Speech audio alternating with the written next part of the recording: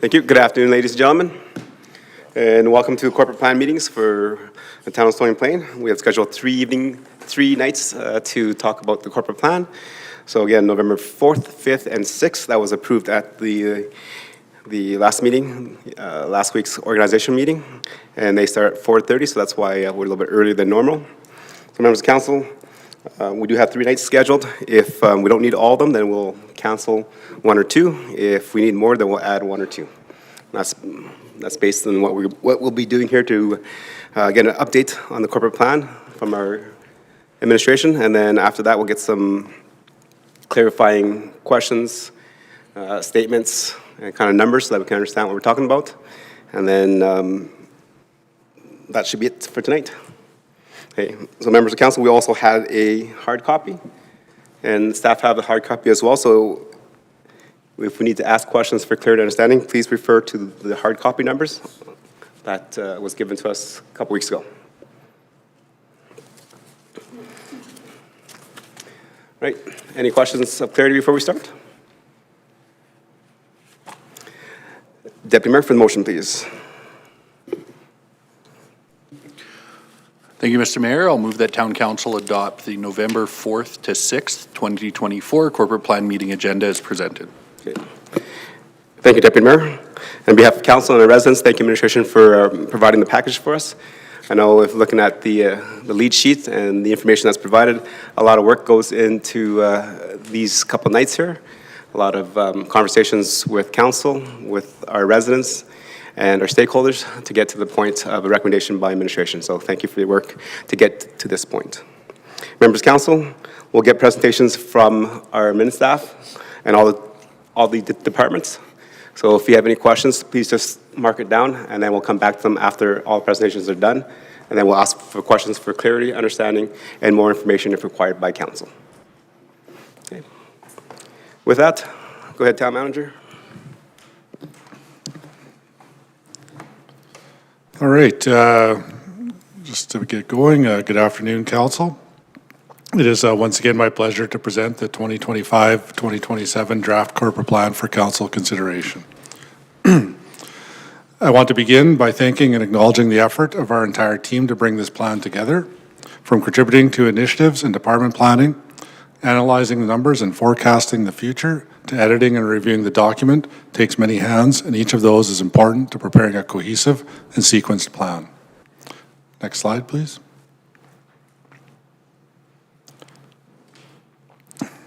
Gotta like pictures with gold shovels in them. They're always. The corporate plan includes operating and capital initiatives, along with estimates to maintain the internal operations of the organization. The plan is built from the direction provided through the strategic plan. Formal approval is provided for 2025 with forecasts and assumptions for 26 and 27. Next slide, please.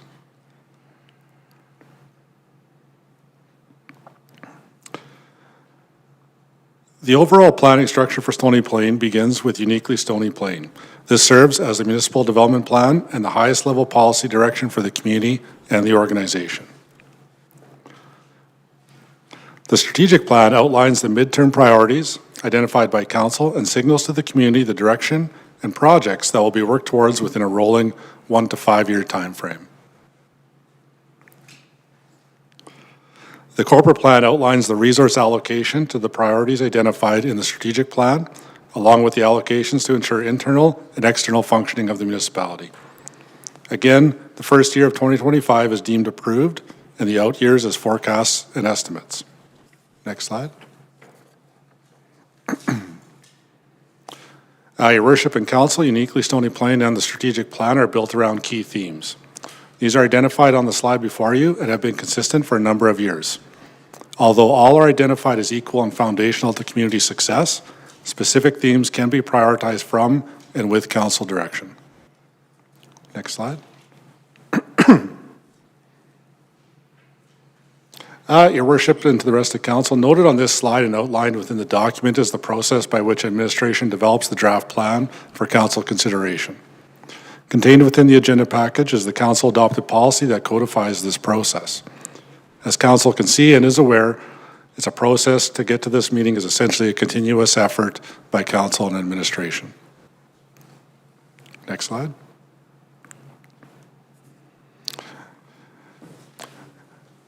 Your Worship, Mayor and Council, leading and managing the town is subject to numerous external pressures and forces. Contextualizing any plan is important. Understanding and anticipating context leads to better strategy and impacts execution. At a global level, current major geopolitical influences are related to potential economic restructuring of global trade, conflict in Eastern Europe and the Middle East continues, and political balancing between Western democracies, global South, and increasingly assertive global East. As a middle power globally that benefits from a multilateral global system, Canada risks becoming overlooked in international policy setting. The presidential election set for tomorrow will impact global economics. Regardless of outcome, a heightened level of uncertainty is likely forthcoming. As Canada's largest economic trading partner, renegotiation of the US-Mexico-Canada agreement, the follow-up from NAFTA, in 2026 will be of consequence during the life of this corporate plan. Canada and Alberta benefits from trade certainty.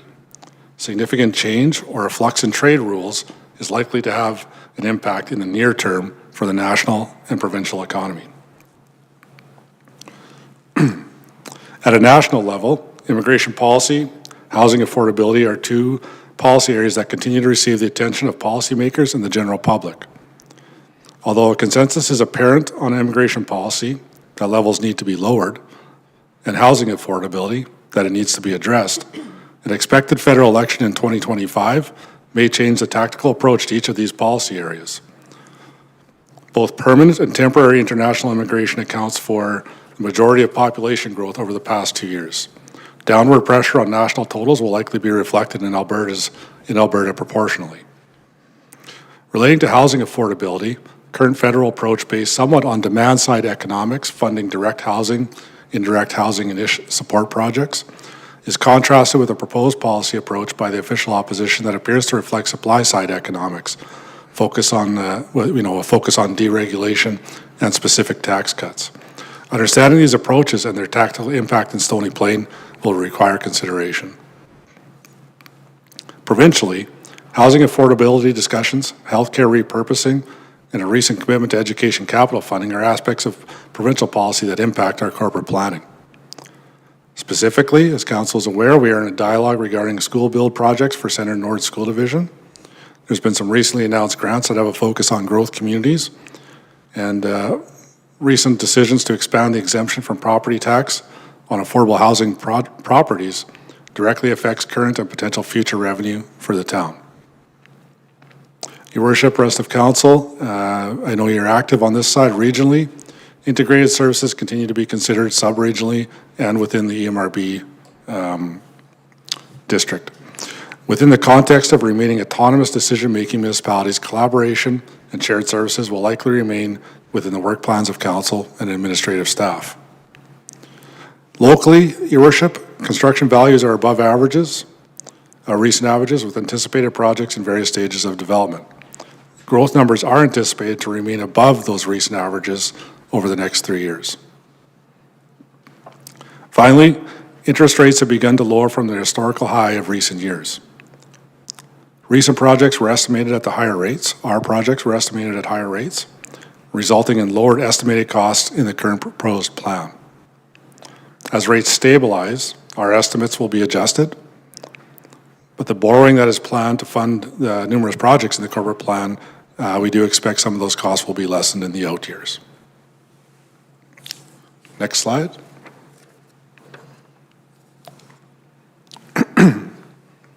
Your Worship, as always, as we work through the processes and develop the plan, certain key themes start to arise. I wanted to point out 3: capital investment, planning, and execution. I've spoken before about our inputs going into our capital planning.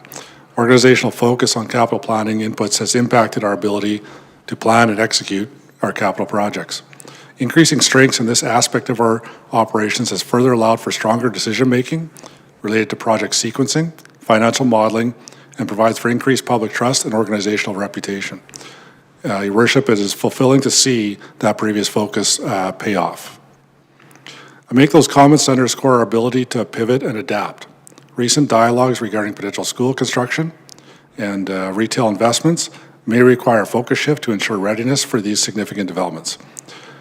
Our work in the past years has enhanced our ability to do so and is reflected within the corporate plan.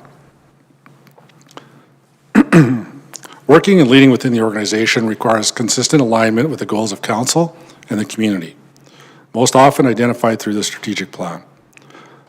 Funding levels within the corporate plan operating funds continue to support education and training, team building, cross-department opportunities. In certain instances, alignment with strategic goals requires a critical review of programs and services or the manner in which they are delivered to be considered.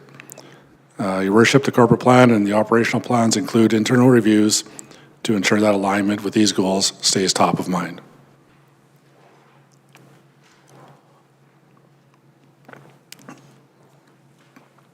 Your worship, the final theme being purposeful and adaptable.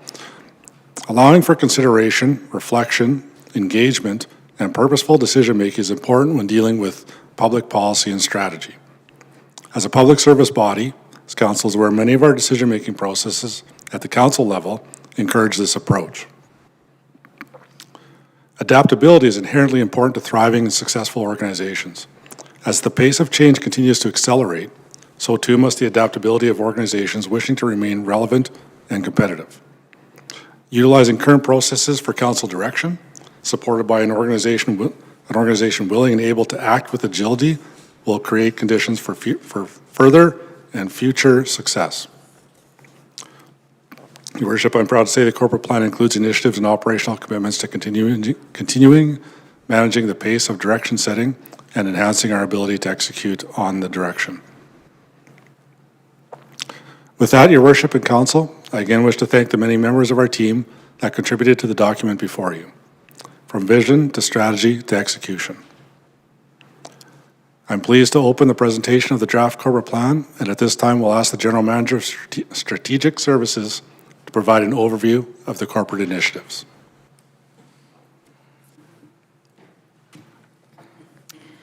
Thank you, Town Manager. Good afternoon, Your Worship and members of Council. The corporate plan has been drafted to reflect progress for the commitments and key actions the strategic plan approved by Council in the first quarter of 2024. Administration has recommended, sequenced and summarized initiatives that directly impact and advance the priorities within the town's strategic plan. In 2025, the corporate plan proposes the implementation of 4 priority initiatives, beginning with the continued redevelopment of Old Town South. As you know, Old Town South is an area of Stony Plain that includes the hub of current and future recreation, culture, and education amenities at the south end of 51st Street, extending southwest towards 57th Avenue and Brickyard Drive. This initiative guides invigorating this important area of the community with a number of interrelated projects. Many phases of this initiative have been completed to date, including the construction of Westview School, École Trinité, the connection of 57th Avenue and Brickyard Drive, and more recently, the early stages of the community recreation facility construction. The next phase of this initiative will include a review and update of the Old Town Community Plan in 2025 to incorporate and reflect recent project implementation. The Old Town Community Plan was first created in 2019 and provides a cohesive vision, policy framework, and implementation plan to guide future development and redevelopment of this area. In 2026 and 2027, projects will be addressed to support cohesive design, on-street commercial patios, planning for the town square and downtown community center, as well as further infrastructure improvements will occur. The next priority initiative is the construction and operations of the municipal cemetery. With the detailed planning for this facility complete, the construction and operational planning will occur in 2025 and operations fully established in 2026, with a total estimated cost for this new facility and service at $3.2 million. Additionally, in 2025, we will continue the implementation of the corporate system strategy, upgrading and implementing software tools throughout the organization to improve efficiency of municipal services and support for timely and accurate decision-making. The public and user interaction with these online tools will provide enhanced services, transparency, and accountability. Each of these systems requires thoughtful procurement, project and change management, testing and implementation in order to provide value and positive impact. The next occurrence for this strategy will include the second phase of the Enterprise Resource Planning software in 2025. The system upgrade will address property taxation, utilities, citizen self-service, and accounts receivable. Additionally, in 2025, we will establish a software system to manage data for the new municipal cemetery. In 2026 and 2027, this strategy will shift to address new systems for electronic meeting management and asset management. Finally, in 2025, the Community Volunteer Leadership Development Initiative will be implemented with a Community Ambassador program to foster civic engagement throughout Stony Plain. This program will be established and operationalized over 2 years. Moving to 2026 and 2027, 3 priority initiatives are identified. The first is the next phase of redevelopment for the Public Works facility. With the new administrative building currently under construction, in 2026 it is anticipated renovations will occur to the existing main building to improve functionality, as well as add a wash bay. The second priority initiative for 2026 and 2027 is establishing operations for the new recreation facility. Currently under construction and anticipated to be complete in late 2026, an operational plan has been drafted that contemplates facility expenses, programming services, staffing, and projected revenues. The final corporate initiative for 2026 and 2027 is capturing community belonging. This newly proposed initiative will provide an opportunity for public participation to contribute to the development of a public art installation in 2028, celebrating the 40th anniversary of Family and Community Support Services, commonly known as FCSS.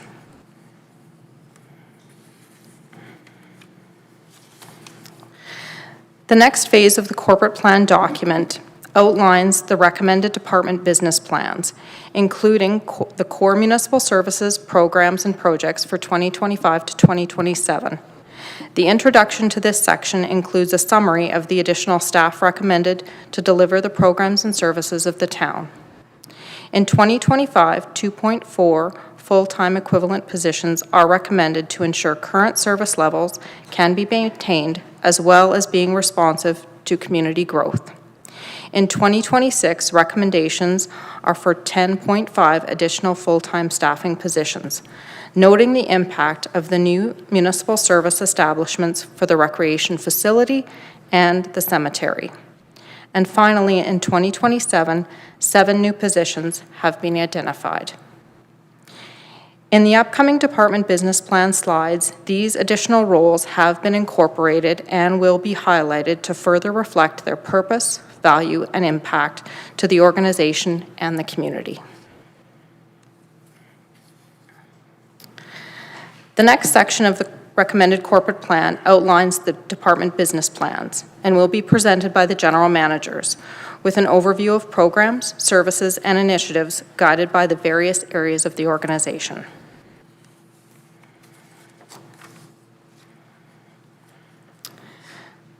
The Office of the Chief Administrative Officer primarily supports the development and monitoring of our strategic goals, advocacy, partnerships, interactions with Mayor and Council, promoting economic growth and development, communicating with citizens, and enhancing the profile of local culture and tourism. The department is currently a staff of 11, with a proposed additional economic development position in 2025 and a corporate communications position in 2027 to support service level commitments and organizational capacity growth. The department operating budgets are proposed to increase incrementally in alignment with community growth to support program and service delivery improvement.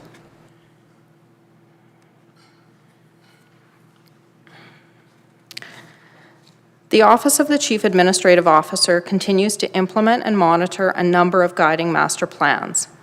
We align resources and efforts to implement the recommendations of our master plans with the town's strategic plan and through key external stakeholder partnerships. In addition to some of the initiatives that have already been highlighted, we propose the following: a review and update of the town's strategic plan, followed by the advocacy plan in early 2025. This effort occurs annually, ensuring their relevance and clarity among council, administration, stakeholders, and the public of our priorities and commitments to community building. Following the municipal election in the fall of 2025, time and effort will be allocated to support and engage the newly elected mayor and council. We will also guide and support the redevelopment of Old Town South, with ongoing engagement of key stakeholders and advocacy to other orders of government where opportunities can be actioned.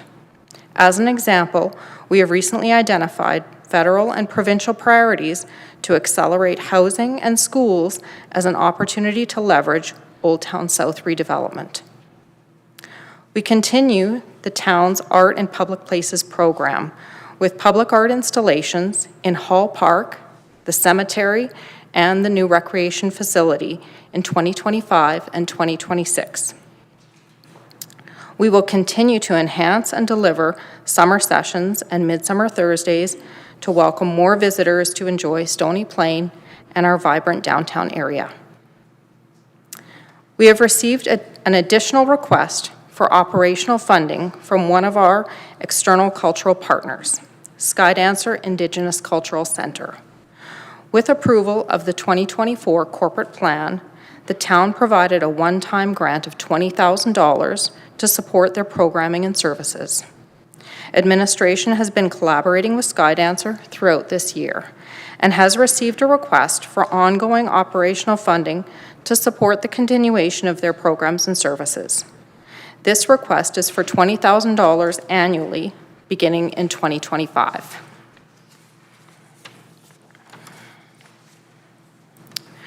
Corporate Communications will implement continuous improvements and effectiveness with our public information campaigns and support our organization's programs, projects, and services.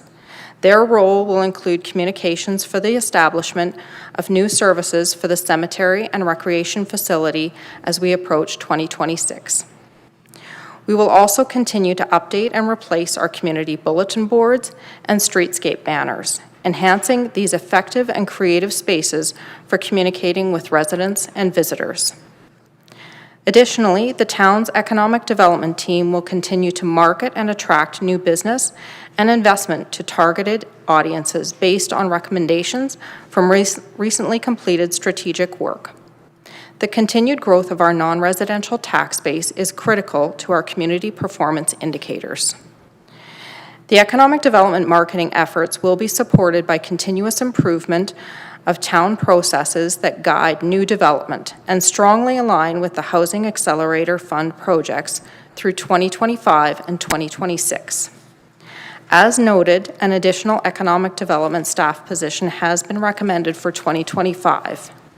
This position builds off the recent update of the town's economic development plan, as well as new investment inquiries coming to the town of Stony Plain. To provide a more balanced delivery of services, this role will provide more direct support to local business retention and expansion, monitoring and nurturing the growth of existing local businesses that are seeking to add to their operations footprint and their workforce. Finally, further into 2026 and 2027, we have identified a specific initiative to strengthen our tourism sector with a collaborative destination marketing program. As we move through 2025, we will continue to monitor and adjust plans and services to address emerging opportunities and needs from the community. This concludes the overview of the Office of the Chief Administrative Officer, and I invite our General Manager of Corporate Services, Ann Lang, to present their department business plan summary.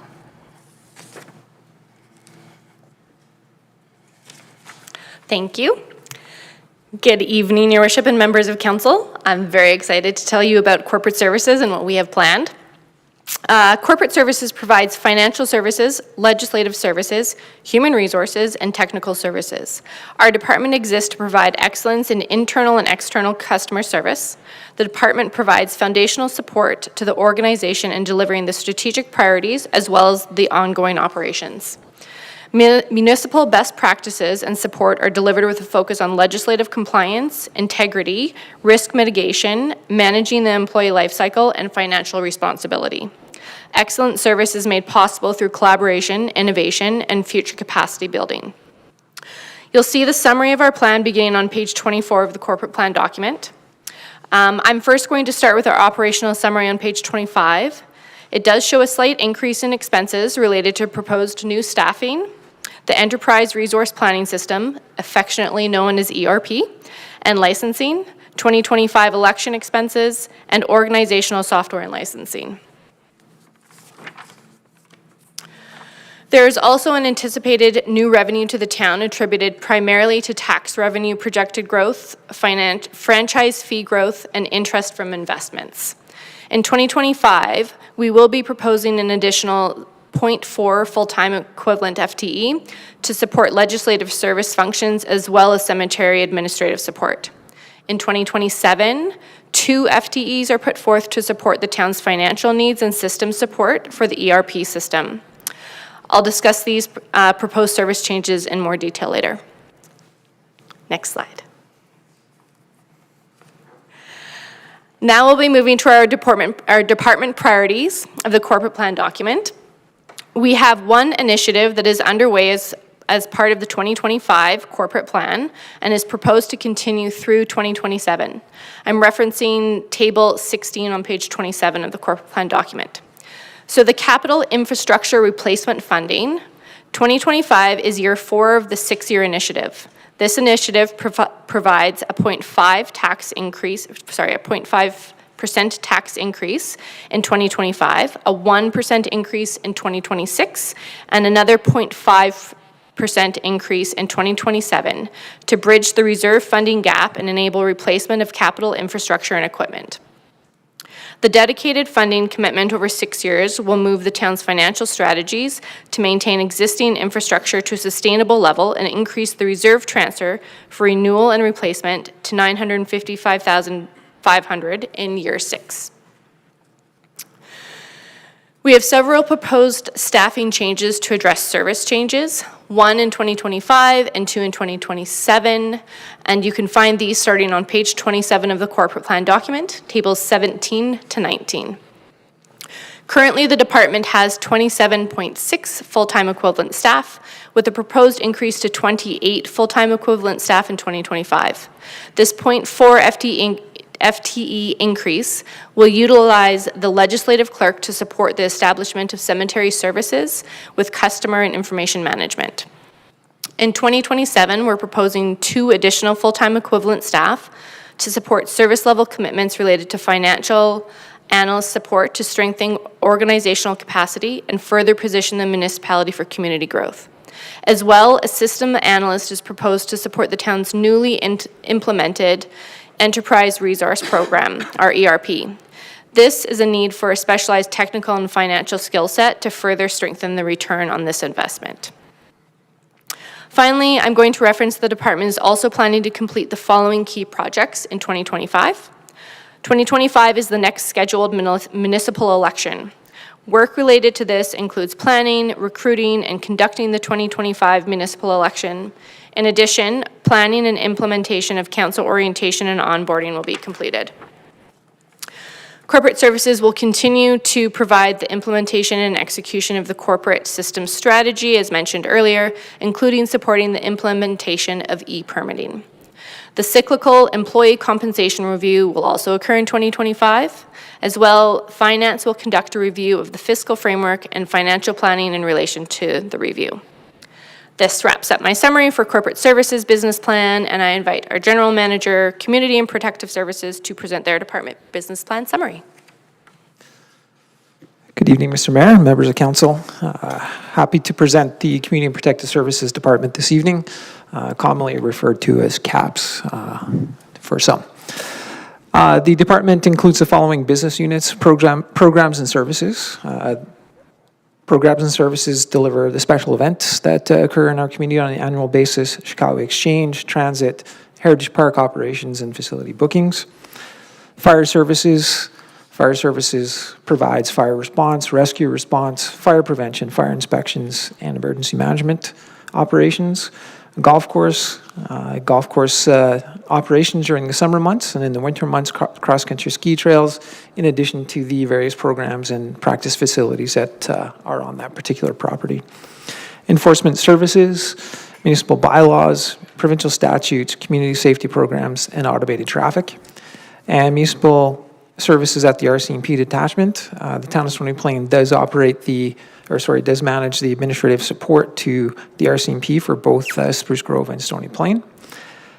And we liaise with the detachment inspector related to police activities that are priorities for our department, for our organization. As you can see on the slide on the screen, in 2025, we're projecting 54.4 FTE. This is based on adding one new position, which is a municipal employee at the Parkland detachment.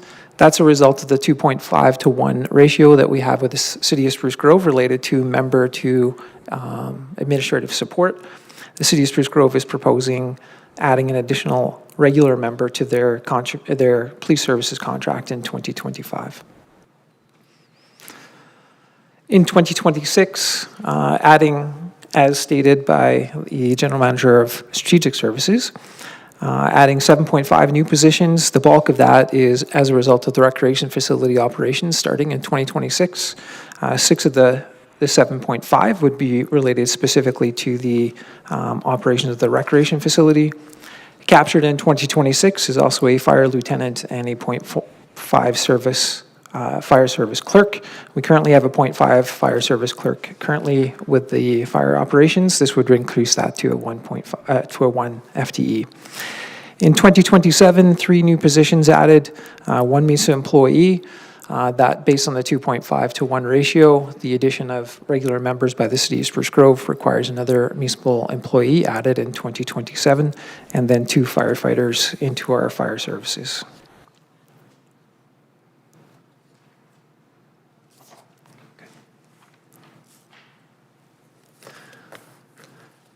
Sorry, could you go back?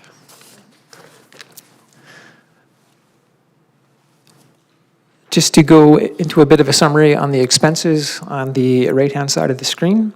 In 2025, you can see a bit of a sizable jump in our department. The majority of that is as a result of the RCMP contract projected increases. That projected increase is offset or contemplated to be offset by a potential 2024 surplus. Specifically to the police services contract that likely will be underspent based on some of the capital projects that did not transpire with the RCMP contract. Other increases in that particular line item, fire casual wages have increased for parity. That's offset by revenues related to the fire services side of the business unit. Accessible transit operational increase. That's also offset by overall transit cost reductions. So that would include both our commuter on-demand and accessible clumped into to one transit operation. Of course, you're all aware, next year we're hosting our Chicago 40th anniversary. There will be more delegations coming and going to Chicago, so that does come at a cost. And that cost is projected to be covered by reserves, as we did initially anticipate sending a delegation over for the 30th anniversary, and we did not. So we just carried the expenses forward through reserve. Library common area costs have increased due to inflation and some slight increase to golf course operational staff. Again, those are offset by revenues. In 2026, you can see a small increase. The majority of that increase of $300,000 is related to rec facility operations for a partial year. About 4 months is the anticipated operational timeframe. RCMP contract, and of course, the staff additions that were captured and spoken about a few moments ago. In 2027, about $200,000 addition to expenses, and again, that would be staff increases. Thank you. Moving into the key department activities, in 2025, as you can see on the screen, we are proposing and recommending the on-demand transit service move to a Saturday service. Currently in Stony Plain, we have Monday to Friday. In the city of Spruce Grove, they do capture Saturday service. That service is well used, and we have had several requests from the community to align that Saturday service in Stony Plain. Municipal employee, I've spoken about that already, but that is captured in 2025 as a result of the city of Spruce Grove and their addition of RCMP members to their police services contract. Some of the key projects and services that I'll highlight, the list is fairly long on the screen, but I'll highlight a few that will take a good amount of time for the department. Of course, the recreation facility construction. Some work is started today, but the bulk of the work will start in 2025. So certainly that will take some of the staff time and the department time to oversee that particular project. Rec facility operations, we do have a draft plan. Of course, the draft plan, we would like to continue perfecting that before we put it into play in 2026. Rec facility sponsorship with a facility of this nature, there's an opportunity for us to potentially get sponsorship and naming of that particular facility. So that will roll out again in 2025. As previously mentioned a few moments ago, Shikawi 40th anniversary, the logistics of hosting 2 delegations coming to Stony Plain and sending two to Shikawi, in addition to AJTMA hosting, and the provincial government also having a 45th anniversary with Hokkaido. Definitely there will be some activities related to all of those in Stony Plain. And lastly, a big one is the Meridian Court replacement, which was funded through the 2024 approved reservoir project budget, and the court replacement is scheduled to happen in 2025. In 2026, again, 1.5 positions, the clerk and the lieutenant, as shown above, and then the staff for the recreation facility scheduled at a 4-month operation. 4 months from a staffing perspective, that gives us some time to bring the staff in early, get them orientated and ready to go, anticipating likely 2 months of operation for the public. Key focuses for 2026 for the department would be the finishing off the construction of the rec facility and then the opening of the rec facility, which will be a tremendous grand opening and those types of things that will need to happen along with coordinating the operations of the facility. In 2027, again, some key things that we'll take care of is 2 firefighters from a service position addition and an ME at the detachment. And again, that's related to the additions of regular members by the police into the police service contract with the city of Spruce Grove. And special events and a couple notations of key projects that the department will undertake in 2027. That concludes my presentation this evening, and I'll turn it over to the General Manager of Planning and Infrastructure. Thank you, General Manager. Good evening, Your Worship and Council. I am pleased to provide an update on the corporate plan priorities for planning and infrastructure for the 2025-2027 corporate plan. Our department is dedicated to promoting and overseeing the responsible development of the town while also ensuring its infrastructure renewal and maintaining essential services for all residents and businesses in Stony Plain. PNI collaborates with regional partners in the Tri-Region and the EMRB to enhance services and improve efficiencies. We operate across 4 main areas: planning and development, engineering, infrastructure operations, and parks and leisure. Additionally, PNI works with Corp Services to manage the Capital Region Parkland Water Services Commission on behalf of the Tri-Region members. For 2025, we are observing budget increases in most areas. As shown in the charts found in the PowerPoint slide, We anticipate some fee increases from utility rates, primarily due to implementation of water meters, pass-through rates from external commissions, from water and wastewater, and some capital projects that I will detail shortly. The announcement of the Housing Accelerator Fund has shifted some revenue from planning and development, resulting in a decrease in that area. P&I expenditures also include debenture interest for facilities such as the Rec Center and Meridian Reservoir. Regarding new positions, P&I is proposing several changes over the next few years, mainly in 2026. New positions include a facilities operator to support the capacity of new facilities being built, including the Recreation Center and Public Works building. We also propose positions to support the cemetery.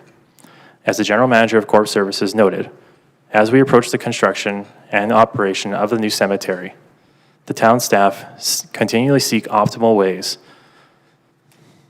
to allocate these positions. Council may recall that the cemetery clerk was originally with P&I, but has since been moved to Corp Services. The cemetery supervisor is still proposed to remain in P&I and is planned for the opening of the cemetery in 2026. Other positions include asset management specialists and an additional administrative assistant for Public Works. The current admin position is currently a temporary position at Public Works, and we are looking to make it permanent with council's approval. 2025 presents numerous opportunities for the town in terms of service changes. The town is continuing the implementation of its parks and horticulture level of service updates into this corporate plan. These service level changes have already positively impacted the community and our Public Works teams, particularly in trimming and cutting. As we advance with the horticulture implementation, it will provide additional capacity to address issues like black knot, shrub beds, and more. This is proposed to be a gradual implementation over the next 3 years. Notable projects for 2025 include, as the General Manager of Strategic Services already mentioned, the cemetery construction. We are excited to begin the construction of the cemetery, a project that has garnered significant community and staff enthusiasm. The construction is expected to continue into 2026, during which time town staff will be busy establishing necessary bylaws, processes, and staffing to make this service a reality.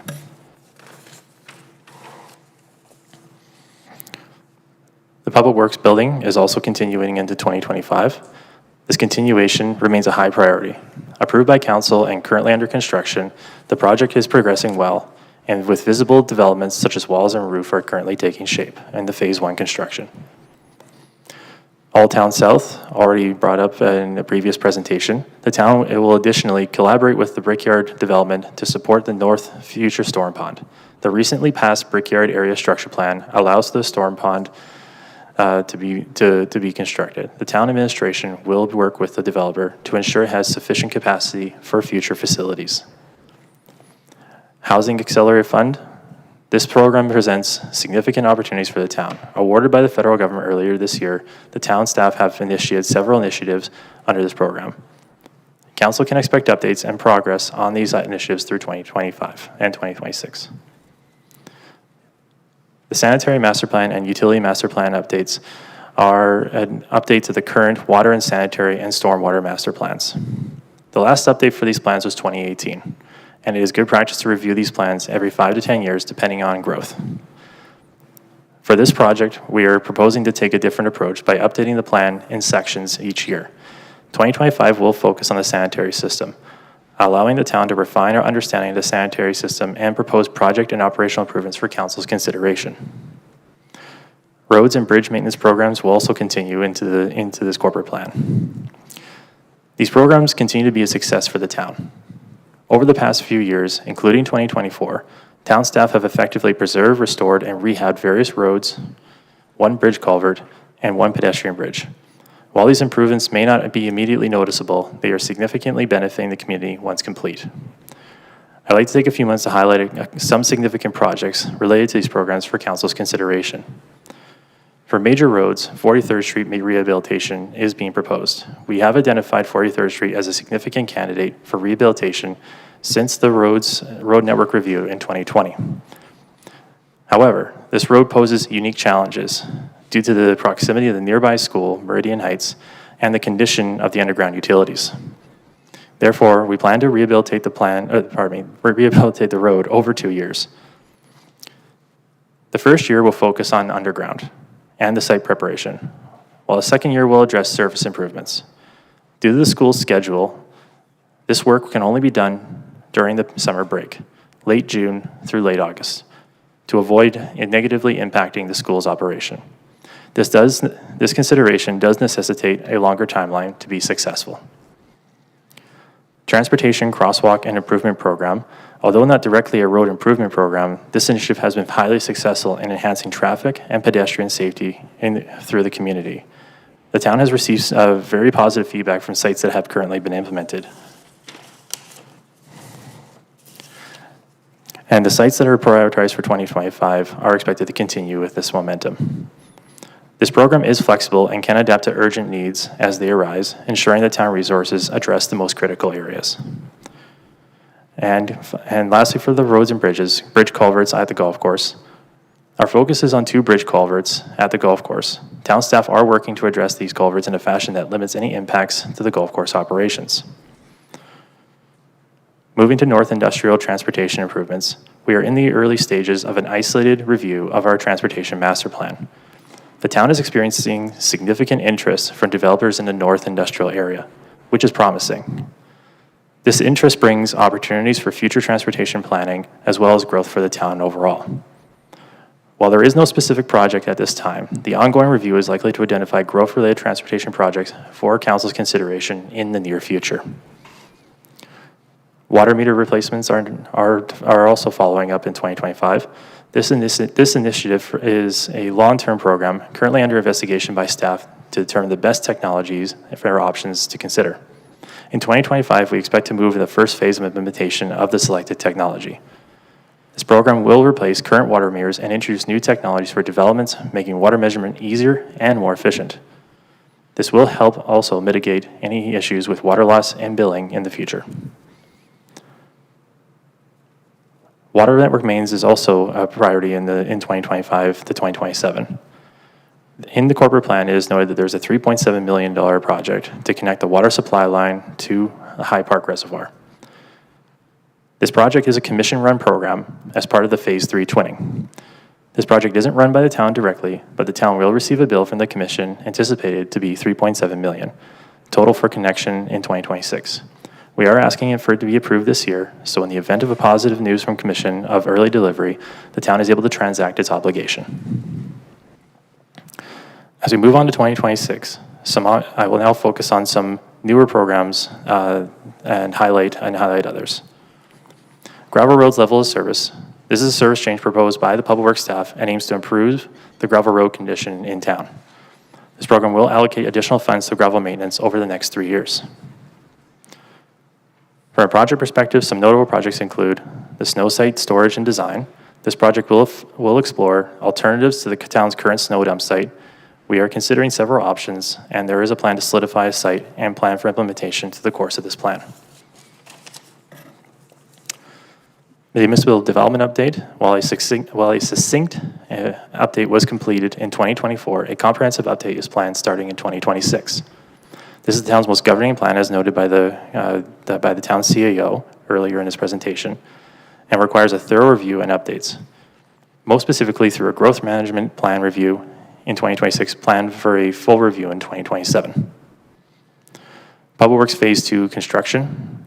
The construction of Phase 2 is planned to begin after completion of Phase 1. Once staff have moved out of the current building, the focus will begin on the renovation and site rehabilitation. This is a highly anticipated improvement project for the Public Works campus. Cemetery construction and operation. We expect the cemetery construction to be completed in 2026. As mentioned earlier, this will transition from a construction project to an implementation and operation phase. And lastly, active transportation. The town is continuing its implementation of active transportation following the success of the Stony and Spruce Trail connection.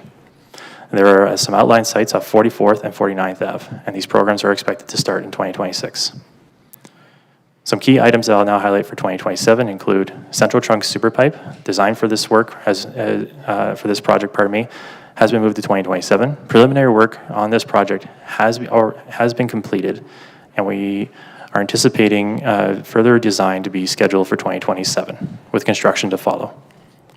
There is also projects for wastewater trunks for growth project along the Veterans Boulevard to enable sanitary servicing on a parcel near Highway 16A.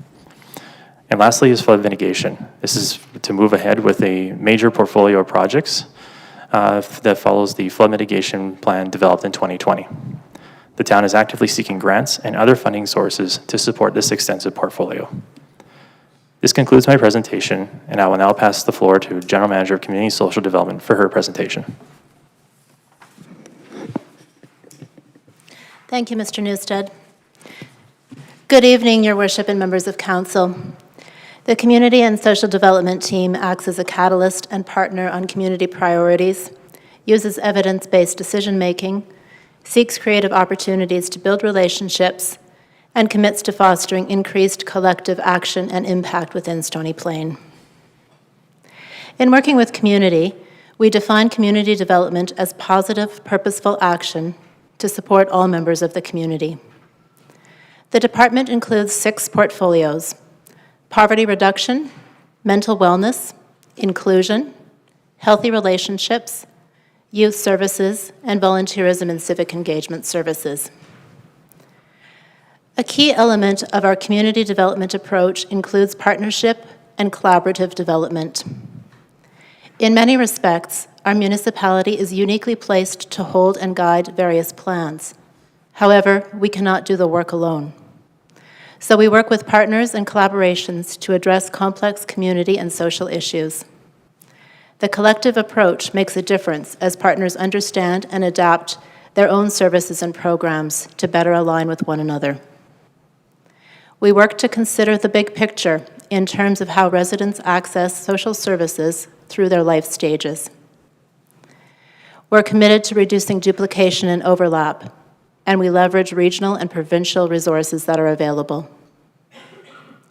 We help our nonprofit and voluntary sector with capacity building.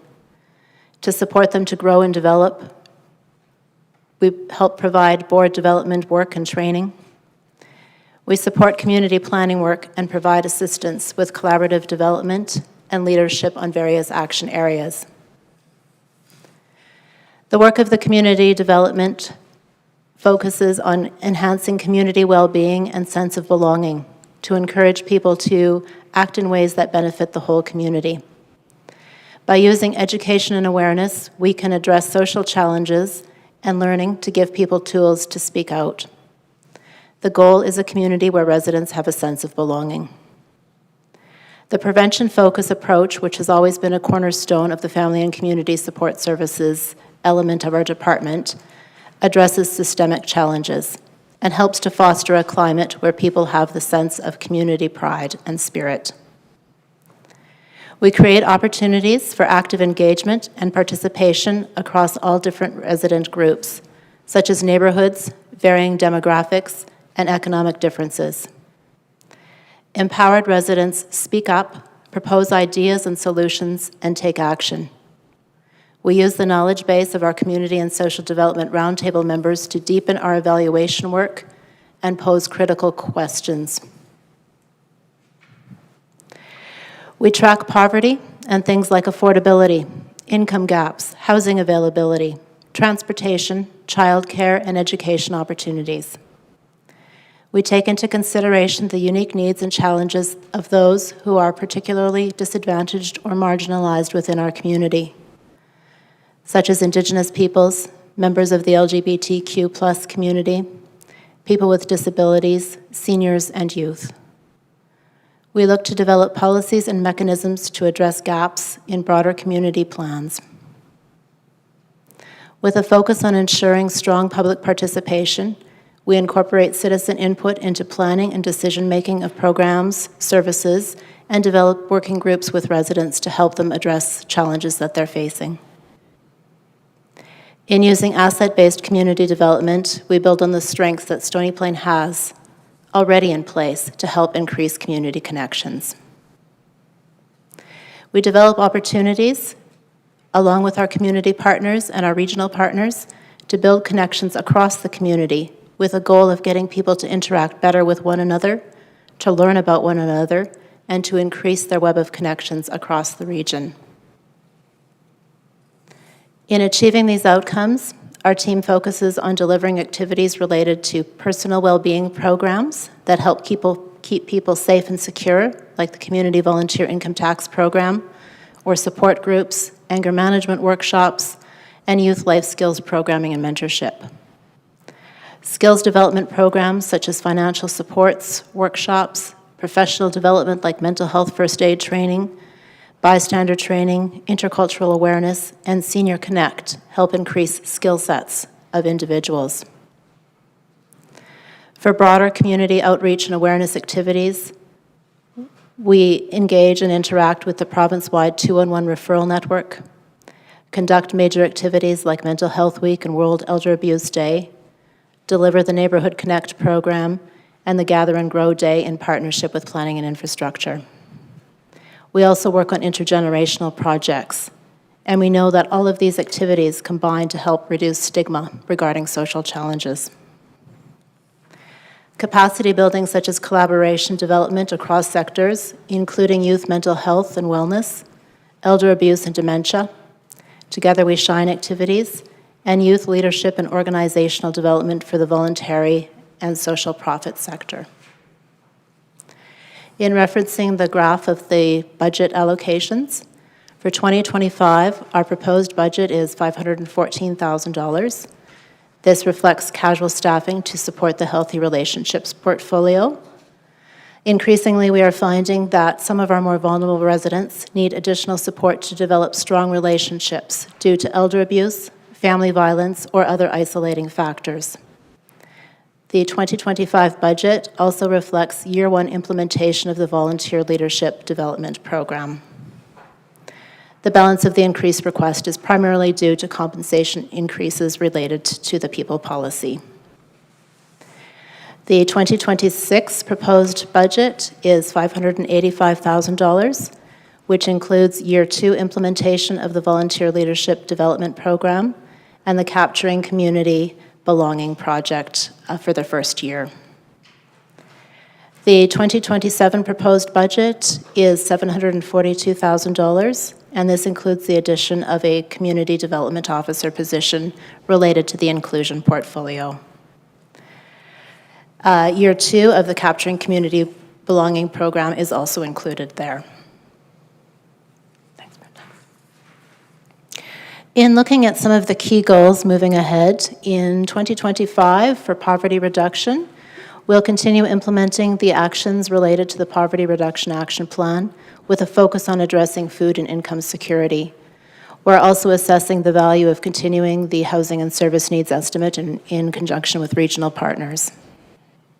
We'll be working closely with our colleagues on the Housing Accelerator Fund to look at ways to look at frameworks for affordable housing and non-market housing approaches to see how those can be integrated within our community. Within mental wellness, we'll continue implementing the actions in the Creating Hope service plan, which includes recommendations from the Roots of Hope Roundtable and ongoing focused community conversations. And we're very grateful to have the opportunity to work collaboratively with the Canadian Mental Health Commission on delivering that project. We'll continue evaluating and exploring sustainable options for the Community Helpers Program, which provides peer-to-peer support for youth around mental wellness. For this past calendar year, we've been fortunate to have support of the Rotary Club of Stony Plain to deliver the Community Helpers Program, and moving forward, we'll look for ways that we can incorporate those activities into our regular business operations. We'll continue implementing recommendations related to Together We Shine inclusion priorities. In 2024, we've begun work on the Understanding Accessibility Project, which will provide an assessment of key town facilities as to how accessible they are for people living with disabilities. We anticipate that recommendations for improvement will be received, and in 2025, once we receive that report, we'll look at options for prioritizing the assessments and enhancements. We continue our work on developing frameworks along with our colleagues regionally and internally for stronger relationships with local Indigenous peoples and moving forward on implementing municipal recommendations within the Truth and Reconciliation calls to action. Within healthy relationships, we'll continue to enhance the collaborative work related to vulnerable adults and develop a sustainable approach to supporting healthy aging in place. We've also continued our work with regional partners on a coordinated community approach to healthy relationships, which includes work related to domestic abuse and gender-based violence. Within youth services, we've made some organizational and service adjustments during this calendar year and are continuing our review and implementation of actions related to youth services needs assessment and evaluation to support strategy development within 2025. We anticipate being able to make program alignments to better integrate our services with the Integrated Youth Services Model as part of the Provincial Kickstand program and activities within the Building Safer Communities project.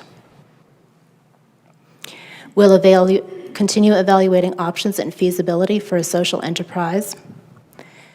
And then within volunteer services, we'll look at implementing the priority actions and continue that work in the Volunteer and Civic Engagement Master Plan. And we'll launch a municipal volunteer program.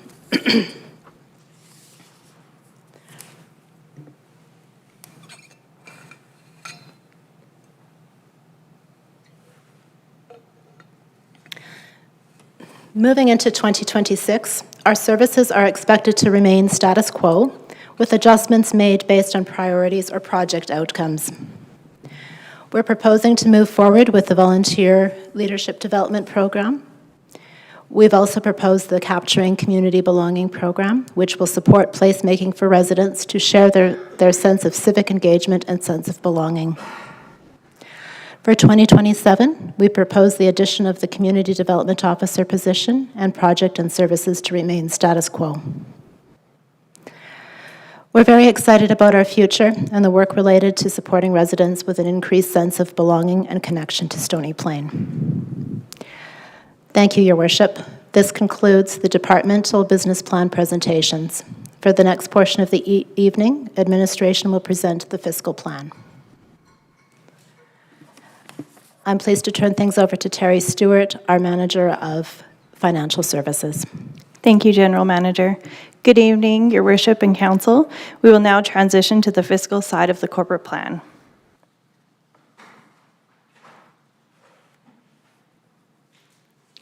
The Statement of Operations, as presented on page 51 of the document, shows the three-year proposed revenue and expenses less reserves to present the proposed tax increase for the 3 years as 6.15%, 13%, and 9.9%. We will evaluate these further in the next few slides. The revenue increase of $1 million is mainly attributable to growth in taxation and franchise revenue, an increase in utility and licensing revenue, and other fees. On the expense side, the increase of $3.6 million is mainly attributable to the addition of the ERP project, utility commodity increases, RCMP contract, Recreation Center debenture interest, as well as new initiatives presented this evening. These have been detailed by the general managers in the previous slides.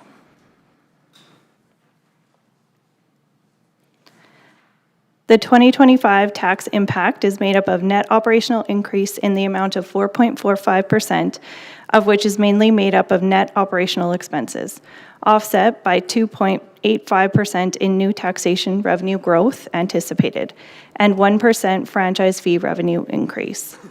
Additionally, proposed initiatives have been put forth in the amount of 5.26%, which includes 2.5% for the recreational center.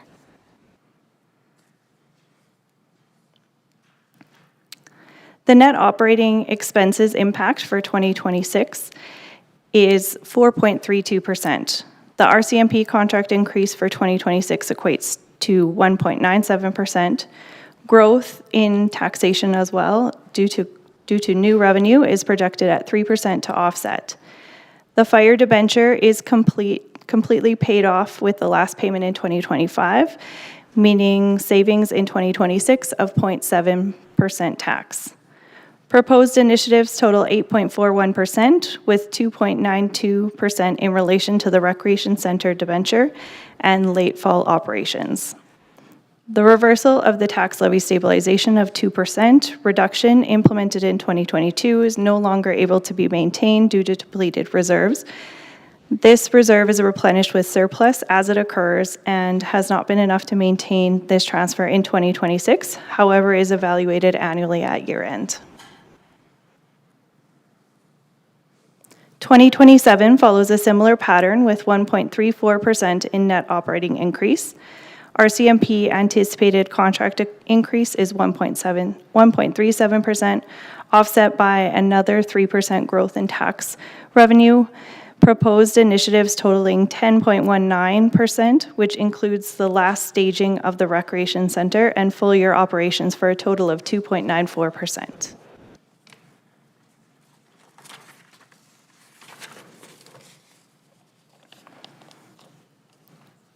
The chart on the screen reflects the reserve balances split between operating and capital reserves. Funding levels to reserves have remained the same and include an additional 0.5% tax impact for year 4 of the Capital Infrastructure and Replacement Initiative. The graphic on the screen portrays funding gap that is visible mainly in operating reserves as they are depleting over the duration of the chart. The detail of this funding gap is present in most reserves as shown on the reserve chart on page 80 of the document and continues beyond 2027. As such, projects and replacement have been shifted into future years to accommodate the reserve availability.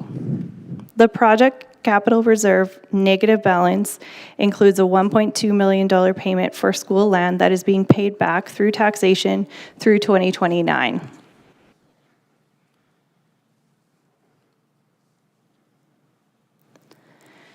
As the projects requiring debt are presented in the plan, the town has shifted projects due to debt limit constraints. As presented, the plan will remain below the internal debt limit in 2025.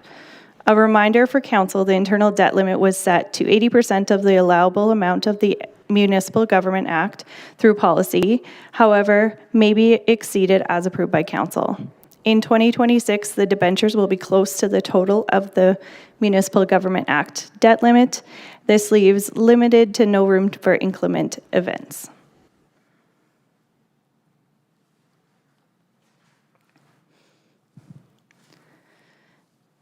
Debt is a financing source used to pay for typically large capital items in which the reserves or grants are not able to cover. Debt is paid through taxation or user fee increases. The town has planned for significant projects requiring a large cash expenditure, and as a result, will be experiencing a heavy reliance on debt in the next coming years. Projects requiring debt have been reevaluated and reprioritized to maintain within the debt limit. In 2025, the town will remain within the internal debt limit placed by council. New debentures within the 3-year window of the corporate plan are highlighted on the chart. Debt payments occur semi-annually, and as such, only one payment is made in the first year a debenture is pulled.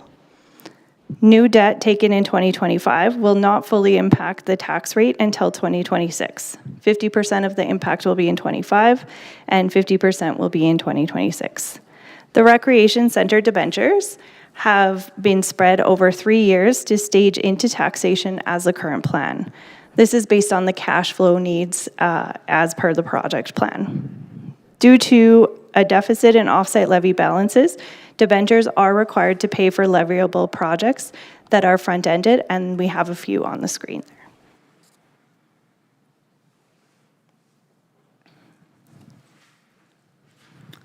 The chart portrays the long-term debt payments with current and future debt payments annually for the next 20 years.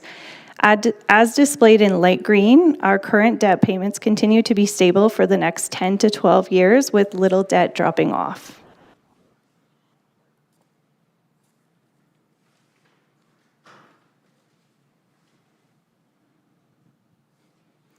The projected revenue for 2025 is consistent per revenue class to the prior year.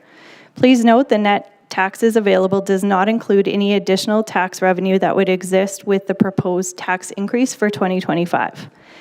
This would add $1.3 million in tax revenue as proposed in the plan. $52 million in revenue is primarily from taxes, user fees, and franchise fees. The taxes shown are net of the requisitions for education and the Meridian Housing Foundation.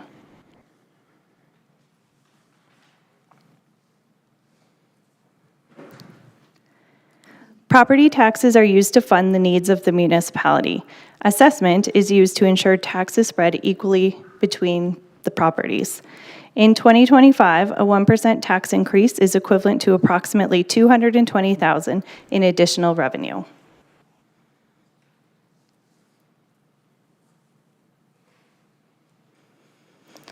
The assessment projection for 2025 includes approximately 2.85% in new assessment. The total projected municipal tax levy for 2025 is $24 million. The increase in tax levy is calculated at $3.33 per month, or $39.96 annually, increase for every 100,000 of residential assessment value. Based on an average home of $350,000, this would equate to $139.86 annually, or $11.65 per month. The average household has been held at $350,000 for comparability. However, over the last 3 years, the average has fluctuated from $340,000 to $390,000. Our new baseline will be adjusted in the future. However, by utilizing the values per $100,000, an easy calculation can be done to value for specific homes.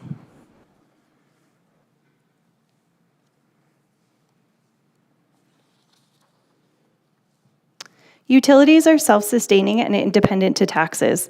Commodity cost increases, along with the proposed service changes listed, account for the proposed rate increases to the utilities. The water rate will see a slight increase of 1.8% in 2025 due to operational expense increases and planned water meter replacement. An increase to wastewater commodity rates has been the primary driver in the 2025 rate. Proposed storm rates remain stable in 2025 with a slight increase of 1%. Service changes impacting the utility rates include water main network upgrades, snow storage, site and design and construction, sewer upgrades, flood mitigation, and water meter replacements. The proposed rate increases on the screen for 2025 are water at 7 cents per cubic meter, wastewater at 47 cents per cubic meter, storm at 25 cents for residential.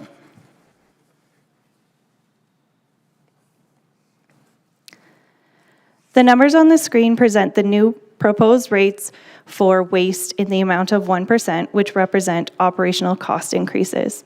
In 2024, we were able to carry our current contract for 1 more year without increases. The new expiry of the waste management contract is early 2025, and the impacts at this time are unknown.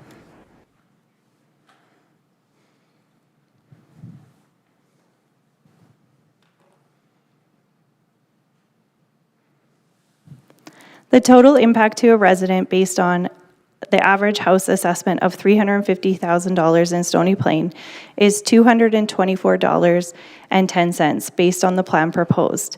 This takes into account utility usage and taxation. Please note the education tax is unknown at this time, and for the purposes of this plan, has been held at prior year levels and is controlled by the external source.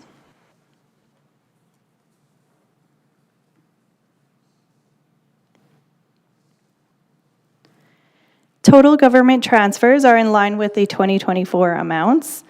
Municipal Sustainability Initiative, or MSI, has been replaced by the Local Government Fiscal Framework and has been projected for 3 years at the amount of $2.5 million. The Canadian Community Building Fund remains consistent at $1 million annually. Housing Accelerator Grant falls within other government grants and is allocated from 2024 through 2026.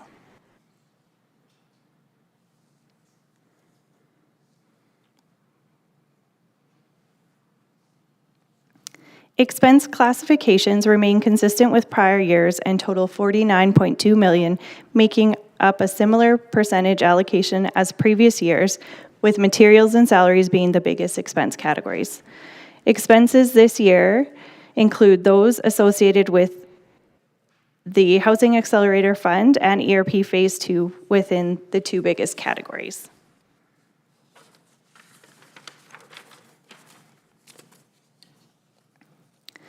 The proposed staffing complement for 2025 is 154.4 full-time equivalents. Compensation increases included in the plan is a 2% compensation increase for non-union, merit or step increases, and 3% increase to council per council compensation policy.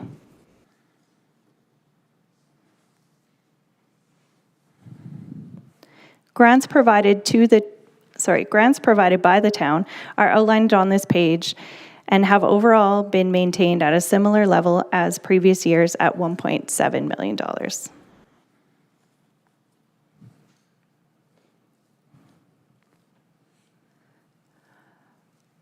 Additional grant requests in the amount of $228,000 have not been included within the plan.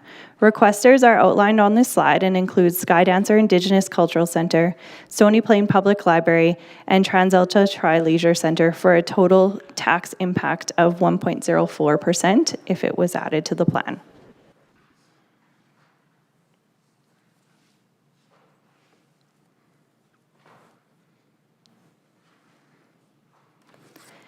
Administration continues to build on asset management practices and financial forecasting for town-owned and planned assets. The data achieved from this process continue to advance to refine the 10-year needs as well as funding strategies to support those needs identified. Annually, shifts in the plan are executed to work within the financial means of the reserves and grants available. The proposed plan includes the 0.5% transfer for capital infrastructure and equipment to continue to reduce the gap that exists.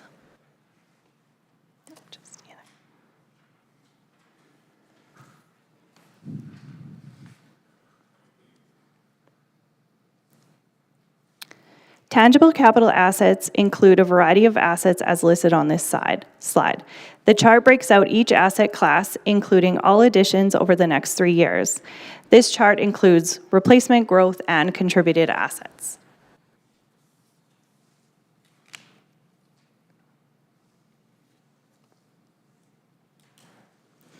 The corporate plan will seek council's approval of the capital budget in the amount of just over $22 million, which includes contributed assets in the amount of $6.5 million. Outlined in the presentation is the breakout between municipal and utility by both replacement and growth in those areas. In the next few slides, the graphics will show the light green bars as replacement capital and the dark green bars as new or growth capital. This summarizes the capital charts that you see in your package on pages 69 to 71. The first slide is civic infrastructure, which would be defined as assets required by the town to provide services. This includes items such as the town office building, public works facility, and software. Growth items in this category include the 2025 ERP planning software, 2026, the public works facility phase 2, 2027 Old Town South redevelopment. Recreation, parks, and culture include assets needed to support delivery of recreation services. Examples of these include the arena, pool, and parks equipment. In 2024, a large growth item, the recreation facility, was approved in the amount of $41 million, which is not reflected on this chart. The charts represent only new capital asked for the duration of the corporate plan. There are no new growth items identified in the 3-year window of the plan, as the recreation center is the focus.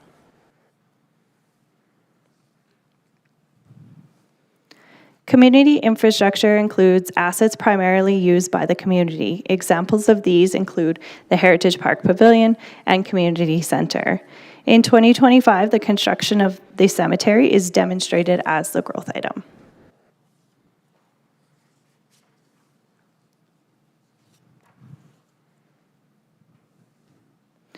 Transportation classification includes roads, trails, and sidewalk network infrastructure. This includes roads, trails, backlanes, and bridges. Major growth capital items include the Transportation Safety Plan in 2025 through 2034, Active Transportation Strategy in 2026 and 2027, Arterial Road Network in 2027. Rehabilitation is minimal in 2025 due to the reallocation of grant to the cemetery construction.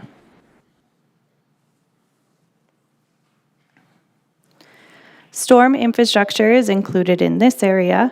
Major growth projects include snow storage site in 2026 to 2028 and flood mitigation strategy in 2027.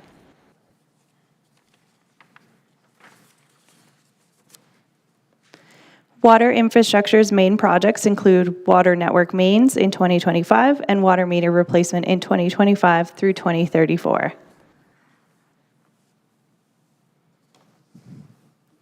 Under wastewater infrastructure, major projects include the wastewater network mains upgrade in 2027 through 28 and central trunk construction in 2027 through 2028. This concludes the fiscal plan of the presentation. I will now turn it over to our town manager. Your worship, again, just as you probably picked up through the presentations, a lot of work goes in, not just by the people you see in the room, but the people that you know are a part of this organization. Appreciate the opportunity to present the totality of the corporate plan to you, your worship, and rest of council. And I believe at this point we are able, willing, and look forward to answering any questions council may have on any item contained therein. Thank you much, town managers, general managers, and manager. Thank you very much for the presentations. Definitely very insightful, and definitely for us as members of council, and all those are in the gallery today, and also those that are watching via our live YouTube channel as well. Members of council, it is 5:52 right now, and we started at 4:30. So, are we able to take a break and grab a little bite to eat and then come back, or do you want to continue on with questions for clarity and understanding? Okay, so let's take a break. If we can come back at 6:15, we'll take a recess and grab a snack, and then we'll be back at 6:15 for questions. Thank you.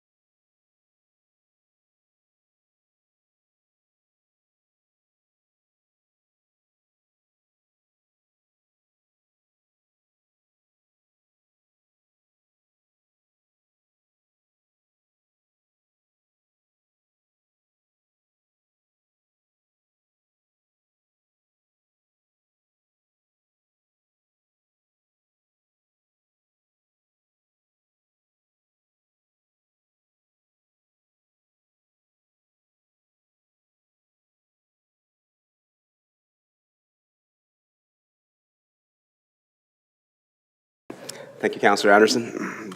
That's what the Deputy Mayor is supposed to do. Appreciate it. Welcome back, ladies and gentlemen, members of council, admin staff, those that are joining us in the gallery and those that are joining us through our town's live stream. Welcome back. Council took a little break there to get some nourishment, and now we're back to ask some questions for clarity understanding and just maybe ask for more information from our staff. And then when we're finished that round, we might call it an evening and we'll come back tomorrow to take a look at making adjustments to the corporate plan. Okay. So members of council, we had the presentation. We'll go to questions of clarity understanding. We will use the numbers in our physical book manual so that everybody can follow along. If you're going to refer to the table, please refer to that table number as well. And then everything that was presented by our staff is open for questions and answers. Okay. Members of council, questions for clarity and understanding. Go ahead, Councillor Plechko. Yes, thank you, Worship. I'll just start off by thanking administration for the fantastic report this evening and the start to this fiscal planning that we know takes a number of evenings and lots of your patience. So thank you for all of that. I do have a very short question on page 66 regarding proposed budget 2025 for the Pioneer Museum. 2024, they had an ask of $153,769. For 2025, they have an ask of $78,768. What is the drastic reduction? Yes, remember that was something that was bought through the presentation. It was a $75,000 grant for the project. It was a CFET grant, and then as long as they applied for the grant and then they were able to do it, then we matched it. So obviously, that's why it's not on there this year. Thank you for the clarity. Yeah. Who's the representative of the Pioneer Museum? Okay. Actually, thank you, Councillor Meyer. Can you provide an update on that? Were they able and successful to get the grant money? Yes, and I believe we all received invites to a sod turning ceremony upcoming, so I believe that's in the next week. So there's advancement and construction moves forward on that. Thank you much for that, Councillor Meyer. Actually, the sod turning is this Friday, November 8th, members of council. Thank you, and that's a good question, Councillor Plechko. Any other questions for clarity and understanding? Councillor Hansard? Thank you, Mr. Mayor. I've got IT coming to help me sign back in this thing, of course. On our break, kicked me out and won't let me sign in with my password. I do want to ask my question, though, if you don't mind. Fortunately, wanting us to ask the question according to the paper binder as opposed to the table means that somewhere along the line, we've got to make those match, and they don't all. Actually, this year, our staff were so fantastic, they made the numbers match. So all the. I'm hoping that's so true. all the additional members. No, that's not true. Actually, As you get into the package, that is not true, because I found myself putting down 2 page numbers, and actually, this could get real interesting, so I'll do the best I can with your request that we use the page numbers in the hard copy. On page 14 on the internet and page 9 in the binder, you see those don't match. The second bullet there speaks, and this is under corporate systems, sorry, this is under executive summary under the corporate plan, corporate systems strategy. 25 to 26 cemetery software, table 17, $42,500.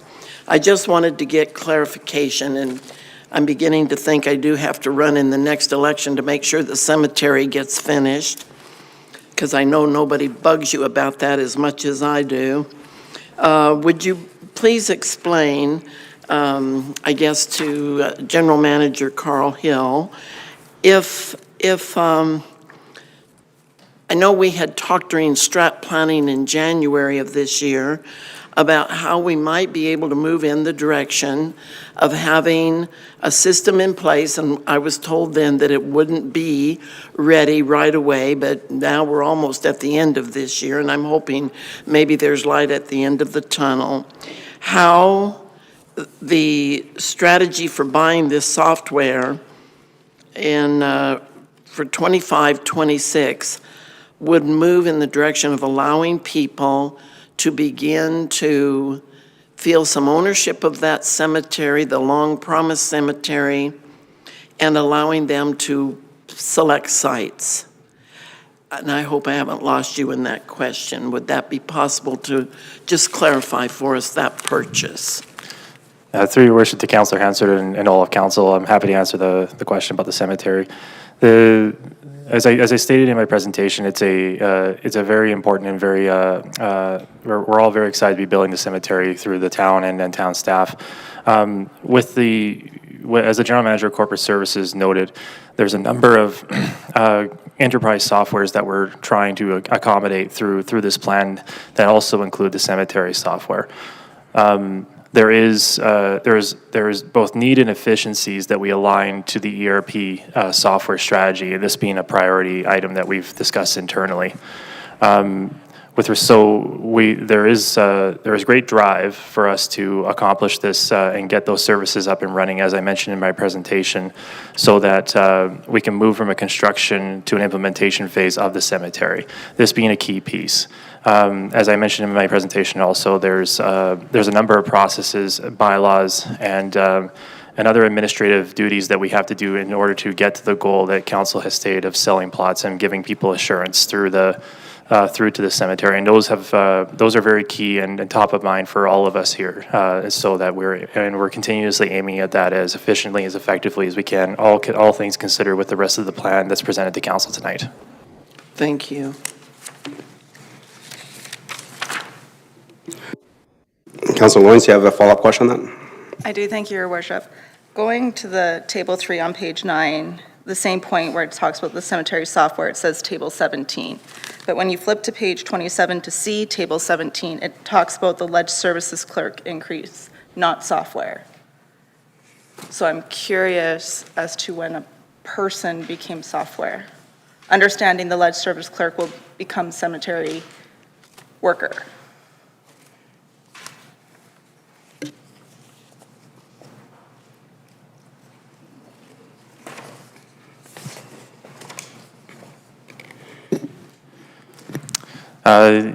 Your worship, through the Councillor Loynes and all the council, I can elaborate a little bit further on the position, and maybe look to my colleague at Corp Services to maybe add on the software side. But as I mentioned, we're looking for best ways to implement the services through town. So as I mentioned in my presentation, for past presentations to council, the cemetery clerk was residing within PNI.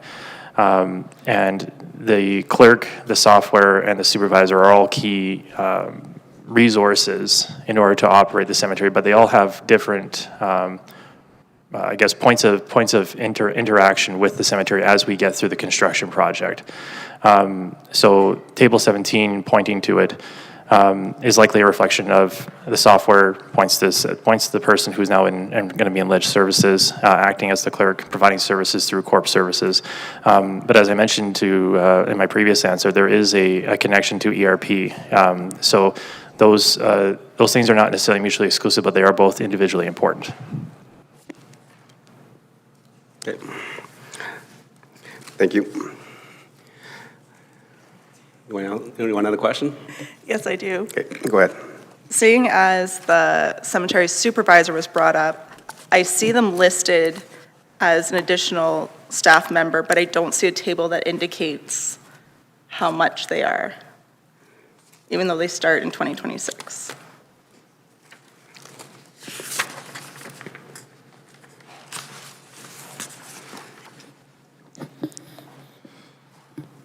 Okay, I think that's on page 11. Yeah, Your Worship, if I can draw council's attention to page 11, hard copy, table 5. There are some net operational costs indicated there, which include the site supervisor, position. Right, so I think the question was, out of those two, the contracted services and the 0.5 site supervisor, the 0.5 supervisor, how much does that make out of the 156? Your Worship, I'm sure we have that number relatively handy, and we can provide that, I would expect, briefly. Yeah. Okay. that was what you were trying to clarify, right? Because I think it was a net operations service, which is 156,000, and then it's also for that is for contracted services and the site supervisor at 0.5. So I think the question was, how much is the total cost for the 0.5 supervisor? Thank you, through your worship, to Councillor Loynes. The total contracted services of that area is around 100,000. The remainder would be salaries, and there's a small amount for operational software and supplies totaling 40,000. So $140,000 for operations and contracted services. The remainder would be salary.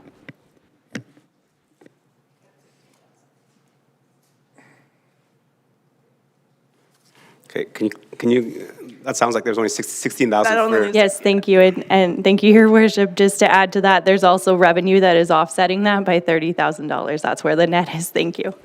Okay, so it's net 16. Thank you. Members of council, any more questions for clarity and understanding? Deputy Mayor, go ahead. Thank you, Mr. Mayor. Picking up on the same table there, excuse me, 2027 asset management references table 34, and then a price tag of $300,000. Now, I appreciate that this is down the road a little bit, but just looking for some clarity. When I flip to table 34, we actually see an asset management specialist outlined there with some costs for contracted services and the actual position. But then we have a 2027 software, which cross-references back to table 3, and the $300,000 there. And so I'm just looking just for some clarity on the two numbers there that are cross-referenced between table 3 and table 34.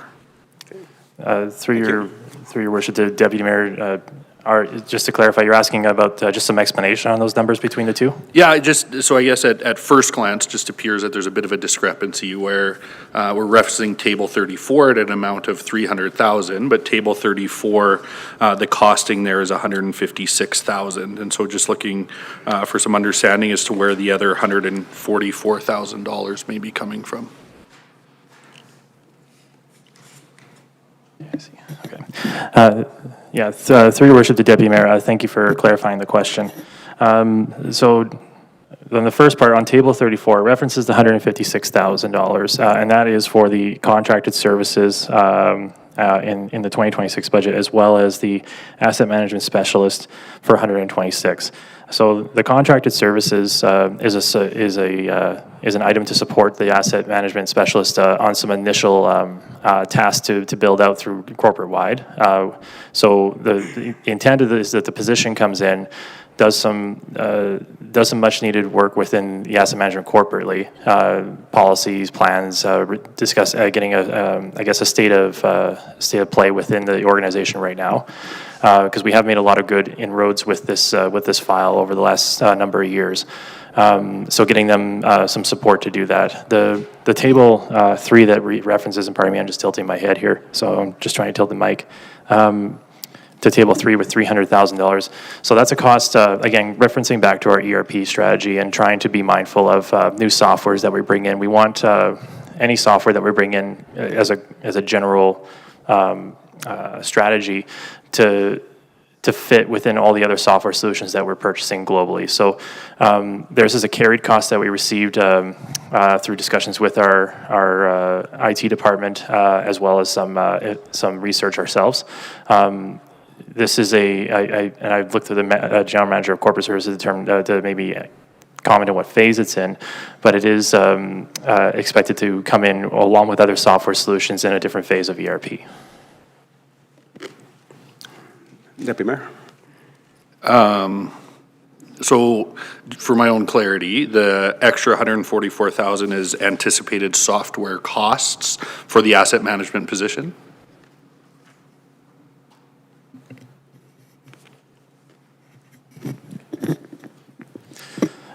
Through your worship to Deputy Mayor, the $300,000 is an independent cost of the asset management specialist. It's a cost that's identified in table 3 for the ERP project. Okay, so I think for clarity, my understanding is that on table 34, when it says 2027 software, table 3, that is equal to $300,000. Is that correct? That's correct. Okay, so I think when you're referencing tables back and forth and then we're doing math, it doesn't, if you have a number there that says 300,000 and tells you to go to table 34, and 34 doesn't say 300,000, but it says software in table 3, you have to go back to table 3. Yeah, Your Worship, I appreciate the suggestion there. I think also too, that just to note that table 3, those are numbers that are specifically for the software. And although they reference a different table, those numbers may not go exactly across. Those are software costs for purchase and implementation and licensing and so on and so forth. The example that we're talking about right now in table 34, that asset management FTE, that's a FTE cost, salary, benefits, so on and so forth. Okay. Deputy Mayor, does that provide some clarity? Yeah, so combined then, we're looking at approximately $426,000 for the software in the position in that 2026, 2027 years. Through your worship, Deputy Mayor, yes, that's correct between the two initiatives or the two charts. Okay, yeah, and I certainly appreciate where the mayor stepped in for some clarity there. When I see table 34, I'm expecting maybe some more detail on that particular item, not necessarily the position supporting that particular item there that will leverage the software there. So I appreciate the clarity. Thank you. Thank you. Councillor Meyer? Thank you, Your Worship. And I'm not trying to add confusion to this, but maybe it would just be best if somebody could explain to me then the difference. I see on table or page 28, the ERP system analyst. Maybe if the difference between this position and the asset management specialist could just, what's the difference between those two positions? Go ahead. Mr. Mayor, through Councillor Meyer, this is really exciting for me. This is my first time answering a question. And this is one I know the answer to. So the ERP system overall is what's kind of like the functional backbone for the organization. And so there's the modules for HR, for finance, for payroll, there'll be taxes, there'll be utilities, those types of things will work into the system. And it's actually way more complicated than it sounds. And so this is such a huge investment for this type of a program in the town. The ERP system analyst is the one that's going to be supporting that overall backbone system for the town versus then where you're seeing some of these other analysts are for other types of systems or software that will eventually be housed under that ERP as well, but will need their own individual kind of specific assistance for that. Go ahead. And so then the ERP system analyst, that would be an ongoing, it's not just like a consultant kind of situation. Yeah. Yes. Okay. Anything else? Okay. Any more questions for clarity and understanding from members of council? Okay. Councilor Lowry, go ahead. Thank you, Your Worship. Just a quick one, page 8, and again, this is out in 2027, so it's just a high-level answer at this point in time. At the bottom of the Old Town South redevelopment, table 2, it speaks to the 51st Street construction. And as we know, the current Stony Plain Central School is being demolished at this point in time, and this would allow a connection of 51st Street continuous through to 57th. But I do recall we've seen some plans that have occurred that also contemplate the connection of 55th Avenue as well as other road networks within Old Town South. I'm just wondering if you can kind of explain a little on that. You know, if we're already going to be doing that part of the road construction, is there further road construction that may be contemplated in that as well? I don't necessarily see where exactly the design stage for that construction is, because obviously that starts changing the road network and the footprint in Old Town South, and so just looking for a little clarity on that. Okay, go ahead, Nutrition. Through your worship, to Councillor Lowry. Appreciate the question. Regarding the 51st Street, yeah, there's a number, as council's aware, the Old Town South, the redevelopment has a number of interconnected projects that are outlined here. That includes road, storm, and other amenities as well. With respect to the design and planning, there is some slated design detailed planning in 2027 alongside the 51st Street construction plan. These timelines and these items are broken out in such a way to provide clarity, so they're not necessarily all amalgamated into one cost to just say Old Town South. There's a great deal of effort to give clarity to where the dollars are going. So within with right now the priority being in as I mentioned, going towards the Brickyard area. For now, for clarity of the question, it's planned within the 2027 timeline, and we're going to get more clarity as we get closer to there about execution as well as the construction. Okay, Councilor Laurie? Good? Oh, that's good on that one. Okay. Members of Council, any more questions for clarity and understanding? Deputy Mayor, go ahead. Thank you, Mr. Mayor. I'm going to ask Council and Administration to turn to page 46 with me, please, of our printed binder here, looking at the community, 45 and 46. Community Development Officer for Inclusion. Just looking for some clarity here. Does the position reference on page 45 as an increase of 1.0 correlate to table 46 on page 46? Okay, go ahead. Your worship, through you to Deputy Mayor, yes, it does. Perfect. Thank you for that clarity. With that in mind, I'm looking at the position as an inclusion position. The executive summary of the position itself references more in terms of an indigenous engagement framework and around that particular proposed position. And just maybe looking, I know again, 2027 is a couple years out, but is that intended to be specific to Indigenous engagement, or would that include other areas of inclusion as identified in our community and diversity inclusion report? Everything from young mums, people with disabilities, LGBTQ2+, et cetera.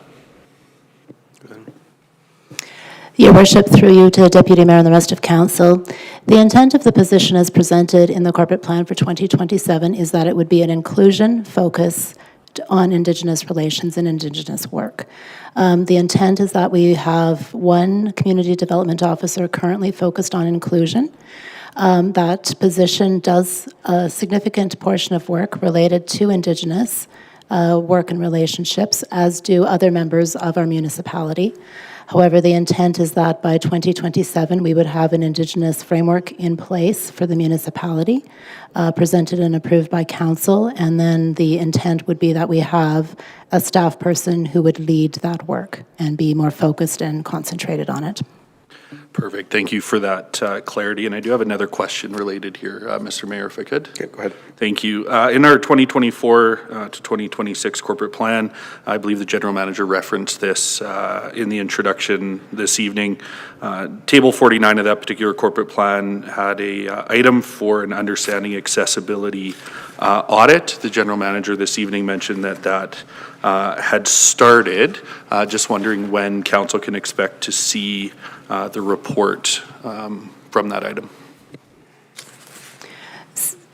Your worship, through you to Deputy Mayor and the rest of council. The work has begun in Q4 of this year, so we would anticipate a report being able to come forward probably late March, early April in 2025, and from there, the opportunity then to review what recommendations might be in place, and then making a priority ranking of those that we would go forward with first. Okay. Thank you. Councillor Laurie? Thank you, Your Worship. Page 25 of our printed package. In the corporate services operational summary here, looking at note number 6, and it has the 2025 election expense included in that. Now, we heard that Bill 20 obviously increased some election expenses on municipalities due to things like the removal of automated vote tabulators and such. I'm just wondering if we've calculated out the impact of Bill 20 for the next local election and how much that amount would be. Mr. Mayor, through to Councillor Laurie. The election cost in this line item will address some of the changes from Bill 20, but we do expect that there will be some additional expenses that are on top of this for things that we were not able to anticipate. Okay, thank you. So how much of the $146,000 increase in that line item is related directly to the election expenses other than the legislative clerk? Mr. Mayor, through to Councillor Laurie, 108,000. Thank you very much. And are we aware at all at this point in time as to how much of that may be related to changes in Bill 20? Mr. Mayor, through to Councillor Laurie, at this time I couldn't give you that exact number. Okay, thank you very much. And then one more, if I may, in the same section, Your Worship. Go ahead. Perfect. In respect to line item number 7, technology services, the increase of $94,776, it states organization, software, and licensing. Software is referenced in a multitude of points throughout the corporate plan, and I'm just trying to get a handle on it as to whether does this line item capture the software for anywhere else in the corporate plan that it mentions software? Or is this line item specifically in addition to all of the other things like the ERP softwares and those that we speak of?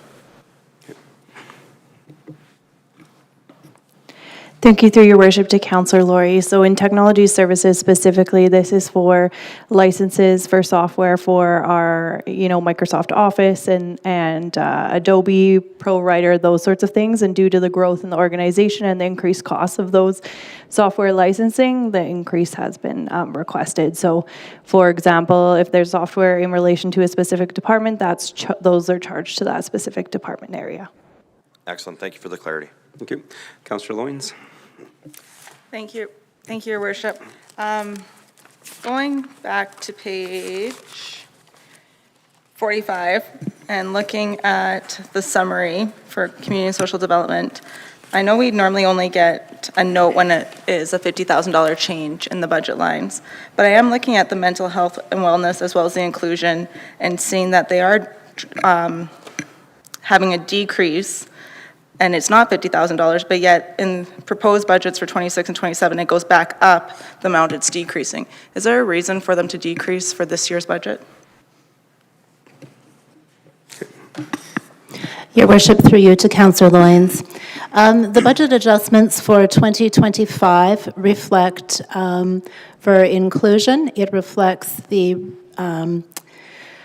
having spent the money that was allocated for the accessibility audit, so that won't take place because it will already be done. And then for mental wellness, there was additional funds allocated because of grant money received, and we don't expect that to carry forward. Okay, thank you. For enough clarity? Then just out of curiosity, what would be the increase in expenses proposed for 26 and 27?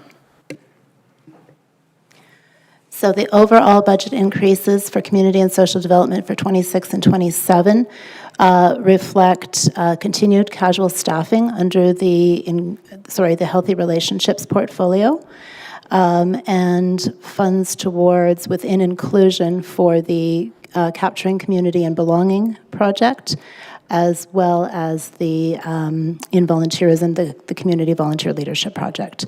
The rest of the increases within the department are small program increases and staff compensation increases that correlate to the provisions within the people policy. Thank you. Councillor Plechko. Yes, thank you, Your Worship. Through to admin. I'm going to refer to page 33, and I'm just looking for some clarity on some of the executive summaries regarding a fire department lieutenant and 2 firefighters. I realize that's 2026 and 2027. In 2026, you talk about lieutenant expanding the services for more reliable response.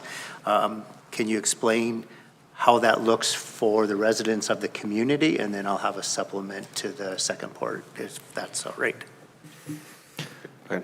Your Worship, through to Councillor Paleschko. Certainly with the lieutenant position, it's twofold. Currently, we've got chief and deputy chief on the truck responding frequently. And the desire to bring them back into a more administrative role requires the additional support from this lieutenant position.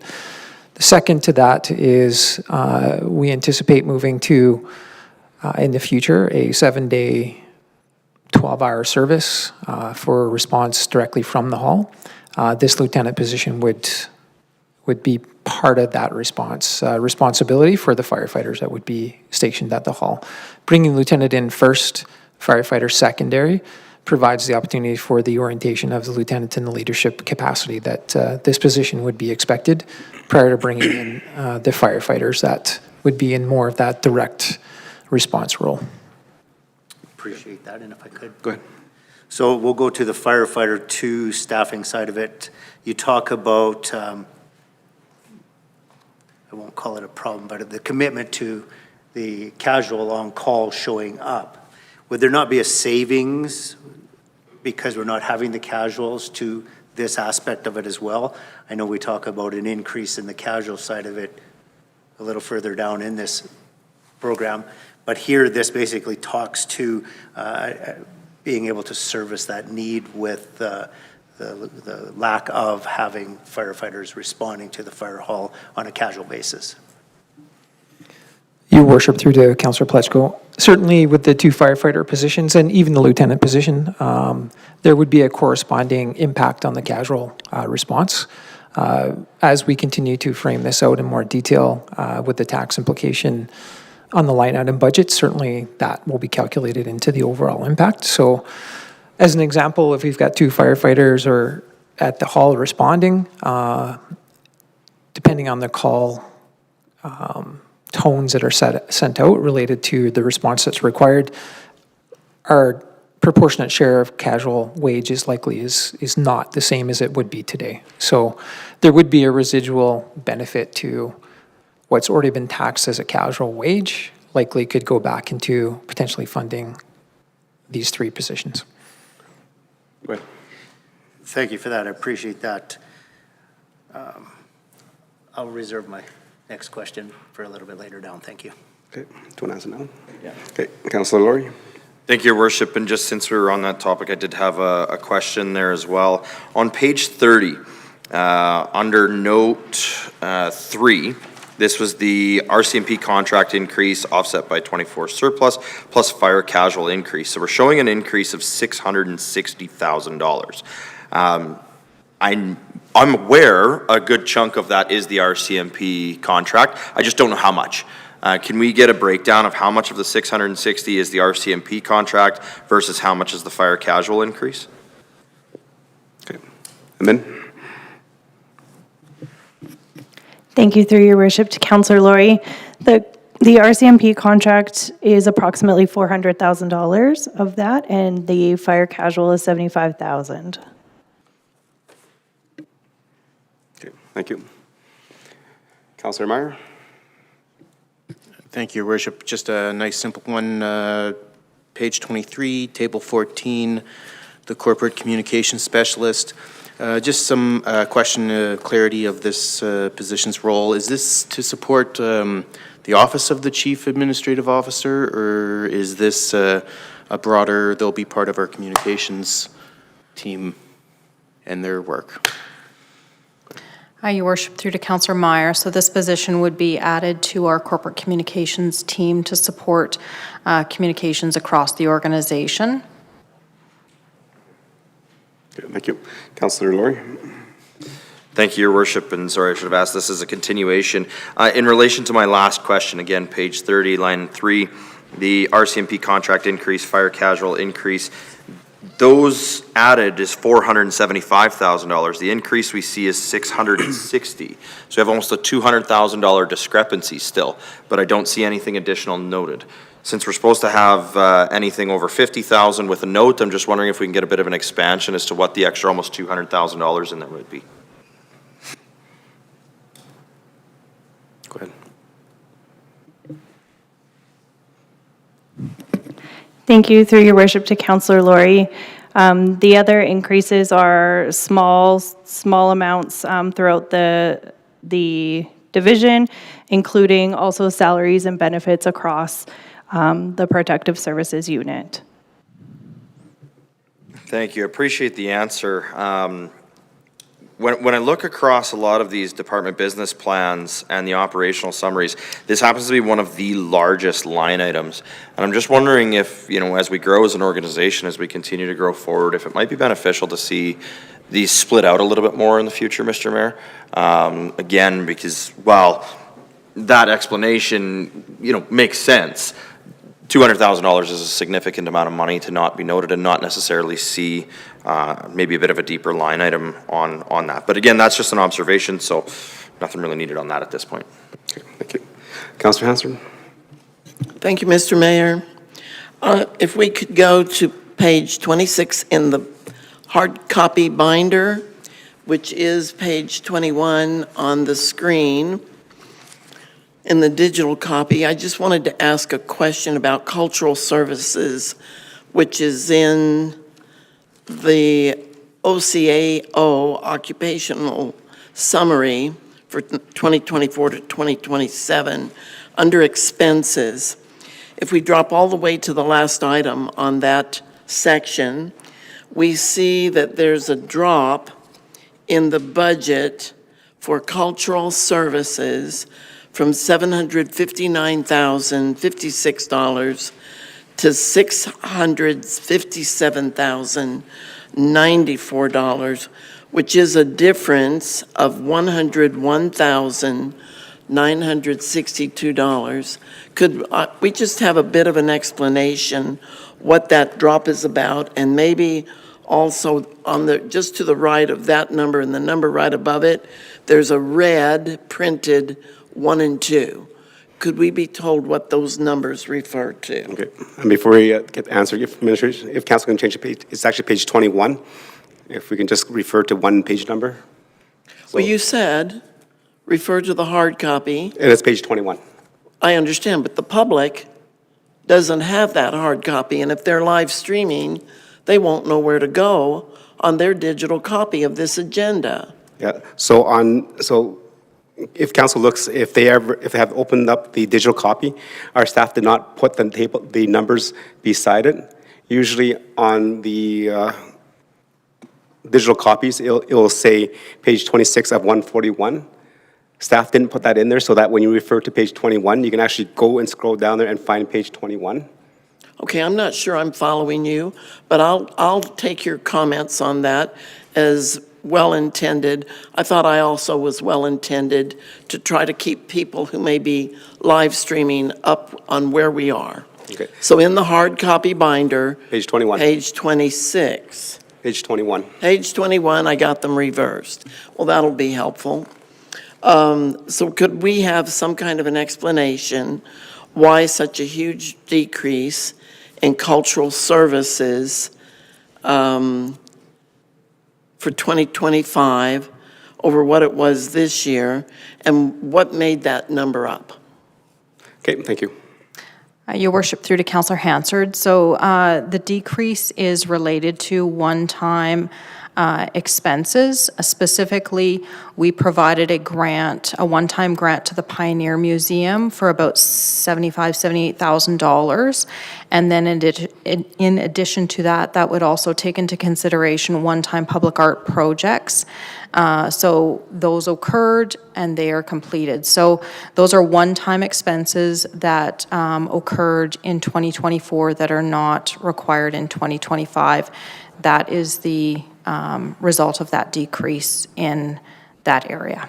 Okay, so if I could just get a clarification on, so that I'm understanding. So under 2024, our cultural services line item was $759,000. In 2025, we're taking away $101,962.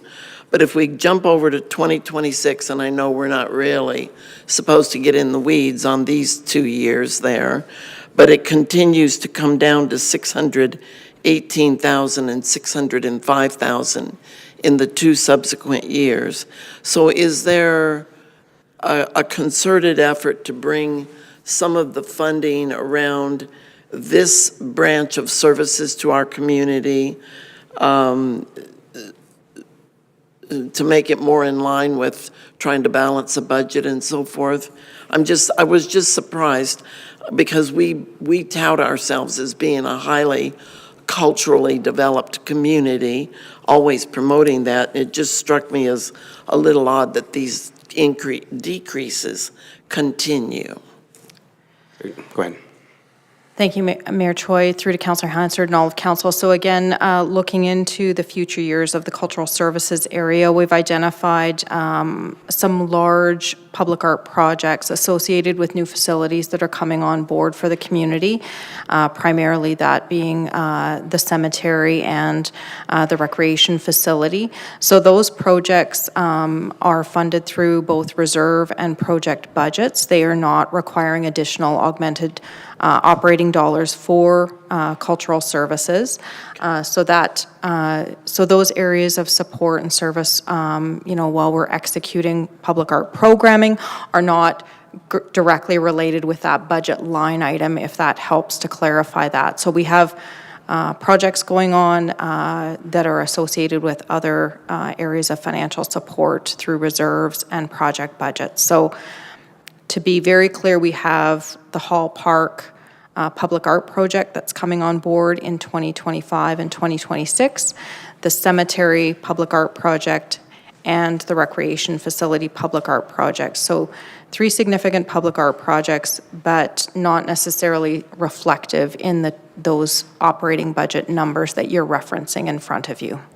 Thank you very much for that explanation. Okay, and did you want clarity on item number 1? I think Councillor Hansard asked about the red numbers, number 1 and 2.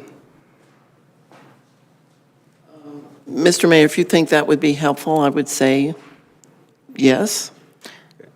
Yes, Your Worship, through to Councillor Hansard and all of council. So regarding note number 1, the addition of the proposed economic development staffing position is the indication of the cost increase for note number 1. So that's the impact to that line item increase. Okay, thank you. Okay. Is that enough clarity, Councillor Hansard? I believe so. Mr. Mayor, I do have one other question, but I'm happy to wait and have that come around again if you'll call on me. Thank you. Any more questions for clarity and understanding? Okay, Councillor Meyer, go ahead. I just have, well, I have a few, but if I can ask 2 regarding page 41, table 38, just a clarity during the presentation, the general manager mentioned during his statements about the active transportation, an ability to, I'm not sure exact words, basically to pivot where most needed. I'm just curious, the second bullet, the 2027 north side of 49th Avenue between 50th Street and 48th Street, I believe there is a path on the south side of the street, and looking at sort of the neighborhood, it has yet to fully develop out. I'm just curious why that would be a priority. Go ahead. Through your worship, through Councillor Meyer. For the active transportation priorities, those all stem from the town's active transportation plan. So these are the outputs from planning from staff from the using the active transportation plan that's as a guide for our priorities. Okay, so just for clarity, should I take that as a hard and a fast? That's what we're doing in 2027, or the north side of the 49th Avenue? Okay, so I think it's because it's listed there on 2027, and you referenced that it comes out of our active transportation and trails plan. So what is the likelihood of it moving to a different year or location if other priorities arise? Through your worship, to Councillor Meyer and all of council. So There's answering two questions there. So the locations that are before council in the corporate plan are the ones proposed by town staff to prioritize for this corporate plan. Regarding prioritization and how we relook at programs, yeah, from time to time, if we are getting more complaints or concerns or questions that may cause us to take a second look or revisit current priorities that are brought before council, staff are always listening to the public and considering what they're saying. If there were changes, and I'm not saying that there would be here, those would be dialogues with council either at corporate plan updates like this one or at other meetings to provide an update and direction from there. Thank you. I'm satisfied with that answer. And if I could just a second one, just again for clarity, moving on to table 39. Is it? I see we have the preliminary design as well as detailed design in 2027, and later on page 73, it states if you fire through the line items there is $2 million anticipated cost. Is that merely just not included in this table because it's past our 3-year perspective, or? Through your worship to Councillor Meyer and all of council, that's correct. The $2 million is just outside the 3-year planning window. And again, that would, just for clarity, that's just a kind of a placeholder number. We don't necessarily know it's that 2 million. It could be, that's what I imagine the detailed design would figure out. Through your worship to Councillor Meyer and all council, that is correct. So we're carrying it to the $2 million as our best estimate at this time. The preliminary and detailed designs will help flesh these out, and that's a typical process that we would follow with any major capital project. Okay, thank you. Thank you. Councillor Loyens. Thank you, Your Worship. Staying on page 42 and looking at table 39 when it comes to the snow storage site design, it says here that in 2020, the town had hired a consultant to develop a site concept plan, but it also references the Alberta Environment Guidelines. I was curious as to when the Alberta Environment Guidelines changed, causing us to have to wait to make a new plan in 2022, and now that we're still not implementing it for 6 years after the fact. Okay. Go ahead. Through your worship to Councillor Loyens. There's counted 2 questions there. So the first one about the consultant report in 2020. So that did outline a number of locations that we could consider moving the storage site. So the plan right now before council in the timing allows us to take that plan and really refine which areas have the best utilization, risks and cost benefits, and also operational considerations. With respect to the Alberta Environment Guidelines, not exactly sure what you're referencing with the change. Pardon me. Yes, we're just trying. Pardon me, I got tripped up there. With the guidelines, the current site currently does not meet the Alberta government guidelines, and that's not unusual for most snow storage sites in many municipalities.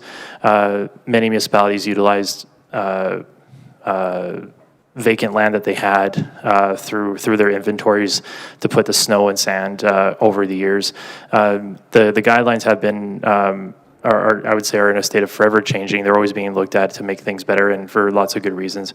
However, these snow storage sites present a unique problem for municipalities and provincial governments in that there's a need to look at the appropriate locations and move the snow to sites that are better designed.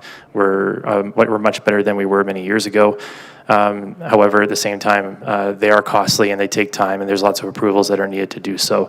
So the town's plan right before council does promote making sure that we do all those items that I just mentioned in the appropriate sequence so that this project is successful. Okay. Is that good? Well, just a follow-up to that then. In 2027, it says the detailed design and environmental study. Are we looking at potentially a cost for any type of environmental impact for having it at the old site? Through your worship, the Councillor Loyens and all council, that's a possibility, yes. Thank you. Okay, I was going to add that question, just, so there's no deadline for any municipality to meet the guidelines. I think that's what we're trying to get at.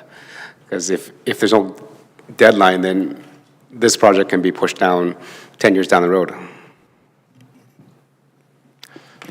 Through your worship to all of council, ultimately, projects that are funded are council's prerogative and choices, and we're always duly aware of that. While the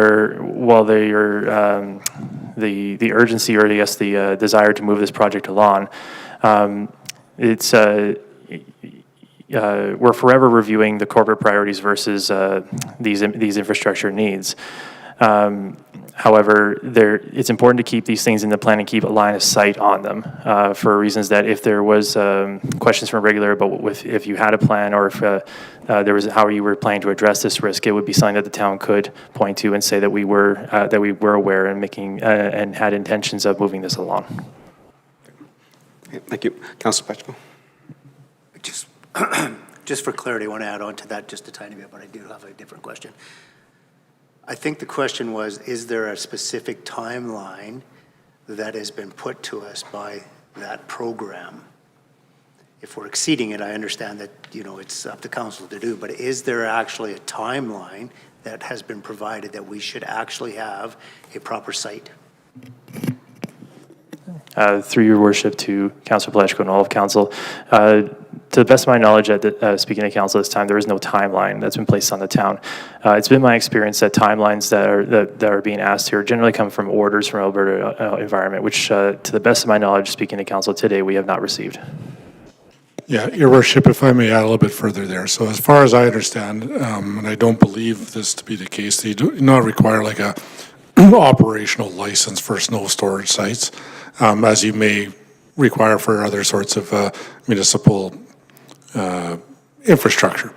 And as such, the attempt we have here is an attempt to strike a balance between what we know, believe is something that we should be looking to improve. I think the GM used the term, line of sight to what the improvements could look like, with the fiscal reality that's in front of us. I think, the one thing that I do believe is incumbent to indicate to council is that, there could be a point where Alberta Environment does come out and get a little harder, stronger, sooner, blunter, so to speak, on snow storage sites and their potential environmental impacts. Up until now, that hasn't been the case, but there is that potential out there. Our attempt and timing is to manage both, our obligation, both to the reality of that sort of a site, with the fiscal realities that are in front of us. Okay. Thank you. Councilor Pacheco, go ahead. Yes, thank you, Your Worship. Through to Manager of Corporate Services, I believe will be the one answering this. Yeah. And I was kind of hoping somebody else might ask this question. So on-demand transit regarding Saturday service, a comment was made during your presentation about the need for it. And I'm just wondering if you could explain how we track that need and how we track the growth of the on-demand transit system within our community so that we could actually see numbers. It's nice to hear that you say that we need that, but what are those numbers actually look like that will justify a $60,000 increase, a $59,000 increase? Your Worship, through to Councillor Pacheco, a couple ways in which we can track data. Just 1 second. That's, again, page 32, table 21. Thank you. Thank you. Sorry, a couple ways that we can track data. One is ridership, which we do in the quarterly reports that you see. Often when we're looking at increases to the overall transit service, we look at failed searches. So with the app, if someone's not able to get a bus at the particular time of which they're seeking to get a bus, when that number gets to a threshold, then that would prompt us to increase the service level so that we're meeting more of that desired need or demand that is being realized or recognized with the failed search or the not able to provide service to residents. With respect to the Saturday service, we've got numbers from Spruce Grove in terms of what they're getting. They're getting 90 riders per day on that particular service in Spruce Grove. I would expect, based on our on-demand and the launch of our on-demand, we would probably see similar uptake in Stony Plain related to Saturday service. We don't have anything currently because there's not access for our Stony Plain residents to search for Saturday service in our community, so we can't do it through the app. But after last year's corporate plan and throughout this 2024 period, we have had several inquiries as to Saturday service. We've had several emails stating the need for Saturday service and the impact on people's lives in terms of getting into jobs that they work on a Saturday versus the typical 9 to 5, Monday to Friday. So we have had people state that they're expending more money to get into Spruce Grove for their jobs on the Saturday, Sunday weekends. This particular service is more of a holistic conversation to some sense also in terms of it's almost like a chicken and the egg. Do you put the service in place and hope for the people to come, or do you wait for the people to stand up with large numbers and demand the service? So I think based on the experience that Spruce Grove has had with the implementation through 2024 and the success in the ridership, I certainly believe that, and the comments that we have received through 2024, I believe we would get the same similar uptake for usage in Stony Plain. If I could just supplement to that. Go ahead. I'm just wondering if there's a way moving forward that we can track some of this so that when we actually get something put in front of us, we have a better way to substantiate the need for that in our community. While I appreciate, the explanation tonight, it still leaves pretty open as to the perception, and not that I disagree with you or agree with you either way. I think just having cold hard numbers that we can talk about when we're looking at a budget makes sense for us to be able to justify that to our taxpayer at the end of the day. Thank you. Thank you. I'm just going to add on to that. So in terms of just a question for clarity, so last year Parkland County did not add this service to their service offerings. Is this initiated in their corporate plans for this year? Saturday service? Your Worship, as far as I'm understanding, no. I'm not sure why Parkland County, how they make their transit decisions. The amount of ridership and their contribution and percentage to the overall transit portfolio is quite low. Atchison is the primary destination for them. And maybe this would be, once we have a Saturday service open, a lot of Stony Plain residents might be seeking to go to Atchison for work on a Saturday, and that might prompt that particular conversation to open up. Okay, appreciate that. Deputy Mayor? Thank you, Mr. Mayor. I have a question with the transit here as well, and so we'll sort of pick up with this one on page 32. Just wondering if we have a bit of an update on, any discussion had regionally around the future management of transit, and that comes from sort of the conversation that started last year with Spruce Grove moving to Saturday service, this year coming forward in our corporate plan to look at Saturday service. Is there any dialogue or conversation right now around more, I guess, joint decision-making around what that transit looks like within the region? And then my second part to this question may depend on the first answer, so I'll throw it out now as well. But if there's any update on or conversation with our regional partners around the rapid commuter service, and that, if I'm not using the correct terminology, was one stop Stony Plain, one stop Spruce Grove, and on to the city. And if that's something that is still a part of the regional conversation. Go ahead. Your Worship, through the Deputy Mayor, I'll answer your last question first, if that's okay. Certainly, I think the regional rapid, so that would be Heritage Park as an example, directly to the East Transit Center in Spruce Grove. That was brought up during corporate plan last year. We had some rough numbers related to that. I believe that would be a Stony Plain initiative, and that would be 100% to Stony Plain expense, and it would have no bearing on our partners and any decision that our partners would need to make related to that particular endeavor. That particular initiative, you're likely in the $200,000 range to provide that level of service to our residents.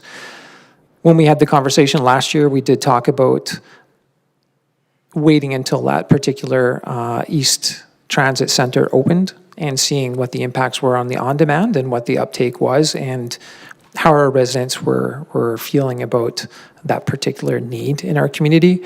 As an example, someone from Hyde Park might drive directly to the east versus going to the same travel distance to go to Heritage Park, jump on a bus, then go to the transit center, then transfer again. So understanding the human need, or sorry, the human interaction with transit, and once that station opens, that park and ride opens on the east side of Spruce Grove, I think it would be good for us to see what the patterns are versus reacting prior to the patterns happening, if that makes sense. Okay.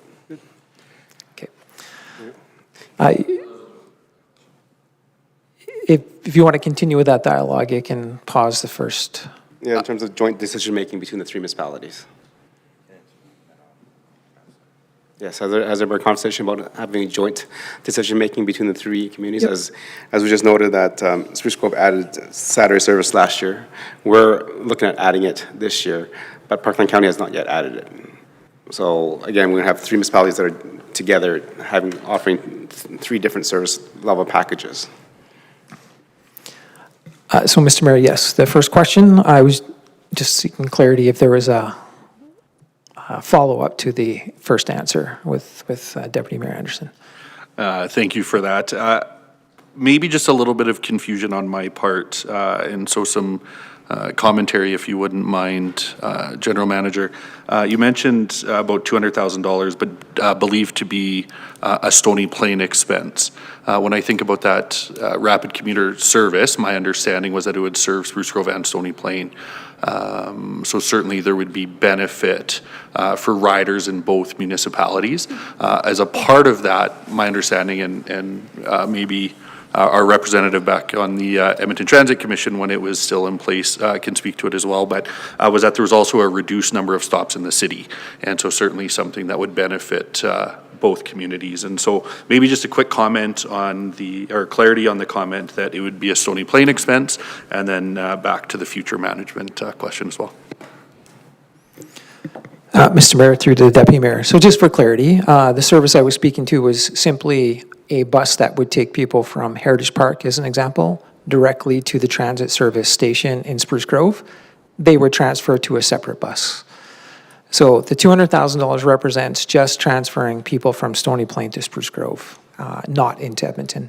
The Edmonton service would be ascertained at the next transfer. So that would be from the east connection into Edmonton, which is the 560 route. Rather than traveling through Spruce Grove, they would just directly go to the transit service center, jump on a bus into Edmonton. So that's what that represents. There would be no Edmonton stop with that particular service.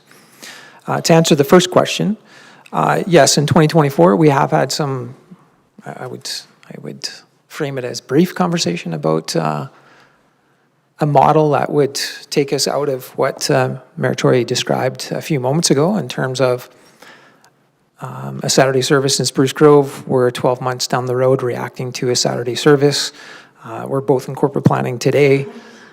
Not sure if Spruce Grove, they don't have any elements that are captured in the above-the-line format, which they use in their particular corporate plan that has a service level enhancements to their transit service.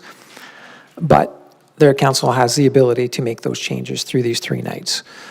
So that puts us in a bit of a position of reacting to that conversation and perhaps that service level enhancement added to their corporate plan.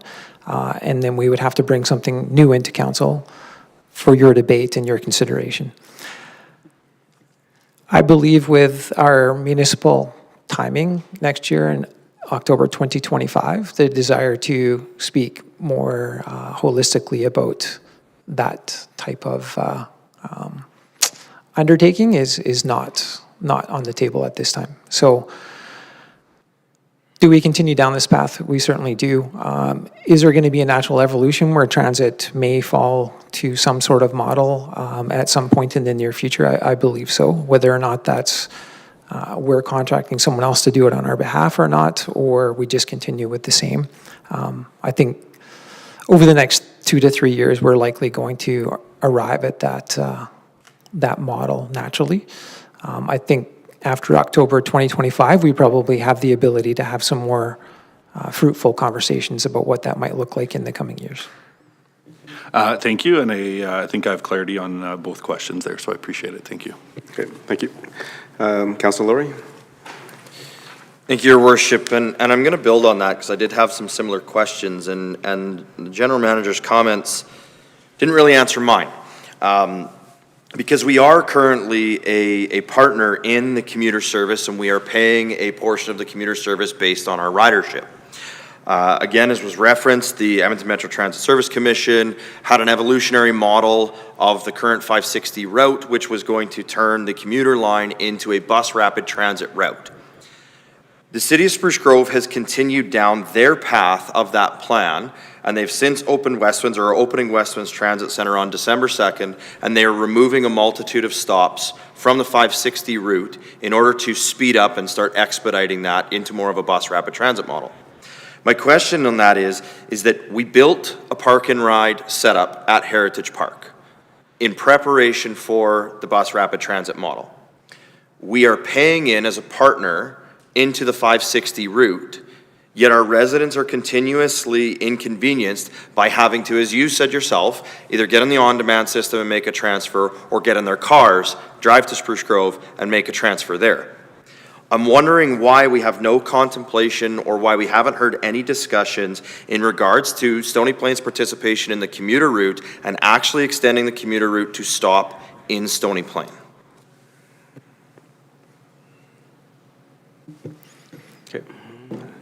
Your Worship, to Councillor Laurie, certainly with the demise of EMTSC, those types of conversations likely hit the back priority list with respect to, is it something that continues to make sense? I believe the regional or the sub-regional model has changed since EMTSC put their conceptual models forward and what they were seeking to move forward on. Again, we have another regional partner that we have to work closely with respect to some of the decisions they're making. My understanding is there might not be some alignment with administration and their council related to the decline in service on the the 560 route when the Westwind Centre opens. So I can't confirm that, but I've heard that perhaps they're back at the table looking at how they can continue to offer the same service that was impacted with the opening, or could be impacted with the opening of the Westwind Centre. My understanding is that means the 560 service would be unchanged in the very near future. We haven't honestly looked at it as administration in terms of, because on-demand was not contemplated in the EMTSC model to the degree of which we have on-demand currently today.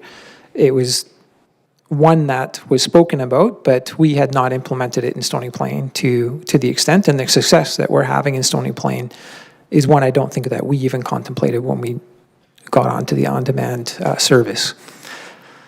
Our ability to analyze and look at what the patterns are of the users after the Westwind Centre opens, the transit center opens, will probably provide us more opportunity and data to determine whether or not a rapid service from Stony Plain to that particular site is in the best interest of our users, or it has the ability for us to come forward to council with some options for consideration and debate and discussion related to what the best options are to ensure that our citizens can get from Stony Plain to the East Transit Center and then into Edmonton. Thank you, and I appreciate that, but I don't necessarily agree with some of the comments, because essentially the service that we are looking at based on our participation in the commuter route, what you had mentioned to Councillor Anderson, Deputy Mayor Anderson, about the 200K to add that direct routing, I mean, we're essentially paying double, because our residents are already paying into the commuter route through the tax base, through the agreement that we have with the City of Spruce Grove. And what I'm talking about is essentially a conversation of a service change in relation to the agreement with the City of Spruce Grove on 560. So not necessarily a addition to our on-demand system, but a consideration. And operationally, we'll use the term 100 ways to skin a cat. The service changes to 560 locally in Spruce Grove can be mitigated by any number of solutions without necessarily changing a route, et cetera. And on-demand was actually even contemplated when the original bus rapid transit route, but it was an a la carte service. And so it was the regional network would handle the regional routes, or essentially the spider web, if you want to call it that. And then the municipalities would have been responsible for their own internal, which would be our on-demand system. And so I'm going back to that original in regards to our contribution and our participation in the financial obligation of the commuter service, and only the commuter service. Have we had service level discussions about bringing that route out to Stony Plain in order to help our residents achieve what I would call an appropriate level of service, rather than them having to add a second layer in either driving or taking the on-demand to get to that route? Mr. Mayor, to the Councillor Laurie, no, the answer is no. We have not had that level of discussion. In listening to your questions and thinking about the overall service, in theory, if we have people going from Heritage Park to the East Centre, they may not be on the Route 560, which means our overall percentage of the 560 route drops, which means our proportionate share of that particular expense drops. I don't know that Spruce Grove has done enough analysis with the City of Edmonton, with the transit buses. Everything is based on hours of service. I don't know if the leased buses and the hours of service from the East Centre into Edmonton changes the overall dynamic and the overall cost of the service itself. I think until we see that service open and we see everything start to transact and take place, I'm not convinced we know exactly what the overall cost implication is going to be for that particular service center opening, which may open up the ability for us to expand or add some enhanced service at the same cost, lower, marginally higher, and offer a better product to our residents. So I think until that center opens and we understand what the full picture and the full cost allocation is, particularly to ourselves and the overall transit service, I think at this time I'd be speculating to you what some of those changes or recommendations I would put forward would be today. Excellent. Thank you very much. I really appreciate that. And I know it's a lot of questions on transit. And I think, unfortunately, what we've heard over the last several years is a lot of unknowns. And in the situation we are, that's not necessarily surprising. But because we have this regional entity, because we have a regional partnership, because it is a regional endeavor, I would concur again with Councillor Anderson's comments about the need to consider future governance and operation models in order to have some of that information, in order to garner consistency, in order to look at what efficiencies work best for all, not just one. And so, in the lens that it's being looked at right now, as Mayor Choi said, Parkland County is looking from one lens, saying what's most efficient, what works best for Parkland County. City of Spruce Grove is looking from one lens, what's most efficient, what works best for Spruce Grove. And Stony Plain is looking from another lens.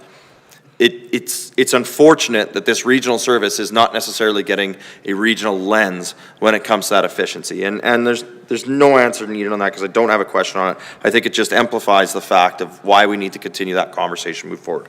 The question that I do have in regards to the on-demand service is the weekend service is put in here with a contemplation. Again, there's no additional options, and there's no information in regards to expansion into an evening service. And so currently, the service only runs until 7 p.m., while I do hear from residents who absolutely are looking for the Saturday service, which conveniently runs until 10 p.m., I am consistently and constantly hearing from people who are looking for a later service weekday because they can get to work in Spruce Grove in the evenings, but they cannot get home because the service only runs until 7 p.m. Do we have any data, do we have any costing in regards to what it would be, maybe rather than adding Saturday service, to extend that service to, say, 10 p.m.? Mr. Mayor, through to Councilor Laurie. Certainly, I do have some raw numbers related to that. I'm not sure specifically if Stony Plain can do that without the city of Spruce Grove doing it also. I would have to ask that question. I think with the on-demand, you can certainly geo-fence the stops that are, or closed stops, open stops that are available to people. Again, I've got the data that says if both of us are in, here's a proportionate share of that overall service level of increase. If it was just as town of Stony Plain, I would have to ask the question directly if that cost would still be exactly the same as what I have today. Excellent. Thank you very much. And again, just reinforces the previous point about the need for further regional work, regional discussions, regional collaboration on that, because 100%. That endeavor does not necessarily make sense moving forward without both partners, similar to how we've experienced some feedback in relation to the Saturday service and not moving forward contiguously with the Saturday service last year. So appreciate the answers. Thank you very much. Okay. Thank you. Councilor Meyer. Thank you, Your Worship. Through you to administration. Page 42, Table 40, the utility water loss leak detection. So I was under the impression that we were seeing significant dollar losses due to this leak, and considering that this is a multi-year plan, I'm just curious why we would be, or maybe I'm wrong, maybe there wasn't a significant dollar amount to that, but I'm just curious why we're not implementing this sooner than later. Through your worship to Councillor Meyer and all of council, correct, water loss has been a topic of discussion with council over the last couple of years, and there have been updates from administration on our water loss percentages. The water loss leak program before council and referenced right now is a program designed to help supplement some other initiatives that we're doing, which includes the water meters, as well as some other outputs of the investigation that we had a couple of years ago. This purports to continue a more active role in the water loss leak detection beyond those measures, so just to keep going with that. We did do some isolated leak review as part of the initial investigation in what I would call the high suspect areas. I can't remember the exact term I used at the time when I updated council, but we did identify a handful of locations that we did do some very specific, very detailed leak detection programming in and around there. And we also initiated some other initiatives from that work as well. This program would just purport to us to be more proactive and continue that work into the future and stay on top of some other things that as we move forward with the water loss program. Councilor Meyer? I'll take that. Sure, go ahead. Thank you, Mr. Mayor. I had a question on this item as well, more related to a longer-term replacement plan. Certainly, several of us were in Calgary when they had their water main break, and certainly some of the challenges that presented themselves while we were there. I believe it was my first year, actually, where we received a report that talked about the length of time that some of our water utility lines have been in the ground and the expected lifespan. Some questions I know were asked at that time about sort of a capital replacement plan or something, as opposed to waiting for it to break and then have it replaced. And so just looking for some comments from the General Manager of Planning and Infrastructure on sort of our longer term replacement plan for that utility infrastructure that is aging. Certainly, through your worship, to Deputy Mayor and all of council. Our approach to utility replacements is not a singular strategy. There's a couple there. So there is an overall asset management plan, which we've referenced tonight a couple of times. And that's, we've been doing that for the length of time I've been here and initiating and getting as much information as we can. An output that council has seen recently is the Meridian Reservoir. So that's an example of us performing those more proactive approaches for asset management and determining the highest need at the time. So that's one aspect. Another aspect is we also align utilities and other asset renewals within other programs where we maybe have some more strength in the data. So one example is the road programming. I referenced that the major roads program is proposing to take the town into 43rd Street, and as part of that work, we identified that the utilities in that location were in need of replacement as well, which is why we were able to take a step back and say, well, how would we project plan this out so to be most effective with the funding, the time, and the resident impacts therein as services. So that's another approach. There's the other approach, which is operational and at times more reactive. So we'll have our crews have made a number of advancements with our town office staff to turn a lot of the we'll call it paper documentation, for lack of a better word, into something more digitized and into a more accessible database, so they can see a bigger picture of where their focused areas should be. I will add, though, that those efforts are slow. Utilities are, I'll add to council just for some dialogue here, that the utilities are probably one of the hardest ones to fully map out from a condition level, only from a couple of aspects. Through the work that we've done, we've been able to identify from our records where things should be, what materials they are, their ages, things of that nature. We're getting into more of the condition ratings, so the storm and the wastewater. We can send cameras down. That takes time. We use our existing camera program to do as many kilometers per year as we can. The water system, for many reasons, you can't camera that. So we either have to investigate by daylighting the lines. There's also some metrics in industry that we use for age and risk and time that we will utilize from that data I just referenced to make plans as well. The last part is our master plans. So as I mentioned, our last master plans were from 2018, and they do identify some locations based off the information that they had at the time doing that. And this year we are proposing to start a sequential update of all of our master plans, sanitary, storm, and wastewater, sanitary, storm, and water. Pardon me, using the information we have and the growth and everything else. So they all fit together, and the strategies therein do support being proactive. But there is a level of reactivity that comes with any underground. You can map, you can model. You can do the best you can, but just sometimes, as we saw, I believe in 2022, sometimes the lines just break, and that's why we have good crews here, and we have good access to contractors in this region that can help us with those more complicated ones if should they come up.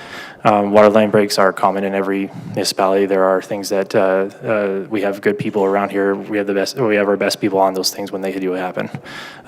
So that's just a broad overview of our approach to utilities and asset management, Your Worship and Council.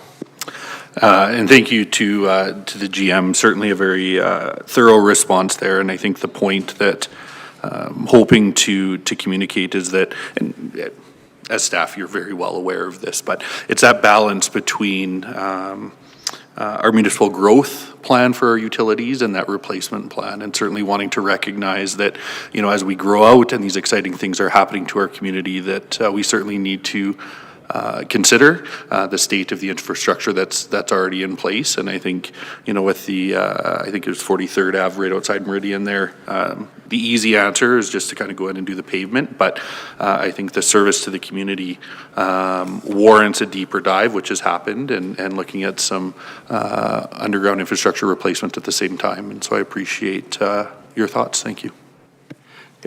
Thank you. Councillor Hanstrom.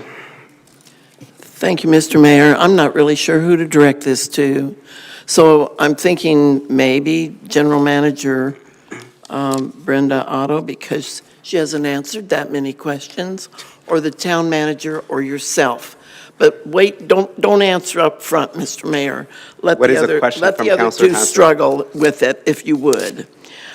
I noticed on page 66 in the hard copy, fiscal plan, grants expense.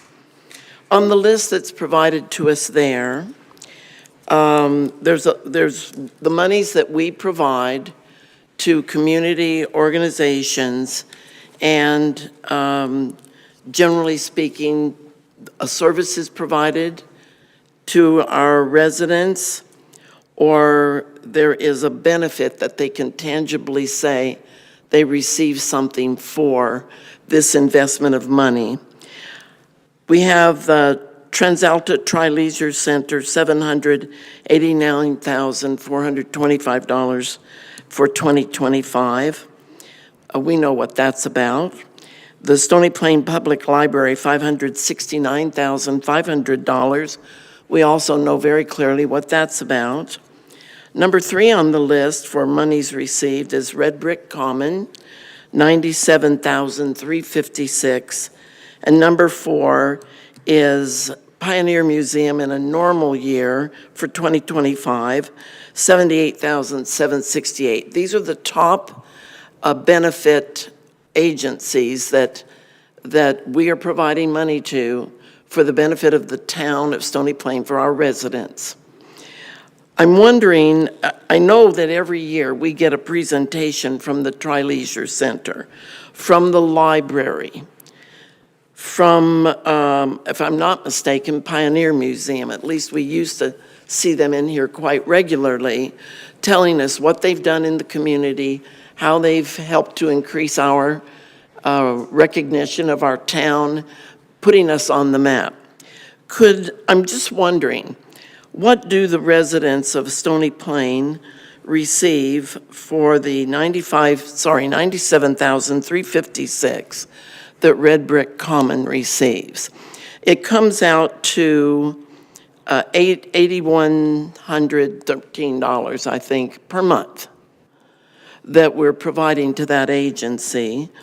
And I don't recall them coming into council chambers recently to tell us what they've done, how they're reaching out, what they're doing to increase the footprint in Stony Plain. And for me, this is not about singling them out and saying what's happening there, but in a way it is, because I think our residents and taxpayers have a right to know, what do they get for that money? And all the other agencies, basically, the BMX park, the food bank, the turning points, all of those are service-oriented or providing a tangible something that residents can see why that money is given to those agencies. But I'm unclear, because I don't know what that is actually for Red Brick Common. Could you help us? Anyone? Yeah, for sure. Thank you, Councillor Hansford. And just to be clear, that Red Brick Common did come and present to council? Did they? Yes, and it was this calendar year, and I'm just going to turn that over to the representative at that time, Councillor Laurie, please. Thank you, Your Worship. And yes, actually, the managing director, and I believe it was the board chair or vice chair, were present in council, did do a presentation. I believe they presented us with their annual report and the corresponding documents. Again, certainly the Red Brick Common has had their struggles, their financial struggles. There was comments made directly in the presentation from the managing director about the Red Brick Common shying away from programming that did not result in direct revenue for the Red Brick Common. So I know that those discussions have continued as regards to what programming or participation in town events means in regards to direct revenue versus indirect revenue and exposures. However, shining examples right in our lobby, we actually have art installments for the last several months that have been provided by the Red Brick Common, so they do. I'll be completely honest, as the board rep on it, and as I've shared with council, that the level of funding they receive in comparison to other agencies does have a discrepancy, and there maybe isn't quite necessarily a parity there, but again, that would be left up to the will of council as to whether we felt that was still appropriate or not for them. But again, I would say the Red Brick Common is providing services within the community. They do provide the services on site. We do know that they're a huge partner right now with École Trinité, providing them gymnasium space through a contracted agreement so that with the starter school there, they have a place for their students to participate in gym. So, still has a great value within our community, still does provide for our community. And again, in regards to the level of funding, that may be open for discussion. Okay. Thank you, Mr. Mayor. I appreciate that answer from Councillor Laurie. It's helpful to remind people what service that we receive or what the impact is of an agency where they're receiving that money. So thank you very much for that explanation. I'll accept that for now. Okay, and thank you. And then just to, for clarity, the Red Brick comment came and presented on April 2nd at GNP. And I apologize, I was not here to ask those questions, but the whole of council was here that day. So thank you for taking that on and asking those questions that were presented. Are we going to continue with this line, or should Grant's question? Okay, Deputy Mayor, go ahead. Thank you, Mr. Mayor. I wish there was a way that if a grant question comes up, we could all sort of jump in with our grant questions. We're sort of jumping back and forth. I still have a fire question, and that was about an hour ago. I sent you 2 messages, and I don't think you got either one. So looking at our grants here again, page 66, actually 3 different ones that I'd love to ask about. Very simply, Parkland Search and Rescue, are we looking at an amount here that's a cash transfer? That doesn't include, access to the building and using the facility across from Town Hall here for storage and those sorts of things. This is just strictly cash transferred to their organization. Your worship, through to Councillor Anderson, that's correct. Perfect, thank you. Next one, Parkland Food Bank. Just in contrast to Red Brick Common, just in total dollars, we continue to hear the significant growth that the food bank has had. The number of people that they're serving continues to increase, but there's just very marginal increases in the ask here that we have in front of us. And so just looking for some clarity on how that number is determined in terms of dollars in grant being distributed to the food bank.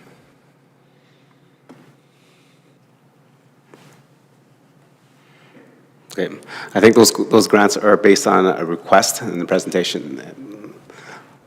Town Manager? Yeah, Your Worship, it looks like we may need to double or triple check exactly on that, but just judging by the amounts, it looks like it's just an inflationary increase.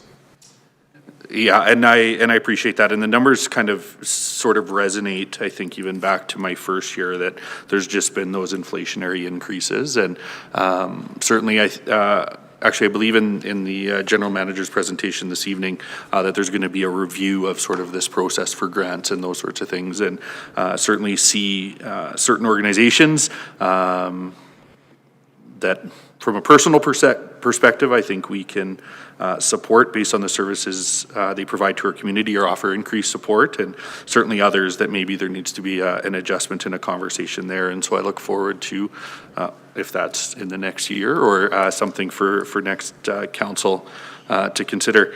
One last one, just related to the TransAlta Tri-Leisure Centre ask of $110,000.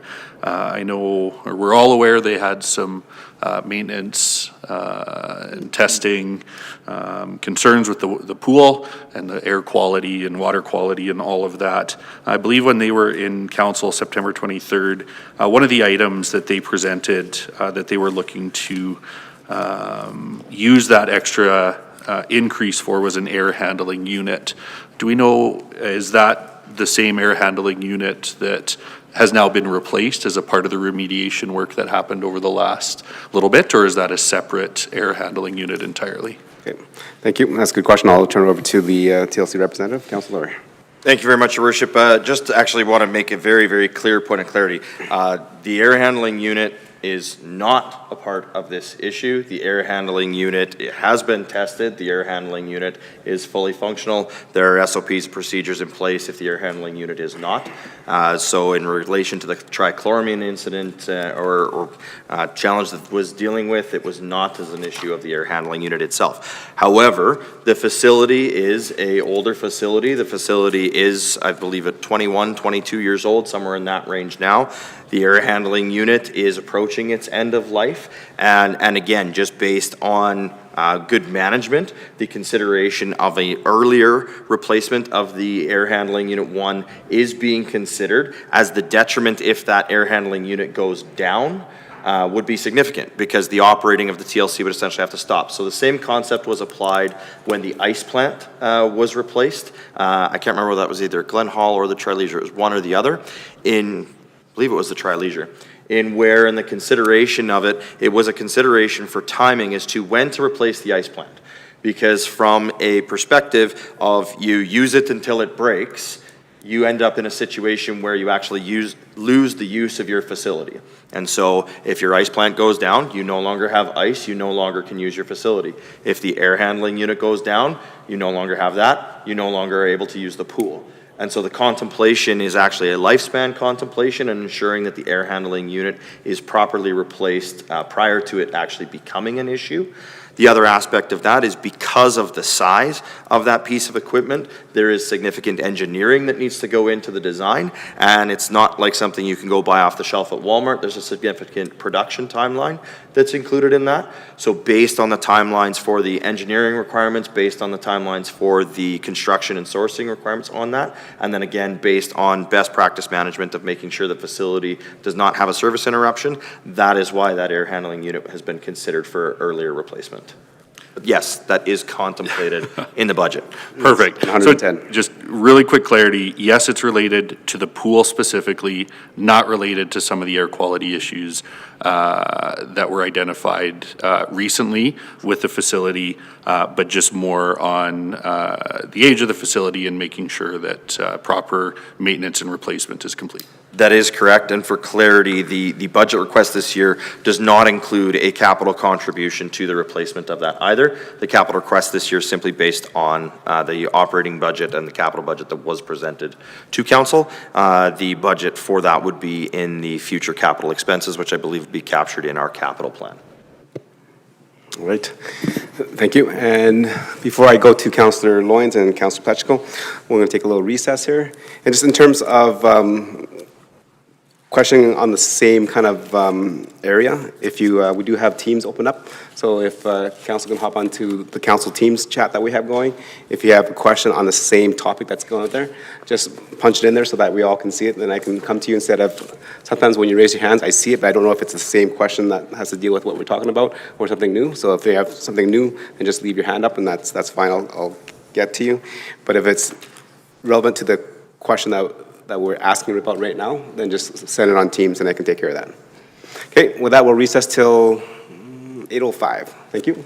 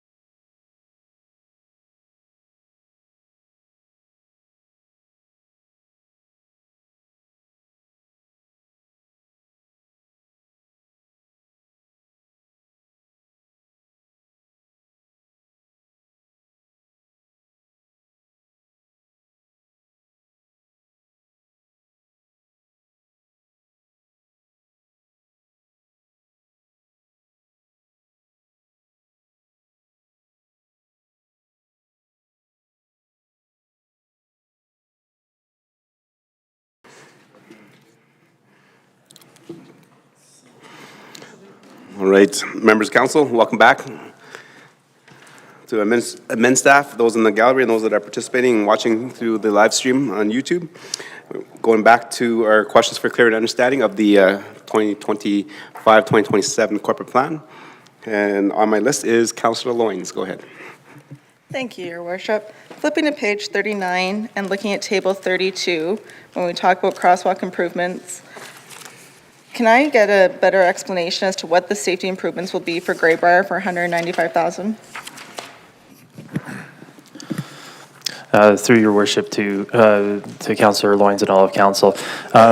So 195,000 covers all 4 proposed sites for temporary and possible permanent curb extension improvements. There is as I mentioned in my presentation, these are the current top sites that we are evaluating for the program. However, there is always some degree of managing the program for the most current issues that may come to light during the time. So I just offer that as a reference to my presentation earlier. But right now, those are the contemplations: is temporary and permanent curb extensions. Okay. Thank you. Anything else? No, I'll leave it for now. Thank you. Okay, then move on to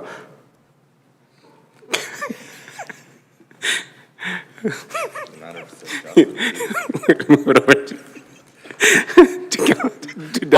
I'll jump Deputy in. Mayor. I got it. I got this. I have a question here as well. Sorry, team.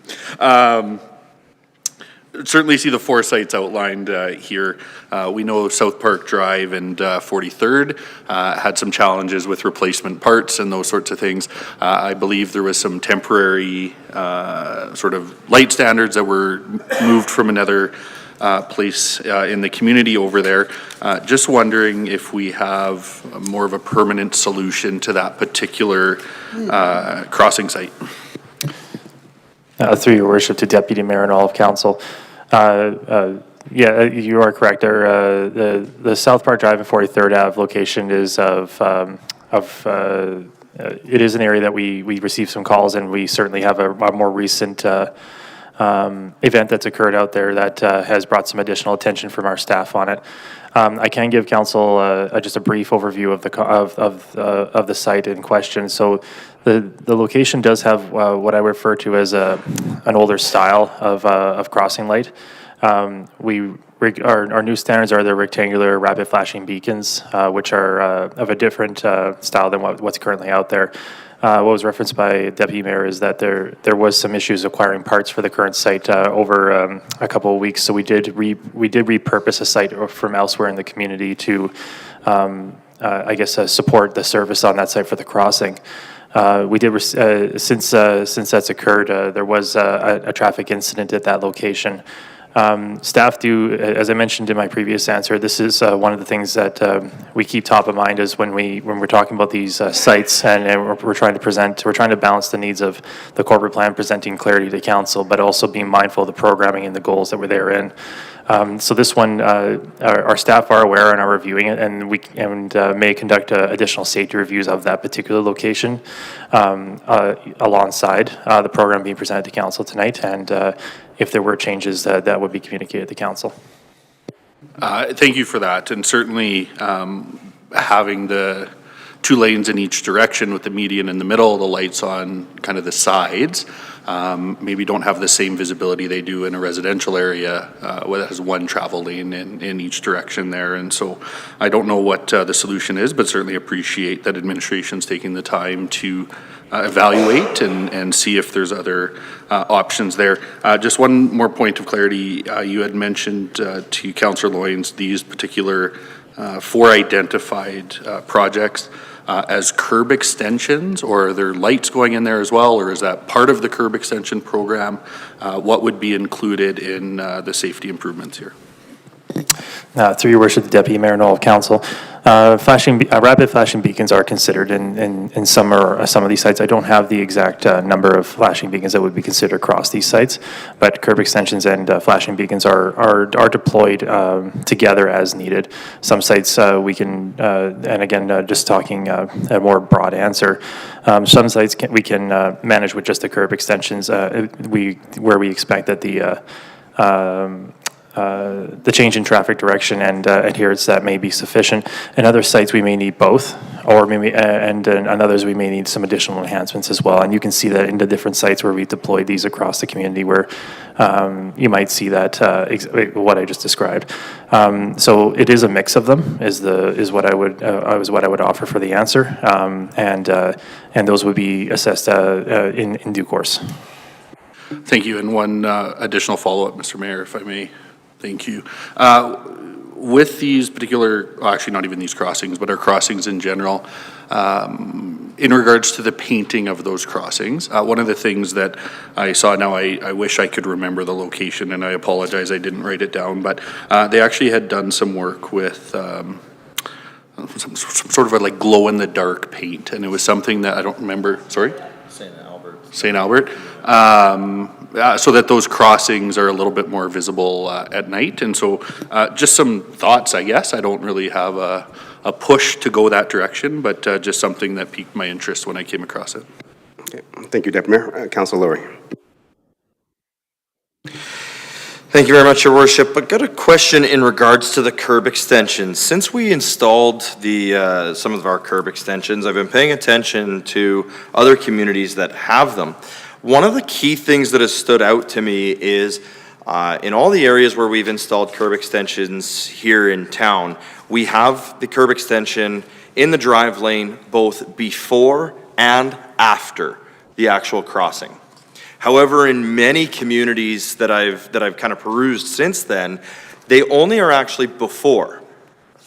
And so when I think about that, I think that, well, if you're putting in double the amount of concrete, you're essentially doubling the cost. And I'm curious as to, you know, if there's a specific reason why we have gone to the design standard we've gone versus what I'm seeing in other communities. Through your worship to Councilor Laurie and all the council. It's a bit of a situational dependent thing and also a historical reason. Obviously talking about many different sites across different communities for different reasons is a challenging answer, but a couple of thoughts I can offer council. You are correct, there's obviously cost escalations. When you add more concrete, you're gonna incur more costs, and that's a thing. But I guess something to keep in mind is sometimes if you go back roughly 10 years, and I use that broadly, when curb extensions were first coming to the capital region, with a couple of exceptions, there was a lot of, the practices that were being implemented were just restricted traffic that's coming in. What they observed over time, and as the standards have evolved and our understanding and the practices evolved, is there's, depending on the site, there could be issues with parking in the area, which may encroach, into the crossing, may obscure views from the other side. There's also geometric considerations. There are some, if you go to some sites from even just 7 years ago in some communities, they were just simply extensions of the curb, hence the name. And now there's a lot more geometric flow and design that goes to them that allows them to have that consideration of turns and to guide the traffic to where we would like it to go. And most importantly, in each iteration, it's all about putting the pedestrian in a safe place to interact with the roadway and crossing. And so regardless of what combination of either parking, geometric reasons, sometimes drainage is a consideration. You have to minimize your footprint. All those things considered, and plus some other factors which I haven't outlined, may bring up reasons why you see different form factors in different communities or different situations in the same community. Okay, thank you very much. Appreciate that. Just looking to make sure we're extending the budgetary dollars that we have to make as many improvements as possible. But I trust that, they said, our administration is evaluating each site on its merits and what's required there, and that we are installing the best for that situation. Okay, thank you. Councilor Pletchko. Yeah, thank you, Worship. Page 59. I'm just wondering if maybe administration and/or the member that sits on the wastewater commission can help to answer this question. As I look through the rates increases, I see a small increase for water, I see a small increase for for storm management. However, I see a very large increase for wastewater rate of 0.47 cents, plus it equates to about 12.6% per cubic meter. I'm just wondering if you could speak to how the commodity costs have risen that drastically, and possibly how the water meter replacement program also supports the wastewater program. Okay. Thank you, Councilor Bletchko. So in terms of the wastewater, I can speak to that. Last October, I was appointed to that commission, and from my understanding and attending the meetings and going through a year and a half of minutes, it seemed like there was a conversation about expanding Train 4, which is to take on the growth of the surrounding communities, and also take on some of the purple water, so water reuse to some of the hydrogen businesses that are coming online, like Dow and Air Products. At that point in time, there was initial budget of $50 million that was designed for Train 4, but as the design construction was going along, that has fully exceeded that amount, and the overall budget right now is $200 million. So again, that's what came to the numbers, and so we looked at some of the other work that has been done within that Aero Utilities, the Wastewater Commission, is that there is no 10-year capital replacement plan. I think members of council asked the questions about how to make sure we maintain current services that we have, replace the services, the pipes that we have, and then also build for growth. The commission did not have a good data tracking system to deal with that. And many of the repairs that were happening were exceeding the budget as well. So I think in the past, for sure you yourself as the member prior knew that they usually had $1 million put aside for emergent repairs. That got exceeded so many times that they increased it to $3 million. And when that was raised to $3 million, it was getting exceeded to $5 to $6 million each and every year. So again, the commission did not have a handle in terms of capital replacement, capital assets, and how to manage that going forward. So last year there was a bump, and then this year there is a bump again. And then this coming year, we will finish our capital assessment and then design a 10-year capital plan so that we do not see the huge increases and spikes in the wastewater commission prices. Thank you for that explanation. If administration can maybe help me understand where the water meter replacement program supports the wastewater.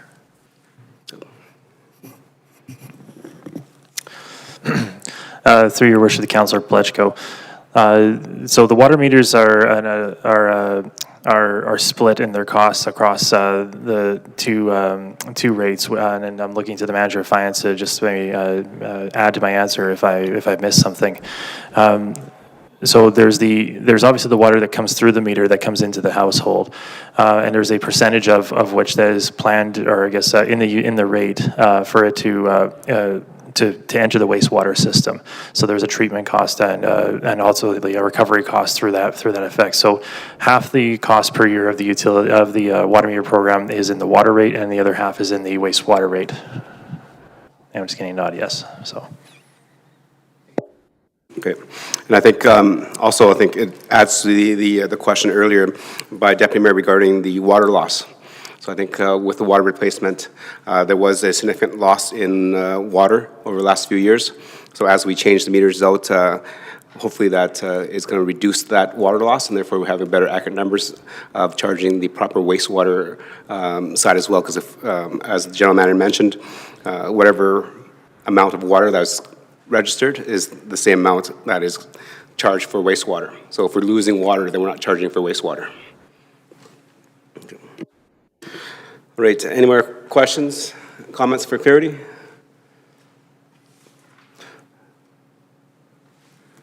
Do I see a hand up?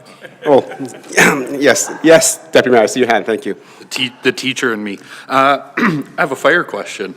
So we're gonna back up a little bit here, looking at page 31 of our printed copy. So talk about the RCMP first, but it will connect to our fire services. During the presentation, the general manager of CAPS had alluded to our detachment clerk increases are in lockstep to RCMP member increases connected to the city of Spruce Grove and the Parkland detachment. Just looking for just sort of a brief understanding as to how it is determined when we need to add a new RCMP member, which would then coincide with the addition of the detachment clerk. One of the things that I've heard is, number of members per 1,000 residents and that sort of thing. But if the general manager of CAPS could provide some clarity to that, that'd be great. Okay, go ahead, general manager. Your worship, through to the deputy mayor. That's a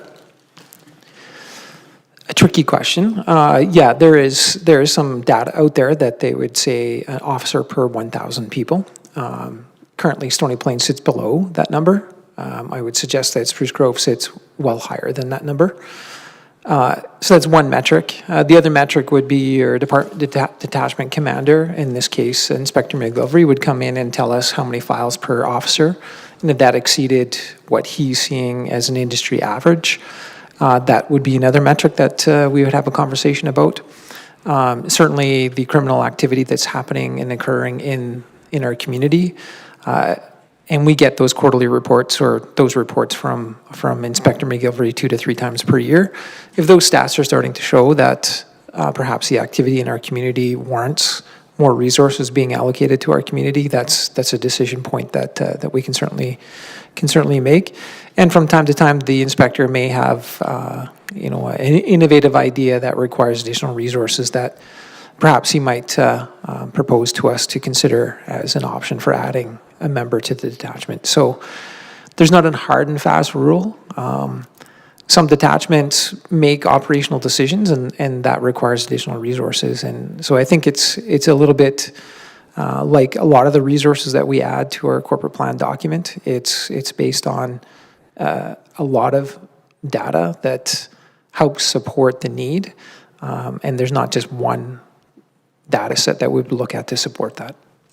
Perfect. Thank you for that. And certainly I don't think, there would be one sort of metric that would be used. Obviously, there are many considerations there, but just sort of to take that same line of thinking and apply it to our fire services. I know in the presentation today we did hear the addition of the lieutenant position was to decrease the on truck, I don't remember the term that you used, but the amount of time the fire chief and deputy fire chief are actually on the truck themselves, and that the addition of the 2 firefighter positions themselves are to increase service to 7-day a week, 12-hour a day. But just with that sort of same line of thinking of around RCMP, what sort of metrics, as we look forward to a growing community, can we expect to be aware of or need to consider as we look to supplement our fire services? Your worship, again, to the deputy mayor. Certainly fire services along the same lines, I think, in terms of we would look at the data that we have in terms of currently we have a what would be called a composite model in terms of we have some full-time firefighters supplemented by casual that respond outside of that typical 8 to 6 timeframe. Monday to Friday. So evening and weekends is covered by our casual on-call. If we got to a point where response by the casual firefighter complement was at risk, that would be something that we would contemplate in terms of adding a full-time complement to support that. We do have a development community. We do have certain building codes that are related to and attributed to fire response. That's another trigger if we wanted to ensure that we were able to remove some of those requirements under the building code. That would be another metric that we could potentially use to increase our resources. Certainly, the growth of the community and the need to have that dedicated and a reliable resource. And when I say reliable, it's not that our casual is not reliable. But certainly, the reason why we put full-time people Monday to Friday was because a lot of our community commutes to other locations to do their job. So the ability for our casual complement to respond daytime, Monday to Friday, was becoming a bit of a risk. So that was the contemplation around why we added the full-time complement. Creeping into the evening and weekend operation, I think it would have a lot to do with the response. If we're falling below those thresholds where we could put a truck out and do nothing more than a defensive. So a defensive would be you stand around the house and you put water on the home versus going in and actually aggressively attacking and minimizing the damage. I think at that point, if we get to that point, we would certainly be saying our service level has changed and we need to contemplate a different model. Thank you. One of the things that was new to me coming onto council was the building code and how in Stony Plain there were certain things that we had to do because of the response time from our fire, and that if we could get our fire response within a certain sort of window, that would minimize some of these extra building code steps that need to be taken. And my understanding was that there was extra cost to builders and those sorts of things to have these things in place. I don't know if they were suppression systems or whatnot, or distance for the home. I'm not sure what the criteria was, but I remember an update a couple of years ago where we were sort of almost to the point where our response was such that we were able to minimize some of these extra building code steps that were needing to be taken by our home builders in our community. Not sure if I've kind of hit on the points that I'm hoping to, but does that question sort of make sense for you to be able to respond? Your Worship, to Deputy Mayor, certainly I'll do my best to respond. I would suggest Monday to Friday, 8 to 5, full-time complement. We can certainly meet the times that are required under the HERF, which is the high-intensity residential fire regulation, which has been in place since the 80s.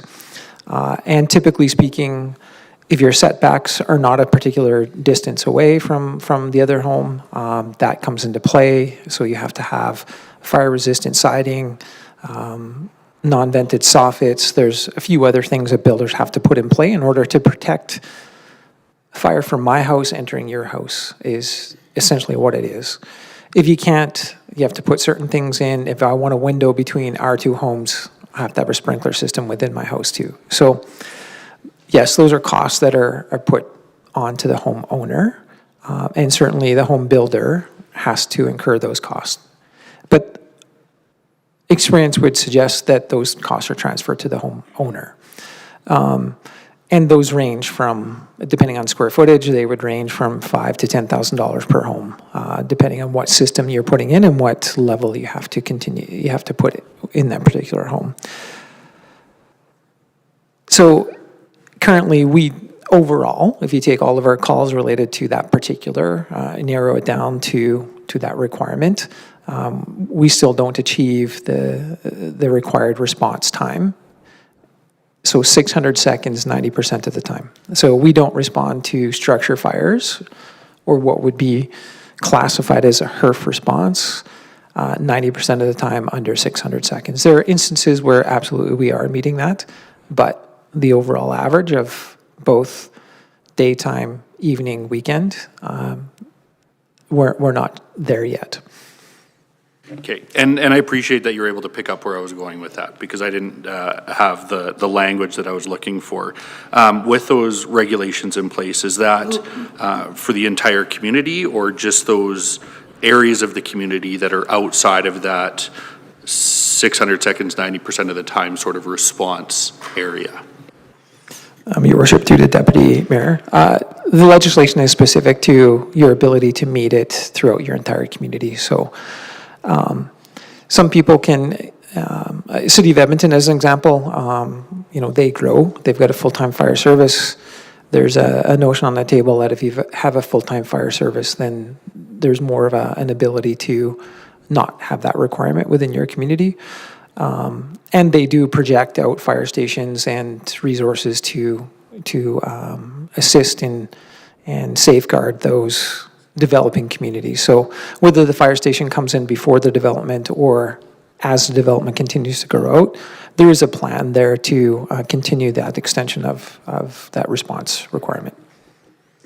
No, perfect, and I appreciate that. You know, with the conversation around housing and the cost of housing, certainly we're always looking for ways and opportunities to minimize that where we can, and obviously the safety of the community as well. So thank you for the additional information. Thank you. Councillor Pletchko. If I could, Your Worship, I'm going to respond to the fire question first, and then I'll go back to the RCMP question so we don't. So part of the fire question would be related to, you made mention a while ago that the chief and the deputy chief were spending a lot of time on the trucks. But we also talked about the casuals. I'm just wondering, has there been a program put in place where the casuals no longer get the call during the day because we're a full-time fire department, so they're not responding to it, or are we still responding with the same amount? And if so, how are the fire chief and the deputy chief still spending so much time on a fire truck if we've got casuals responding during the day? Your Worship, through to Councillor Pletchko, definitely there's been some recent changes with respect to how calls are sent out during the daytime, and trying to look at a model that perhaps we don't need 40 people showing up to a single incident. So there certainly has been some trial that has been conducted over the last month to see what response would look like to certain calls if we restrict, and that comes from a dispatch, the start of dispatch, if we restrict the types of pages and tones that are going out to the entire department. So instead of an all call, which is everyone gets the page, it's reduced back drastically. Don't have any data on how that's worked, so I can't really comment on if that's being successful, not, if we're seeing some risk areas, or if it's working out well for us. With respect to the daytime, certainly we've got a new fire chief. The new fire chief is in that stage of providing me some commentary back on what he's seeing, what he's doing, and what things look like, and he's in that window of providing that to me in the next week or so. But definitely one of his notions was he's spending a bit more time on that response unit than required. A lot of that comes down to you can't determine when someone gets sick, injured, and we do have, the number of staff that we have on a day shift. Sometimes you can't get in backfill with a casual staff. So it does require, in order to keep the numbers on the truck, it does require from time to time for the chief and the deputy chief to take that command seat. I greatly appreciate that. I'm just looking for clarity if we're looking to add to a department, that we're looking to save also funding, but I also don't want to cut the service that we offer to our community, because I think Stony Plain offers a tremendous support to the community and to the parkland areas. So I'm just more curious about that. Your Worship, through to Councillor Pletchko, certainly that's top of mind for us too.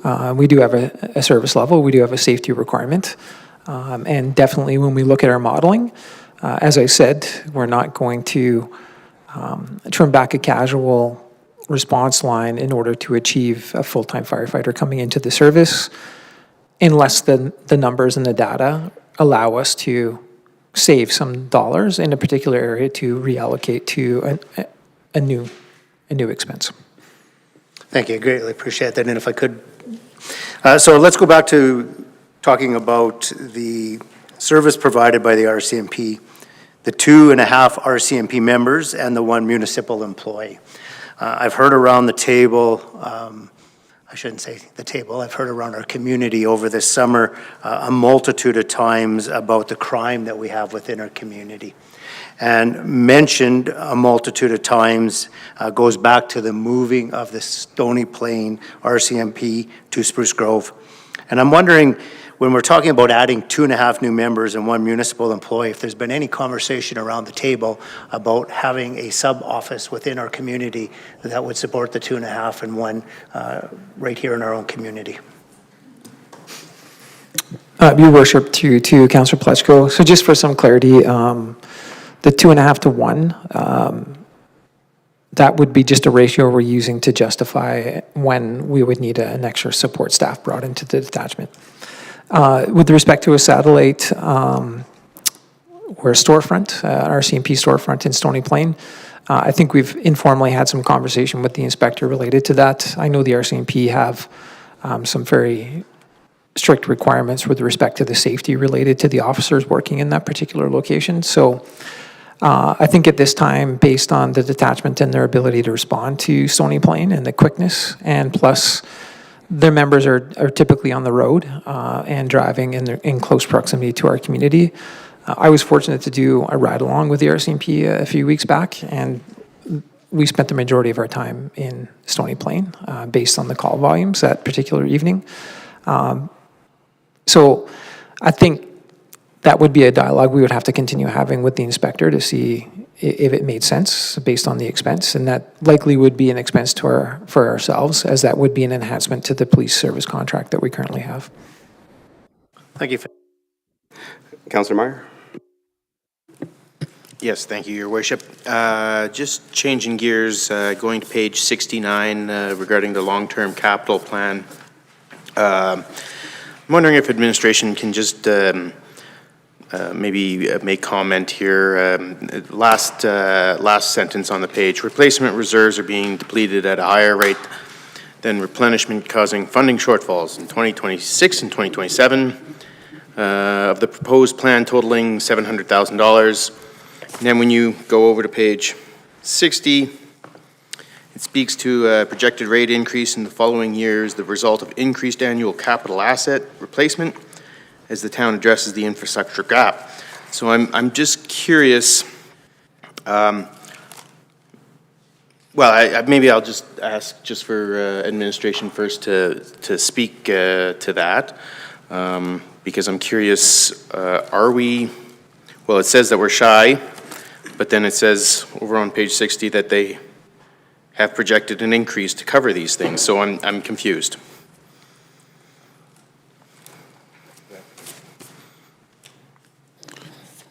Your worship, through to Councillor Meyer, just maybe just for a point of my own clarification. So you're referring on page 69 in the capital plan.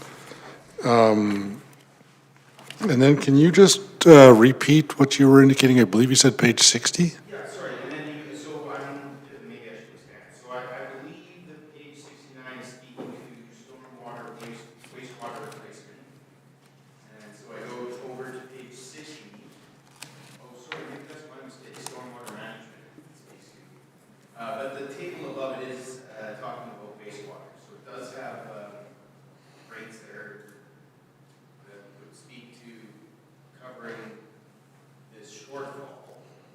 And then, so I'm just curious, why the shortfall are we, because they are supposed to be self-sustaining, if I'm understanding that correctly. So. Yeah, thank you, Councillor Meyer. I'm going to ask our Manager of Finance maybe to speak to that specifically, or perhaps even just a little bit broader, just to make sure we're on the right track. Thank you, Town Manager. Thank you through you, Your Worship, to Councillor Meyer and all of Council. So the funding shortfalls that are noted on page 69 of the corporate plan are actually in relation to the municipal replacement capital plan. So it's not in relation to the wastewater total. Holistically, we made mention a couple of times this evening that we do shift capital based on reserves and grants available at the time and priority based on our asset management plan. And so as presented on this page, these charts, there has been identified some shortfalls in 2026 and 2027. We definitely work to make sure that 2025 is all funded, and then as we continue to receive new information, reprioritize, understand funding levels, then we reprioritize that again next year in the capital plan. In addition, the 0.5 that is an increase that's put forward, if that was not approved, then that would also impact the funding levels on those into the future.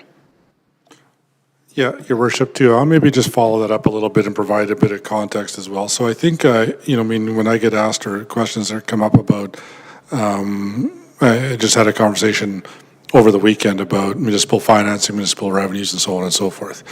What I know council has heard at conferences or has seen directly in this council chambers, one of the challenges that does occur, whether it's provincial grant reductions, so on and so forth, the deficit doesn't necessarily show up. We're not allowed to run deficits on our books.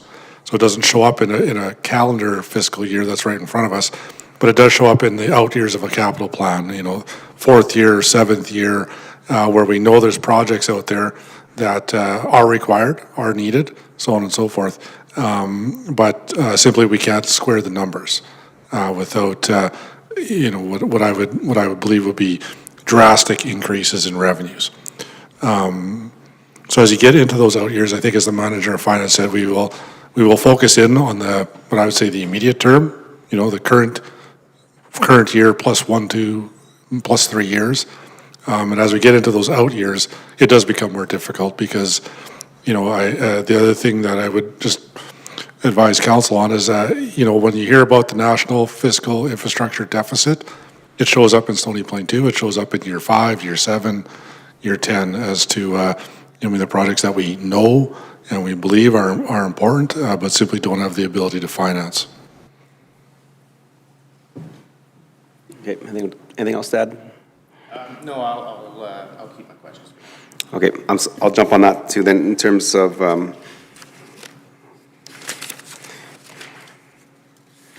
so I'll go back to page 59 or 60 where Councillor Meyer was kind of speaking to. Then I have to ask the question in terms of what was just mentioned and the answer that was provided. Then is it prudent for us to only raise our water rates by 0.07 cents or 1.87% if we know we have future capital projects that we may need to do? So is it better to feather that out so maybe it's a 2.5% increase this year and then 2.5% next year instead of 1.8, and all of a sudden, like we do with the wastewater commission, which has done for many years, they kept the rates low until they didn't replace anything, they didn't do anything they needed, and now we're going 12% raises the next 3 years. Yeah, Your Worship, I can certainly speak to that as it relates to some of those rates. Just building further on what I had said previously, and then related to capital cost or capital increase, yes. Short answer could be we could always have more money going into reserves for anything. Your Worship, I would also note though that part of the projection in the current year and in the next couple of years on the operating side, we were at a point too where we were, some of our operating requirements and work that we were intending to do was not getting done in a timely manner, and some monies were going unspent in the operating side of the budget.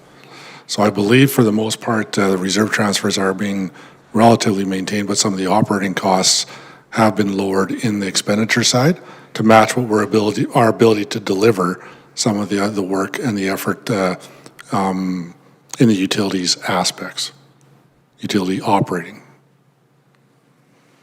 Okay.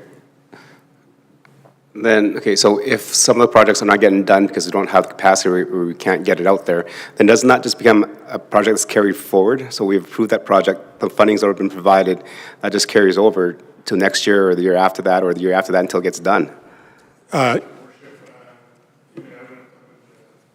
Capital? Typically, we will carry forward on capital projects. Atypical for us to carry forward operating projects. If they're not completed or not started, then they will be reallocated of sorts.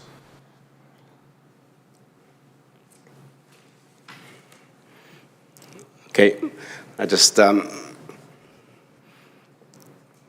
but if it's a project and it comes out of operating, but it's to replace something, even though it's coming out of operating, to me, it's still capital. Like if you're taking money out of the operating to cover, for example, if we needed to change a culvert, and we built in, $10,000 into the water rate to cover that. We didn't get it completed, but we've already raised the rates to cover that $10,000. So that comes out of operating, but it's for a capital project. So I don't think that money doesn't disappear. So are we just kind of rolling it into general revenue, or is there a way to say, council approved these number of projects out of the tax base or the wastewater and water services, and if not done, we'll just make a reserve for that for next year, and those will get done the year after. So it doesn't come back to adding increases to our budget again. Yeah, and I'll get the manager of finance maybe to speak a little bit to the, nature of O&M budgeting versus the nature of the capital project approvals and budgeting. But, so generally speaking, I would say, if a utility, and you could pick each one of them or collectively, water, wastewater, storm, if they run a surplus in the operating budget, those amounts will typically go into reserves. Sometimes we'll be underfunding to budget of the reserves, depending on what's occurred throughout any given year. Other times, it'll be more so than we were anticipating to put into a reserve. So to a degree, the operating surpluses will funnel their way into capital reserves. Thank you, Town Manager. Through you, Your Worship, and to all of Council. At the end of the year, any surpluses that occur in the operating budgets for utility rates are brought and reported to Council, and that is transferred into their capital reserve, which then funds future capital projects. It is rare that large capital projects would be funded from operating. Typically, that is reserves, which would come from those surpluses that may occur at the end of the year. And so that is the general process for those. In relation to looking forward to capital projects and building our rates in regards to that, we do have our utility rate models that do feed all of that information with a 10-year capital plan, and it does stage in that into a staged-in process so that we can build up our reserves and make sure that we have enough to cover into the future when that expenditure is required. Okay, thank you. So then the increase of 1.8% for the water rate has that 10-year capital plan embedded in there. So in year eight, if we're all here, we'll have the money set aside to do what we needed to do that we're talking about today. Thank you, through your worship. That would be a very bold statement to say. There are some requirements, some large projects that require debentures that we need to fund into the future. So there is that holistic fiscal responsibility that is taken into consideration, and also the side that the town manager mentioned in keeping the rates prudent and something that we can absorb in the organization. Okay. Thank you. Councillor Loynes? Thank you, Your Worship. Staying on the topic of reserves, looking at page 80, which is note 6 in regards to reserves, when you look at the projected ending balance in 2024 to the projected ending balance in 2025, you're looking at a $700,000 shortfall. Moving forward to 26 is 1.1 million, and then to 2027 is 2 million. So we are depleting, as per the other note on, I've lost the page, our reserves. So going back to the mayor's question in regards to, are we ever going to have enough to follow through on these projects? I'm looking at spending everything we have and not having enough for a future project past 2027.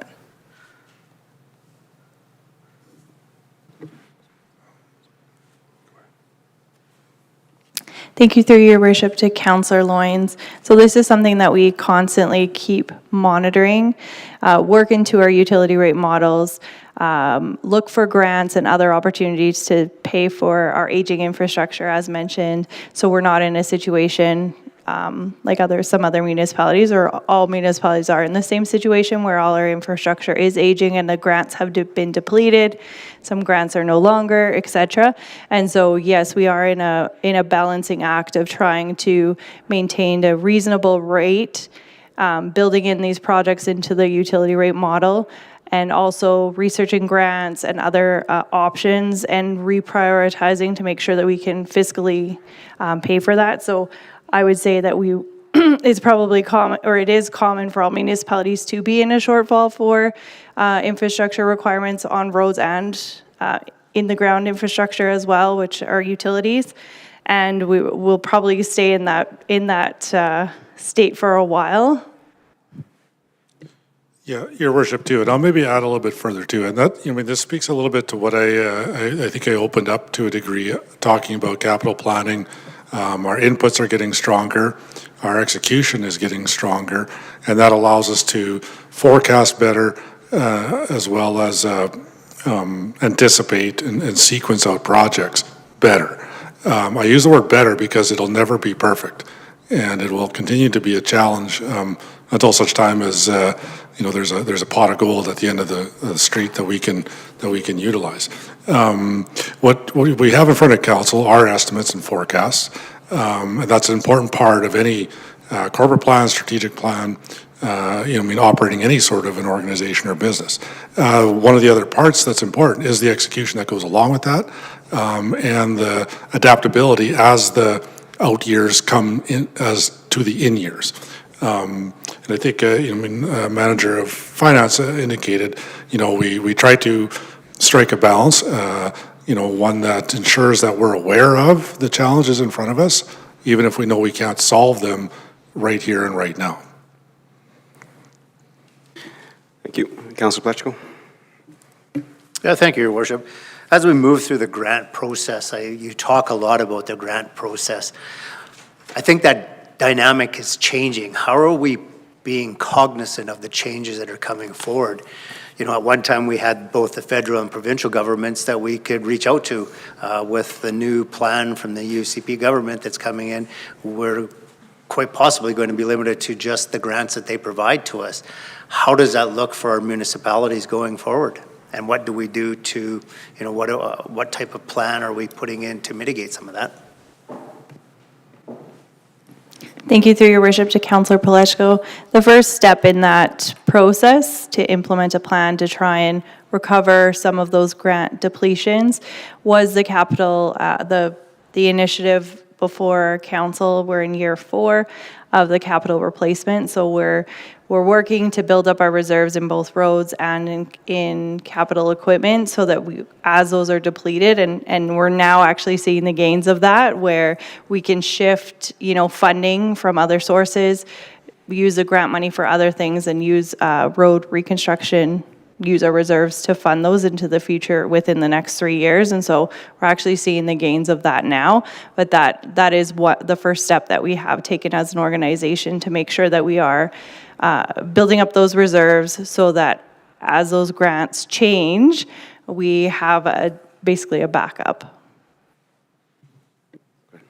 So that kind of goes to the question that Mayor Choi posed to you when we asked if we were putting the money aside for that project. If we weren't moving it today, it would be put aside for tomorrow. Really, that money could be staggered someplace else and then looked for at a different point in time.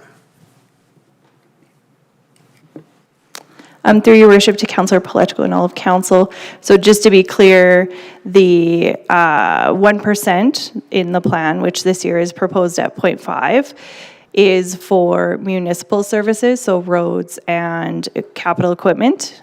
Utilities is separate, but does follow the same suit where we have our utility rate models, and we are putting money away into reserves to, as anticipated, future needs. Councillor Hansard. Thank you, Your Worship. I was looking for a little bit of clarification, please. And some of this I may know, but would like to be refreshed. On page 53, fiscal plan, there's a chart there, and I would like for just clarification. I'm looking at the items that are marked community recreation center, under offsite levy front ending, and tax base Community Resource Center 1 and Recreation Center 1, Community Recreation Center 2. Are we paying or financing $4,363,252 as what it is actually costing us to bring services to the new community center, Phase 1? Is that what it's costing us? And if not, what is the offsite levy there that's charged $4 million plus dollars? That is correct. Go ahead. Thank you, through your worship, to Councillor Hansard and all of council. As part of the Recreation Center budget, a portion of that was identified as offsite levy funded. What that means is when we passed our previous offsite levy model, we incorporated a recreation center portion. The idea is that growth pays for growth, and so some of the needs of that rec center have been allocated as needs because of growth, and so as a result, the offsite levy model will charge that to our developers. So since this is a new offsite levy rate that we had implemented a few years ago, 3 years ago, I was going to say 3. 3 years ago, we haven't built up those reserves, those offsite. We haven't collected offsites enough to finance this at this time. Therefore, we will need to take a debenture. The debenture and interest gets charged to the offsite levy model, and as developers pay, then we replenish our cash and get that money back. Okay, so if I may clarify, Mr. Mayor, the $4,363,000 plus dollars we're paying offsite levies. I guess I was thinking, why do we pay offsite levies to ourselves when we're building a community center? So maybe you could answer that. But also, will that money also help pay for the infrastructure that can be tied into for future housing and or other things, maybe a new school? Is that what we're doing here really, is laying infrastructure for other things to be built as well as our community center? But as developers come forward to build those things, some of that money comes back to us. In other words, we're not just funding the bill for other entities being built. Thank you, through your worship, to Councillor Hansard and all of council. So to answer your first question, we're not paying ourselves levies. The developer is responsible for paying that portion of the recreation center. So as they develop lands based on the catchments in the town, there's a rate that's applied to that per hectare. We collect that money and then apply it to the project. So it was approved that the recreation center build, so the $41 million that was approved, of that $41 million, $4.3 million was to be funded by developers. The reason why we have to take the debenture is because we haven't collected all those levies yet, so we need to front end that to complete the project, whereas as developers develop and pay their per hectare rate, they will pay us back and we'll replenish paying that debenture. Okay, thank you. And am I understanding then, under tax base, with the two charges showing there for the recreation center, we're paying, that's costing us in debt that we will carry, those amounts, but they're being charged at different times, so we're not front-ending $41 million up front. Am I right or wrong about that? That is correct. So it's divided into two. So as during the presentation, we know we will not require all the money all at once. So they've divided up into two installments, so we don't have to be charged on the full $41 million. We get charged on the half first and then the other half. Okay, very good. Thank you. Good questions. Any other questions? Councilor Anderson, go ahead. Deputy Mayor. Thank you, Mr. Mayor. I'm going to pick up on the rec center here just a little bit. When it was approved, looking backwards, we were looking at 3% plus an additional 6% in terms of the tax assessment necessary to fund that project. In our current plan, we're looking at 3%, 2.5, 2.5, 2.5. Now, if my math is okay, and I don't do math with decimals often, we're going from 12% estimated tax assessment to fund the recreation center now to 10.5% forecasted over the next 4 years. So just looking for some clarity. Great news to see that it is going to impact the tax base a little bit less, but just some clarity on what is accounting for that 1.5% reduction. Okay, go ahead. Thank you, through your worship, to Councillor Anderson and all of council. Over the past month, there have been some very positive announcements in regards to interest rates and interest rate trends, as well as potential borrowing rates that we, as municipalities, can capitalize on. As a result, so when the rec center was originally proposed with the 3.333, which is your 12%, interest rates were indicative about 5.4%. And since then, there's been some Bank of Canada cuts 3 times.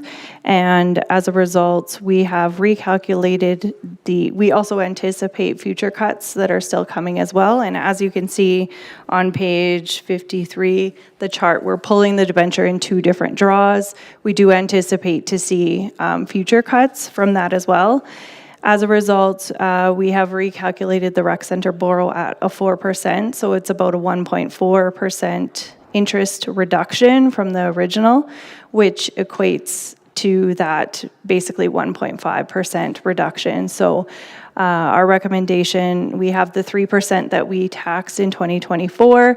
We'll be putting that into reserves because we did not draw at the end of this year.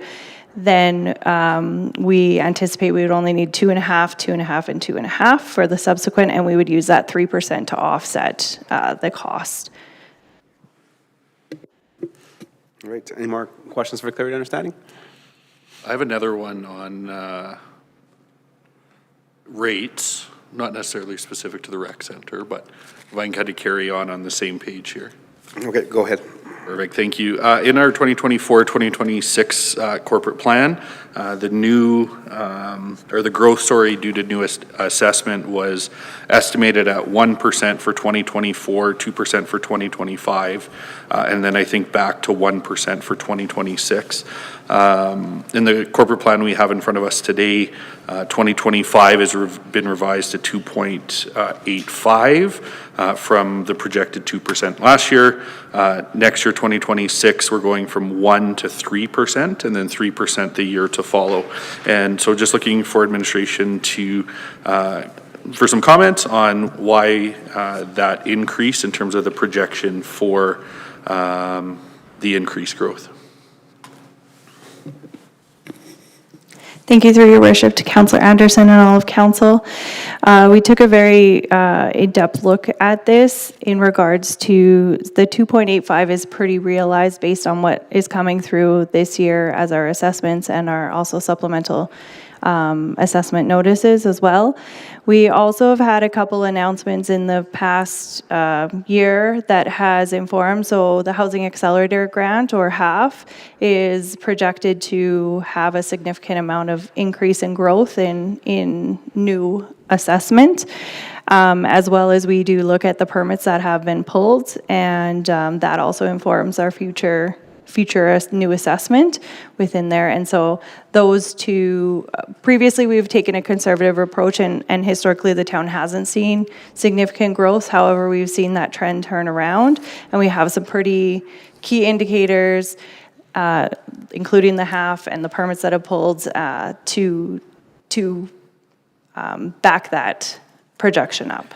Perfect, and I appreciate that it's not just an aspirational number, that there's actually some concrete evidence that has led to that increase. You mentioned HAF. I know I think we had a 570 housing unit over 3 years sort of to receive a full allotment for that half funding. There was an amount of 3.9 guaranteed, an additional 1.2 if that target was reached. Two questions in regards to that. One, what sort of time frame are we looking at for those 3 years? Is it 3 calendar years, 2024, 25, 26, or what does that look like in terms of the timing of how that 570 housing units is being calculated? And then the second piece to that is, are we on track to reach that number to benefit from the full amount of that half funding? Through your worship to Deputy Mayor and all of council, pardon me. Just to the last question you asked, are we on track? The short answer is yes. We are expecting 131 dwelling units the first 12 months, starting in February 2024. We have so far had 125, and we still have 3 months left to reach that 12-month total. So there's 6 more to get us there, so to speak. So we're on a good trajectory with that. And for your to your first question, it was about the length of time. It is 3 calendar years. Beginning 2024, so 2024, 25, 26.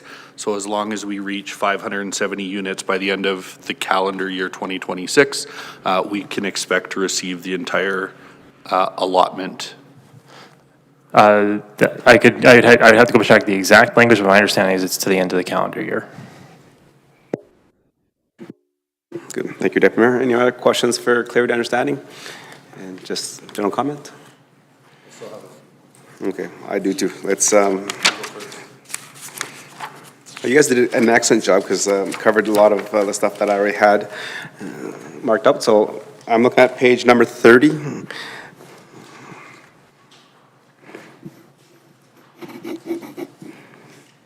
Okay, so under bullet point number 3, where it says the RCM contract increase offset by the 2024 surplus. Can administration provide what we're tracking for surplus on the RCMP budget?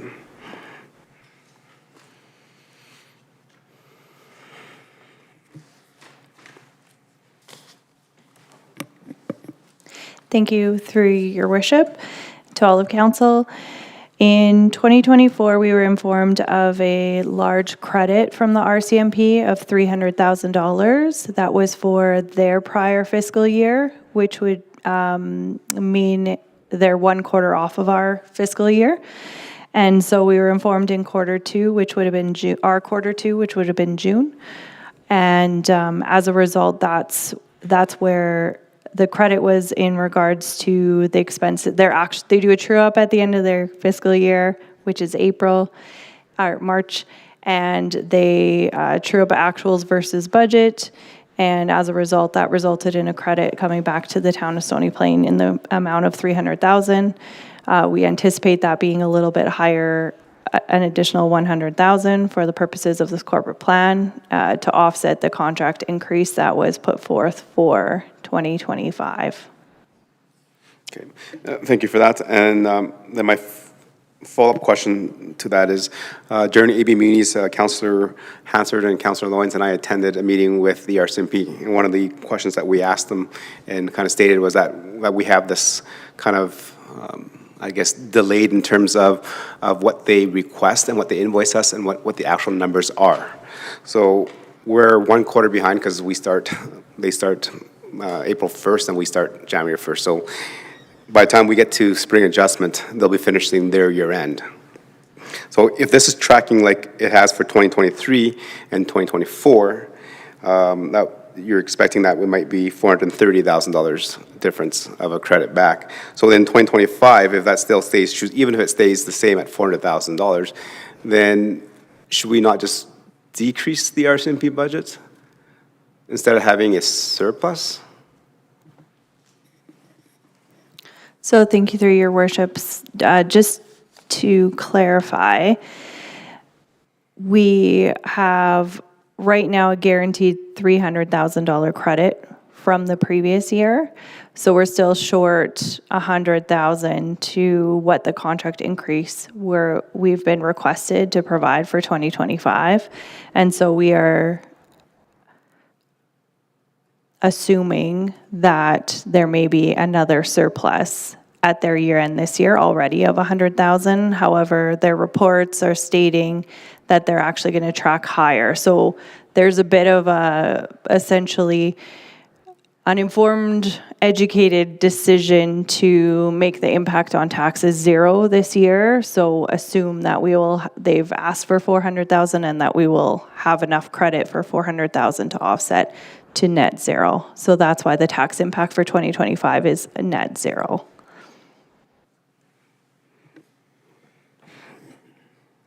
Okay, so 2025 budget year is a net zero, because we're assuming that we will get a $400,000 credit because of what we were tracking from last year. Yes, thank you, Your Worship. So 300,000 we've already received. We're assuming that there's going to be another surplus of $100,000 to cover that. Okay. Yeah, Your Worship, and that, that illustrates the inherent challenge we have with the last couple of years' worth of RCMP budget projections, their year-to-date estimates, and then the actual reality cost that comes along at the end of the year. I believe, we're tracking for our 25 budget, the forecast estimate that we've been provided with. You can hear likely in some of the hesitance on some of the answer or the information we're able to provide. It's become a challenge to accept that will be what will ultimately be billed. And the numbers we're using that we just indicated, $300,000, $400,000, those are not small numbers to us to be to be over budget or under budget. As the year goes by and as time goes on and as we get more of the invoices coming in, it can become clearer. But on the flip side, Your Worship, I wish I had a different answer, but sometimes it doesn't. We were just given another forecast that is now showing, well, it could be higher, even though we know our actuals to date are substantially lower than their estimates. I believe at that meeting, I know I did express a bit of concern that their financial staff as to the way that these numbers come to us, the way they're estimated and the way they are forecasted to the end of the year.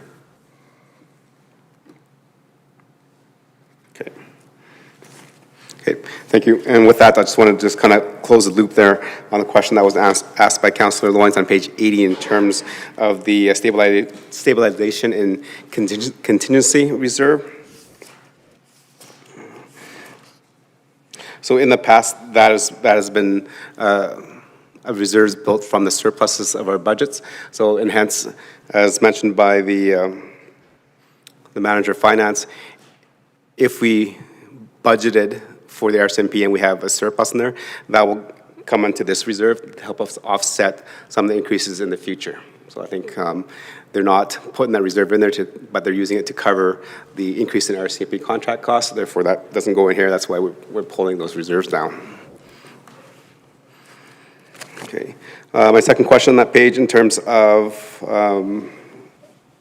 with the fire hall debenture, I think it's mentioned that this is the last year that the debenture is there. Can staff tell me how much that is?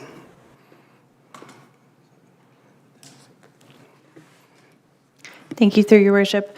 The fire debenture last payment occurs in 2025, and it's equivalent to a savings of 0.7% tax in 2026. Okay, which is roughly 80,000 or 95 or 75,000?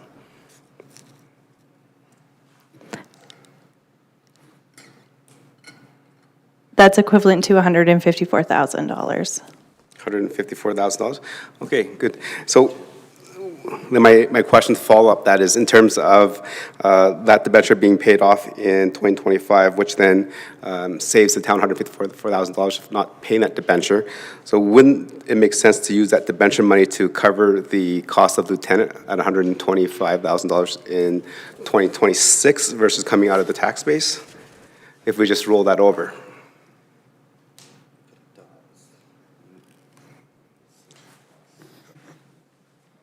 So thank you, your worship. I'll just bring you to page number, just one. Page 33 is where the fire department lieutenant is.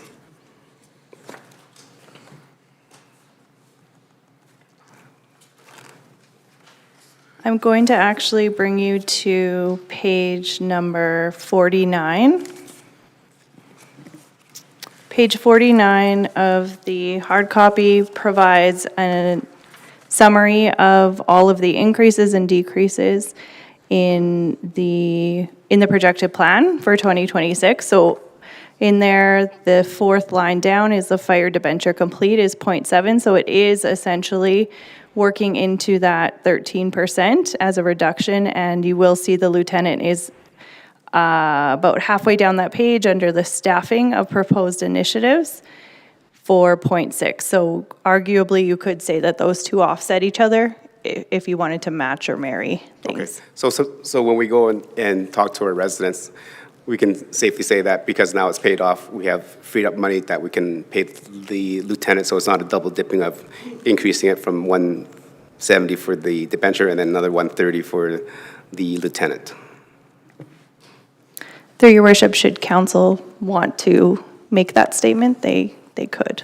Okay.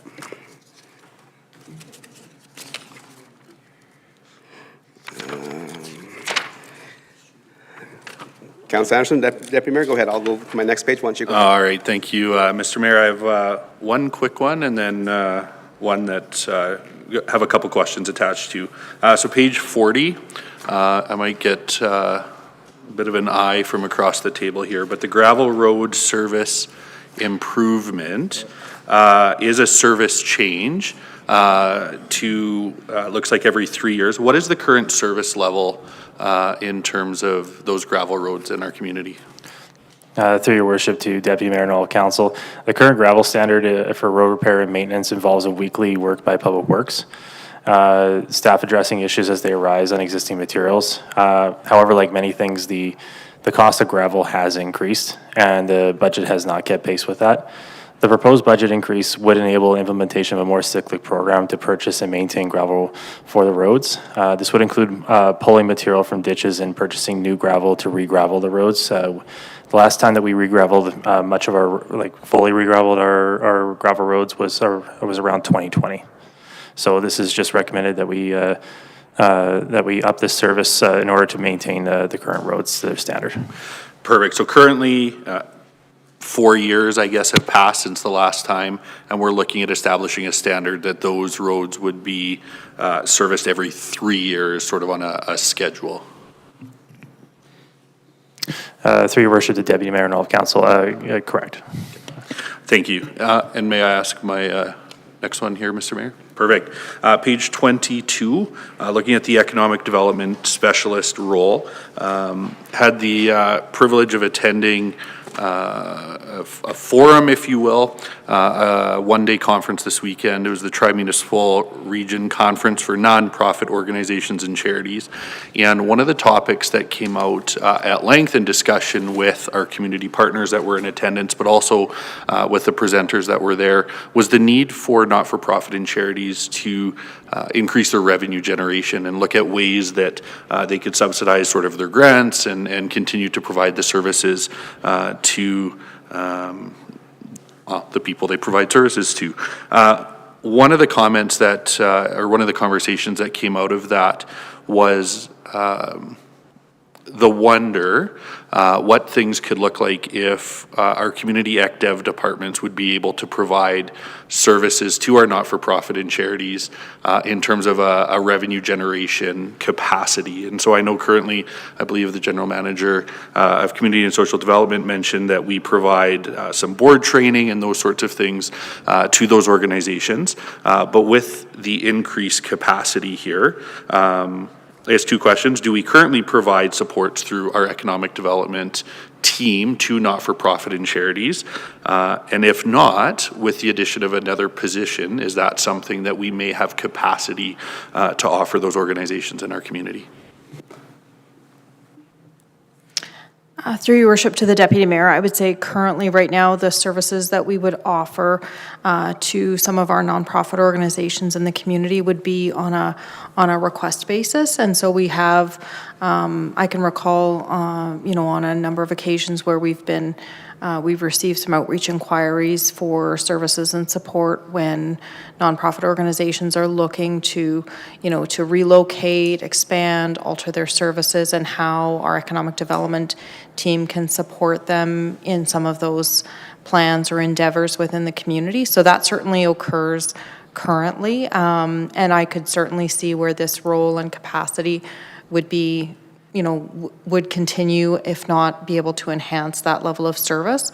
I would say one of the things that we look at when we're talking about services and support to our community is to organizations, and we would consider businesses, nonprofits. They employ people, they're a driver in our economy, and, they provide services to prop up our economy and the prosperity of our community. So we don't take an entirely for-profit approach when we're talking about economic development services and support. Sometimes it can, the large appearance of that can be the for-profit sector, but certainly we include the not-for-profit sector when we're looking at services and support from our economic development team as well. So hopefully that answers the question that you were looking at, but if not, just let me know.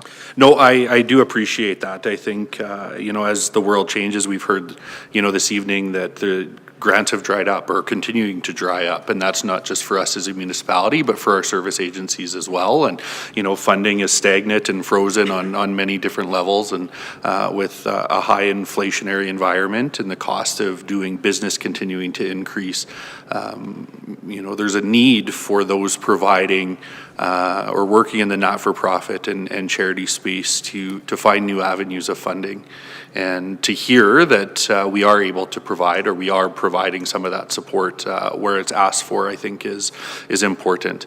Some great stories came out of the weekend. Not-for-profits taking in, one of the examples was catering, and they're working with the individuals that they serve in an employment capacity and trying to build some living skills and some work readiness skills and those sorts of things, but also some income generation as well, and looking at how that meets the needs of the people that they serve, but also the greater community. And so I do appreciate that that support has been offered, and look forward to seeing how an additional position may be able to supplement that further. Thank you. Okay, thank you. Councillor Hansard? Thank you, Mr. Mayor, for coming right to me. I don't even know if this is appropriate at this point, but before anybody goes off on a wild goose chase on Councillor Anderson's suggestion, it seems to me that economic development is one of those departments that sort of becomes a catch-all for everything that nobody else knows where to put anything else. And what ends up happening is they get bogged down so much with stuff that really doesn't belong on their plate. So I'm going to speak on behalf of, I think our economic development department has proven to senior leadership team their need for assistance or another position in order to do the magnificent work that they're already doing. And I don't think that as council, we ought to be trying to work with nonprofit groups and trying to help them find funding or source funding is one of those things. If it's incidental and happens as on the way to the store with other things, so to speak, maybe, but I certainly don't see that as a focus, and I would hate to see us get in the way of what the position requested by that team and directed by SLT to go there would be sidetracked, because we've got a tremendous amount of work being done there right now. And as you step into your first meeting with Growth and Commerce Committee, Councillor Anderson, through the mayor to you, I think that you'll begin to understand nonprofit funding work is not their job. Okay, thank you for that. And I think it was just a question for clear understanding. I understand. There was no motion to direct anything, so there was no need to debate. I understand, but my hair stood up on the back of my neck when that got asked, so. All right, as we continue, it's almost time. Any more questions for clear understanding? Councilor Hansard, go ahead. Note of, and then turn the note backwards. It's an incidental, and it's on page 5. And I just, in the green, under corporate plan overview, process and timelines, July to August. Every other piece there speaks of SLT in a more formal sense. That one box says "we," a personal pronoun. And I'm wondering if that could be cleaned up so that it isn't saying "we" and doesn't refer to the people in that financial capacity analysis arm of their work, but just becomes SLT or some other reference, not the personal pronoun. It just seems so out of place. I guess it's could be replaced with the town. Sorry? It could be probably replaced with the town, because I think it's our town staff is doing it, and I think that's what we were, because it's not we as in council, or we as the people. Your worship, good catch, and we can, we'll review and modify that accordingly. Okay, okay, seeing none, I'd like to refer to page 39. On page 39, table 31 with the water meter replacement program. So I think this is a good idea then, taking over the water leaks, make sure that don't have as many. But does that affect our contract for the meter readers? If we're replacing them and making them more efficient and easier to access, then do our contract rates go down? Through your worship, to all the council. No, pardon me. The short answer is there's likely going to be an effect to that service as a result of this program. We can't say for sure because we haven't selected the technology to approve and move along with this program yet. But some technologies that we are looking at would use an RF technology that would allow us to accumulate the numbers. Sorry, Your Worship, I didn't mean to distract you or the general manager. I was just trying to signal that we do require a motion to go past 9:30. Oh, yes. That is the 5 hour, I think it's 5 hours, right? 5 hours. I know. Just a couple days ago, we were way past for 5 hours. Okay, that's the answer? The final answer? Okay, good. Can need a motion to go past 9:30 because I have a couple more questions. Councilor Hansard? Mr. Mayor, I move that town council approve approve the November 4th, 2024 corporate plan meeting to extend past 9:30 p.m. Thank you. Call the question, all in favor? That's carried. Thank you. Just to follow up on that, as the general manager said that the technology has not yet been chosen. So is there a possibility of choosing a technology that doesn't require meter readers? Everything's fed to a central hub, and then we get it immediately instead of having somebody to go around. Again, safety issues. Through your worship to all the council, the short answer is yes, that is a possibility. Okay, thank you. On page 40, table 33, can administration provide me what will be done in 2027? Because I don't see no bullet point for 2027. Through your worship to all of council, I believe that was an error. The second bullet point saying 2026 community engagement and MDP update for 100,000 should read 2027, pardon me, should read 2027, not 2026. Okay, thank you. I thought maybe because of the box, something got cut off there. Okay, on page 45, in terms of community and social development, I noticed that we're having a decrease in $45,000 in other revenue. It doesn't exceed the $50,000 budget to get a note, but can administration provide some clarity on that? Thank you, Your Worship. It's just grant revenue that we receive for one-time projects. Okay, thank you.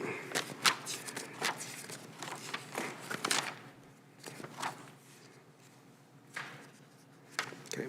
Then on page 63, I'm looking at the fiscal plan in terms of the budgeting and grant and government transfers going forward. I think we held steady the LGFF amounts, but the LGF came out and said that there would be a 2.5% decrease in 2026. Can I get that be adjusted so we can see what the numbers would be for tomorrow?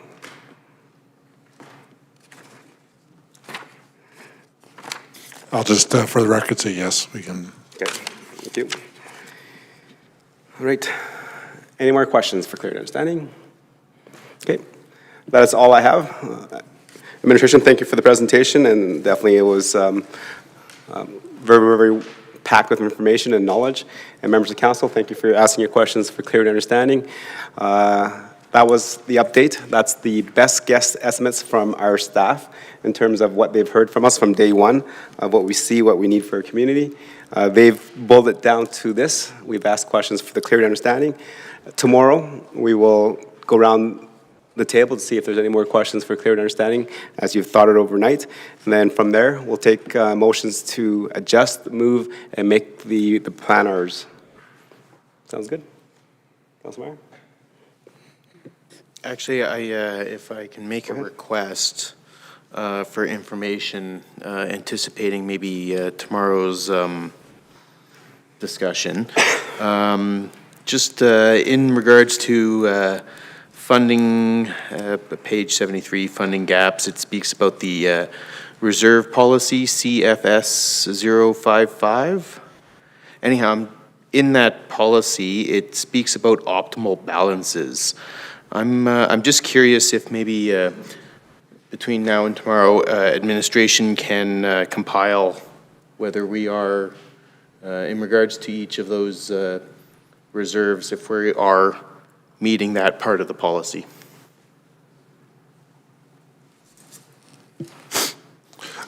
Your Worship, I appreciate the question there, and I think what we can commit to is taking a look at that and maybe providing a bit of an overview, reserve levels, and how they're interpreted with that current policy, and we will commit to doing the best we can between now and about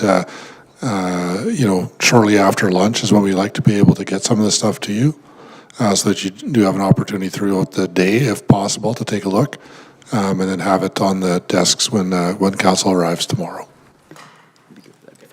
Thank you. Any other requests for information? Okay. Seeing none, thank you very much, members of council, for asking those questions for clarity, so we have a nice understanding of the questions and thought processes through our members. And then we'll see you tomorrow at 4:30. So the meeting is postponed until 4:30 tomorrow.